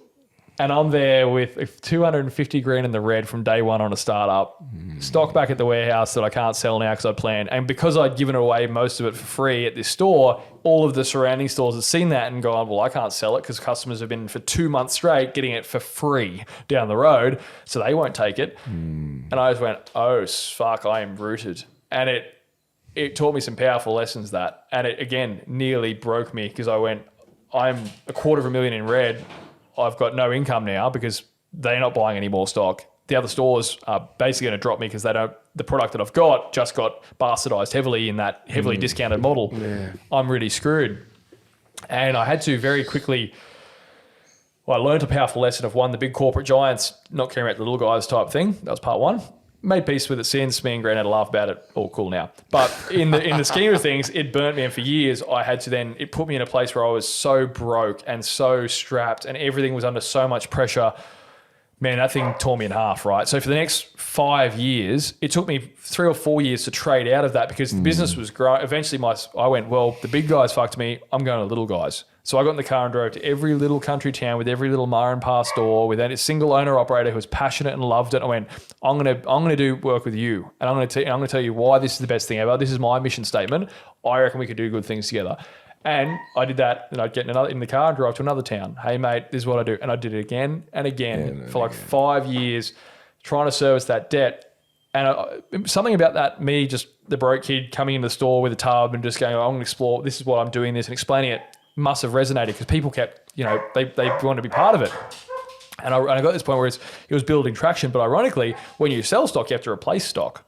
So then I had to order more somehow. So I kept, and then more debt comes on. And then so it took me years to trade out of that because I would grow and have to buy more stock, but I still had this much debt. So I'm in the red and having to order more stock, but then the demand's increasing at the same time. So I'm getting broker and growing faster. So I did the first 7 of my 9 years of business was brutal. Fucked. It had no money, no income, no personal wage pulled out of it. I used my own cars. I went through 5 cars, driving interstate, doing 100,000 Ks a year.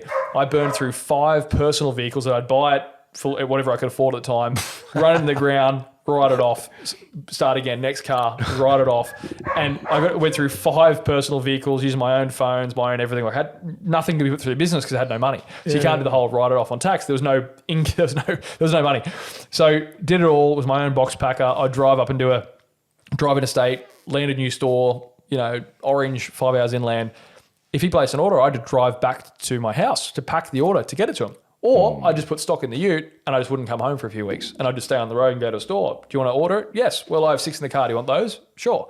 And you just literally do it tub by tub by tub by store alone for years and broke and just doing it brutally. And then I suppose as it went on, I kept clawing out of that debt and I never truly escaped it until probably the last few years where I really got to its strides where the growth outweighed the debt. So I got to a point where it was growing so strong that it finally dragged the debt with it. And now it's gotten to a point where it can finally do some cool things. But people talk about businesses like the highlight reel piece, but no, mine was a very isolated experience. I was very lonely all those years doing it all because you can't relate that to any peers that you grew up with or friends or family because it's like, you're trying to build something that you believed in that's already tanked twice. You've already lost the first 20 grand of stock. You've done $250,000 in debt on a concept that also got knocked back. So you've been proven wrong twice now.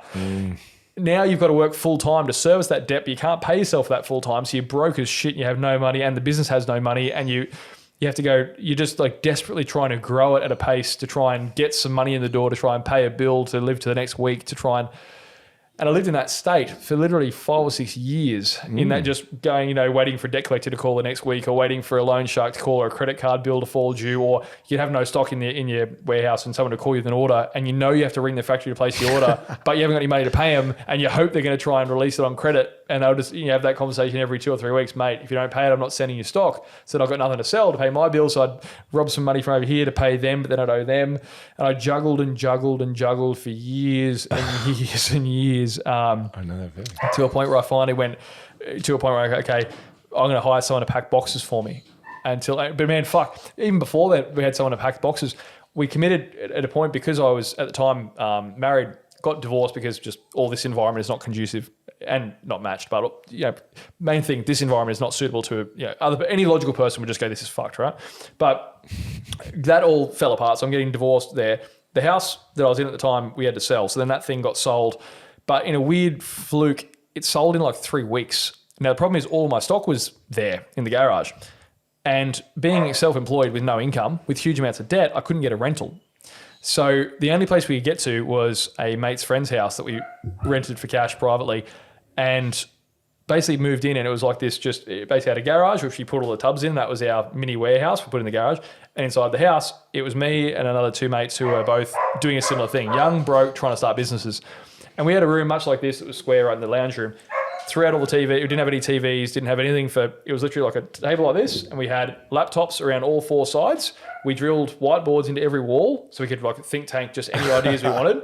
And this thing was a hub, like an entrepreneurial fucking hub. We had like just whiteboards everywhere. It was literally you would wake up and you worked until you went to sleep. Then you woke up and you did it again. Then you didn't. And at some point, so we ended up living there. Now, ironically, that lease eventually expired because it was a private one. It just got to the end of that lease. Same problem. Broke, unemployed, no money. Couldn't get another one. But we'd finally got to the point of the scale where we couldn't do it in the garage anymore. We needed a warehouse. So we got a little warehouse there, and we thought, fuck, we're killing it now. We have a warehouse. We're doing things. Well, because we couldn't get a house when we left that place, we ended up having to live in the warehouse because we were technically homeless. We couldn't get somewhere to live. And it was the end of the year. So we ended up living in the warehouse for like 3 or 4 months. And this thing was next to a metal fabrication shop. And it was a 24-hour workshop. So at night they'd be grinding metal and steel and welding and shit. And so we lived in this fucking stinking I feel like I'm shed. watching a movie. Man, it was like I don't talk about it much, but honestly, it was the most fucked 10 years. Business has been the most brutally humbling experience. And I think it's probably a good thing that I did all of it without money, because I think a lot of people get, if you chase the money, like I said before, you need a good fuel source, right? But ending up like in the homeless periods, living in the warehouse in the hot shed next to a fabrication workshop. And then I bought a store as well in Canberra, and that thing went under, but I was driving to Canberra throughout the week, running the store myself. Then COVID hit then, so I was driving to Canberra to man it myself to run it. It's the 5 hours from Newcastle to Canberra, work the store Monday to Friday, Thursday to Sunday, drive back Monday, sales rep Monday to Thursday to get sales to keep the store open and primer going. Then I'd drive back down to Canberra and do it all again. So I was working 7 days and driving interstate on weekends. Did you sleep at the store? Man, yeah, I fucking oath I did. I was going to say, there's nowhere else for you. Nowhere else for me, right? Can't afford a motel, God no. Man, I remember driving down there and I was so broke. I went to buy a fucking maxi bonnet at a servo and my card bounced. $3.95, my card bounced on a maxi bond driving down. I had to fill up fuel to get to the store to run the thing that was there, and my card bounced. I went, fuck. Man, I was the definition of broke for my entire business career, right? And then the store, COVID hit, and then there were floods in Canberra as well, and then there were bushfires. So then the store tanked it. I lost 50K on the store. Wow. So the store was tanking. Primer had already carried all that debt. I was broke. I'd burnt through all of my cars, all of our vehicles. We had nothing. The whole thing just grounded out and grounded. And COVID hits, then Primer had the next 2 or 3 years, and I always went, fuck it, double down. I did product launches when everyone else was quiet, and I went, let's go out and go boom in the busy times. And I did product launches during lockdowns, and I did Zooms and Instagram lives with people and tried to educate and did seminars. I did whatever I could, right, to keep the doors open until I could finally afford to employ a rep. And I remember that because, again, at the time they were on 70K, and again, I was on like $100 a week at the time. Yeah. But I was like, fuck, this is so much paying someone else a salary full time before I've even seen a payday in this 8 years of finally put the person on, and they went out there and then they started moving product. And I went, oh, okay. Proof it. We're starting to move volume. And then I was repping and they were repping, and it was like, then we were really starting to move stuff. I was like, all right. And they weren't a very good rep, neither the next few. But then it eventually got to a point where eventually I found the right combination of people, right? And I was lucky enough to meet a few people and spot some potential talent. And that's the team I've got now that I've brought in the business. But as each person would come in, the business would just explode. Then you get it because someone who can sell and realizes the quality and the mission statement, and they've seen one of the guys I hired who's my national now. He saw me in the early days where I'd drive to the store and was living out of my car and all this stuff. And he just clicked with that mission statement, and he saw how fucked it was. And so when he came and worked with us as well, he treated it like his own. He jumped in, and then it blew up again. And then in 1 year, I hired 3. Wow. And it just went boom, and it would like boom, then hired another person, then boom again. last year, no, the year before last, where it just went boom. So the last few years where everyone's seen us blow up on socials and get bigger and all that sort of, and be in more stores and everything, customers always mention it's like, oh, it's a great brand there. It's awesome. You guys, I just found you guys protein powder or something random. Like, oh, you guys are great. I'm like, Overnight success. no idea, man. And I don't talk about it much because I suppose it's not very self-centric, this brand. It's more about like what I'm trying to do with this stuff more than me personally. But I think people don't often know how brutal it was. Well, I tell people I'm still waiting for my overnight success. And I'm going to be doing it every day till I get an overnight success. And when I'm successful, I'll say, yeah, it was overnight. Yeah, overnight. So then tell us this new product. What's it? Because is it a relaunch, a rebrand? What is it exactly? What are we going from? And what's all this hype now? Yeah, of course, man. So I guess setting the stage, I did ISO Roots before, so I had that guy originally. Yes. So this is a revamp. This guy here is the revamp. That's the version 2. Version 2? Yes, but this one was the new one. So these blacked out tubs are my Pro Series. And the Pro Series... Oh, so this is a sequel? Yes, the sequel. And I always try and Rocky 2. Rocky 2. So Rocky 2, I always try and make Rocky 2 better than Rocky 1. Yes. And I think in I suppose that's a sequel product, but the new and original one is the 2 new in the Pro Series. Now these 2 are, I suppose, like the lean, mean, high octane, like you were saying before, the premium fuel, right? Yeah. That's these guys. They're all trademarked ingredients. It's a multi-stage protein blend with collagen and branched chain amino acids, and man, these things are like the best quality, purity, the cleanest, meanest, leanest stuff you can put in your body. I can see that. These things are incredible. Like you've got grass-fed, grass-finished collagen in there. You've got branched chain amino acids. You've got Irish sea moss for trace minerals. It's sweetened on stevia. Man, these things are just clean. Like they are beautiful. I'm going for HASTA approval, so they're sport safe in select flavors in those too. So the Pro Series was like, let's find the person who demands the most of their body and give them the opportunity to get, I suppose, if they demand the most of their body, they probably demand the most in the product they're putting into it. Just like you've spoken about all podcasts, you really go big on quality of what you're putting in your body now. I wanted to do the same thing with the Pro Series. Like, what's the best thing I can put in a tub? What's for the most discerning athlete, for the person who really cares about what they're going to, what they're going to put in their body. And then ISRIP is a really great, that's the sequel, right? That's my OG. I've got a lot of, nostalgia tied around that product. I've had it for years. It's a beautiful, beautiful product. Thank you. It's kind of, it defeats the purpose of seeing it online. It doesn't give it its, doesn't no do wonder justice. everyone gets excited when they're holding it. Yeah, I mean, it's product. my beautiful partner's done the packaging on these. So like she's the graphic designer, marketing person. Okay, well that's why you got her, of course. 100%. She's amazing at this stuff. She's too humble to ever say it, but this stuff is like she redid all the labels and then read all the new look and packaging, new everything. But really impressed. What have we got here quickly? I can't wait to solo. Oh, that's right. You when you won that competition, you going to compete again? Mate, funnily enough, I think that scratched the itch I wanted to at the time. That was about seeing how hard I could push myself and how far I could go. I was doing that whilst getting divorced, whilst selling the house, whilst trying to rep all across the country out of my car, whilst I was, had frozen meals and I was defrosting them on the dashboard of the car whilst driving and shit. Like that was just like, how hard can I work type thing was that, right? That was like, how much can I grind was that prep. I think I ticked that box and passed that animal on. And I think I've put that to bed that I can do hard things. So. Hi, Yvonne here. I'm thrilled to be working with Steve from Muscle Talks. Please go to rockcreek.com.au and join in on the collaboration with Steve and use your Muscle Talks 10 discount code to buy any products that you'd like. We can. Look, you know what? Let's go over the body. Let's start finishing up now. Yeah, sure. We're going to go over the body. What that means is we want you to give us a workout, right? And the workout's going to be this. Just an exercise, sets and reps. Okay. So I'm going to go through the body. Yep. And you just, I'll give you an example. If I said bicep, I might say preacher curl. 3 sets of 10, maybe. Yeah. Keeping it very simple. But usually if someone says 3 sets of 20, we know that it's quite lightweight. Or if they say 3 sets of 6, we know that's heavier.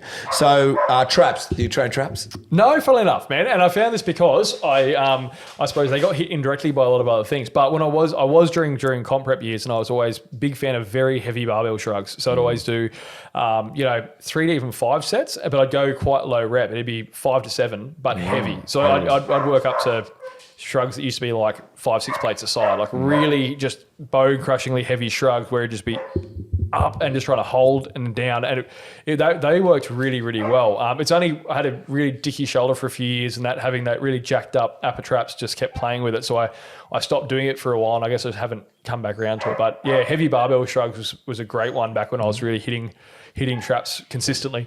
All right, let's talk about delts. What about side delts? Yeah, I mean, I always love cable raises, always great, or behind the back cable raises, but I'll do them higher up. I'll do 3 sets of 20. Nice and light on the cables, like 3.5 kilos, 5 kilos tops, just doing really high rep stuff. What about front delts? Front delts, mate. I'll do those with raises. Actually, pressing, I quite enjoy pressing for movements for that. But yeah, alternatively, front raises, just again, but I do quite high volume delt stuff. So always sets of 15 to 20. Yeah. Okay. Yeah. Okay. And what about rear delts? Rear delts, mate. I love cable crossovers. So doing, yeah. So I'll do those at like light again, 6 kilos, 8 kilos on the tower, but just do sets of 10s, 15s, really just smoke those out. That's always a good one. Lats back. Love lats, man. That one's really cool for doing either neutral grip pull-ups. Love those for a heavy one. They're only like sets of 6 to 8, just really down and up. Or like pull-downs, like reaching back and doing those again, quite heavy for 6 to 8, like a good heavy lock in, really controlled, and get a good 6 to 8 of those out and go quite heavy on lat pull downs. Did you think about being a personal trainer? Yeah, I mean, but more so from I actually want to do it now coaching wise, but from probably more like a naturopath, I suppose, than I would have coached, to be honest. If you're looking at someone's entire life and coaching, like how do you modulate food, recovery, hormones, supplement, build them a supplement plan out. So I won't rule it out that I'll do some sort of coaching at some point where I'll build them, because I could do, a nutritional plan, I could do a training plan, I could do the food side of it, I could do the supplementation part of it to suit their lifestyle and everything. So when I get spare time, I think that'd be a very fulfilling way to reconnect with people and help people one-on-one again. So I will end up doing that at some point, but it might look a bit different to what the stereotypical Primabolics Holistic Center. Ooh, that's got a ring to it. Primabolics Holistic Center. I can just see it there in all the major cities. You saw it here first, in guys. Alexandria. You saw it here first. Wow, big like that. West. Primabolics Holistic Center. Consider it done. I think so. Excellent. Just give us a little corner where we can do a little podcast studio and sleep. Yeah, and feel like you and sleep in the warehouse. You don't want to feel like me. That's why I started the podcast. You said, you're young. I'm like, yeah. We're still sleeping in the warehouse, buddy. Anyway, chest. Yep. That's a good workout. Man, I do a lot of long stretch stuff on that. So I go pec deck and set it right back and go on the handle. So today when I was filming with Jimmy and Ben, those guys are doing the same. Really quite heavy, but going back for a really deep stretch, really locking scaps, then going in tight. So like either pec deck or a fly movement. I actually don't do a lot of, I used to do really heavy bench presses and really heavy dumbbell, but again, after some shoulder issues, I learned sustainability wise, after 10 years of just heavy pressing, my rotators got jacked. So yeah, now I go more isolation stuff, more like a lot more cables and fly movements, and I'll do incline pressing, but I don't do bench anymore because my shoulders don't like it. Yeah. What about bicep? Bicep, mate, that'll be a preacher curl. Love it. Seated preacher curl. Always good, like cable, like pin loaded and hammer strength. Those ones are great. Those are just good old, good old fashioned 21s are fun too. 21s. I noticed you did something with cables and holding the cable back and doing bicep curls. Yeah. You did that back in the old days. Yeah, man, the drag curl. It was it's a cool one because it really helps to just isolate it, lock it in, and then you can just. He's got big guns, hasn't he, Chris? You got some big guns, man. Man. It's one of the few You're things. gonna look really big because we make ourselves look bigger on here. Well, I think it does. Tricep. Man, single arm cable. So nice. like lock in, lean forward slightly, and go down for 3, and do that for quite high reps. So 10 to 15, but single arm, down and straight. What about Jimmy's forearms? Mate, his forearms is big as my quads. Dude, I've got the camera in the car. Wait till you see the content we got from today. Yeah, the dude's forearms are literally a quad. But it was funny. I said, man, everyone else you have to go like get some cool lighting, hold this tub like this, stand there, get the lighting just right. I said, man, just stand relax for me over there. And he just held it, and he's just like, literally just held it like that. And the dude's arm was just like, it was awesome. His podcast is on next week, by the way. Yeah, cool. It's going to be funny because when we say next week, it's like probably weeks back. Yeah. So we're speaking in the future, by the way, guys, or the past. Well, talking about it, do you train forearms? No, man. I'm going old school here. Yeah. Abs, mate. Yeah. So doing triples, I'll do supersets on that. So I do giant sets where I'll do like a crunch into a plank into leg raises and do that for like 3 rotations. So really just smoke them. I'll do legs and core these days. So How many days a week do you train? 4. Now I used to do 5 to 6, but I learned that I got way better results doing less to modulate it around stress and recovery and stuff. So I used to do it almost every day. For the first 5 years, I think, of training, I probably didn't take a single rest day. And then I learned that less is more. So now I do 4 days and that's perfect. Like I have 3 rest days a week, which is ample. I can miss a few days from work being busy and still hit the 4 sessions within 7 days. So yeah, man, 4's good. I think really that good. works. I think that works. It sounds good. Quads?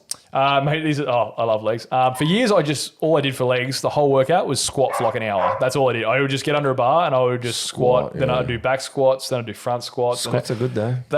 They did the job, man. They built good legs from doing that for years. So now it's more, because I drive a lot and sit a lot, I can do about half an hour of mobility work to squat these days. So now it's more so, I suppose, like leg extensions, lunges, RDLs, those sorts of things. So used to be but I built them on heavy compounds. Nice. Hammies?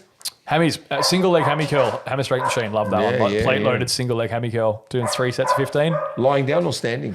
Oh, standing lately. Did many years of laying, but yeah, standing lately. Yeah. What about calves? So I like those ones on a leg press actually, where you're like, if we see you sit back, yes. just pin it and just do light, like a plate, maybe 2 each side, and just do, really let that stretch right down and then up. Jay Cutler talks about that stretch bit. That's how he reckons and he also says do calves first.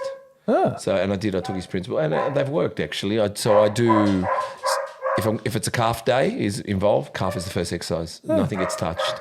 Because usually the last few exercises are the ones that you just say, oh, fuck, I just want to get out of the gym. Yeah. So that's why it's probably best to always, because let's say you're doing quads as the last exercises, you're not going to rush those because they're important to you. Yes. But calves, you're going like, oh, just fucking finish this up and get out of here. What about tibialis? No, I mean, I probably should though, because I'm flat-footed and I've got really, really bad. I get a lot of like issues with that with ankle mobility, so I probably should. I probably should. Yeah, I've been doing tibialis. Well, how about you promote yourself now? So where can we find you? Sure, mate. In hundreds and hundreds of retail stores across Australia. Alternatively, if they want to find. So brand-wise, you've got at Primabolics on Instagram. You can find us. I've got it on there, primabolics.com for a website for a full write-up on every product and every formula. Or go into any of our awesome retailers. We have hundreds and hundreds and hundreds of them all across Australia in every state now. So you can go in, ask about the products, ask all of our awesome retailers. We're very heavy on doing B2B. So if you want to, mainly we work really closely with our stores to make sure they're really educated on what our formulas do so they can tell people. So from Primabolics, that's that one. And then for myself, either the What's Up podcast or at Will_Primer for Instagram. So, Perfect. Well, I think I just want to say, man, wow, what a podcast. Didn't we learn a lot? Yeah, that was a blast, mate. I think, we should archive this and you can be, who's the other stoic that you like, Chris? You can pick one. Can you pick one? Which stoic would you be? Let's go Seneca this time. Is it? That's my favorite. But he was a a lunatic. well, I mean, most of them would have been if you were stoked for a prolonged period, but they're all lunatics. And I'll stay with Marcus. The best, man. Thank you. Thanks for having me.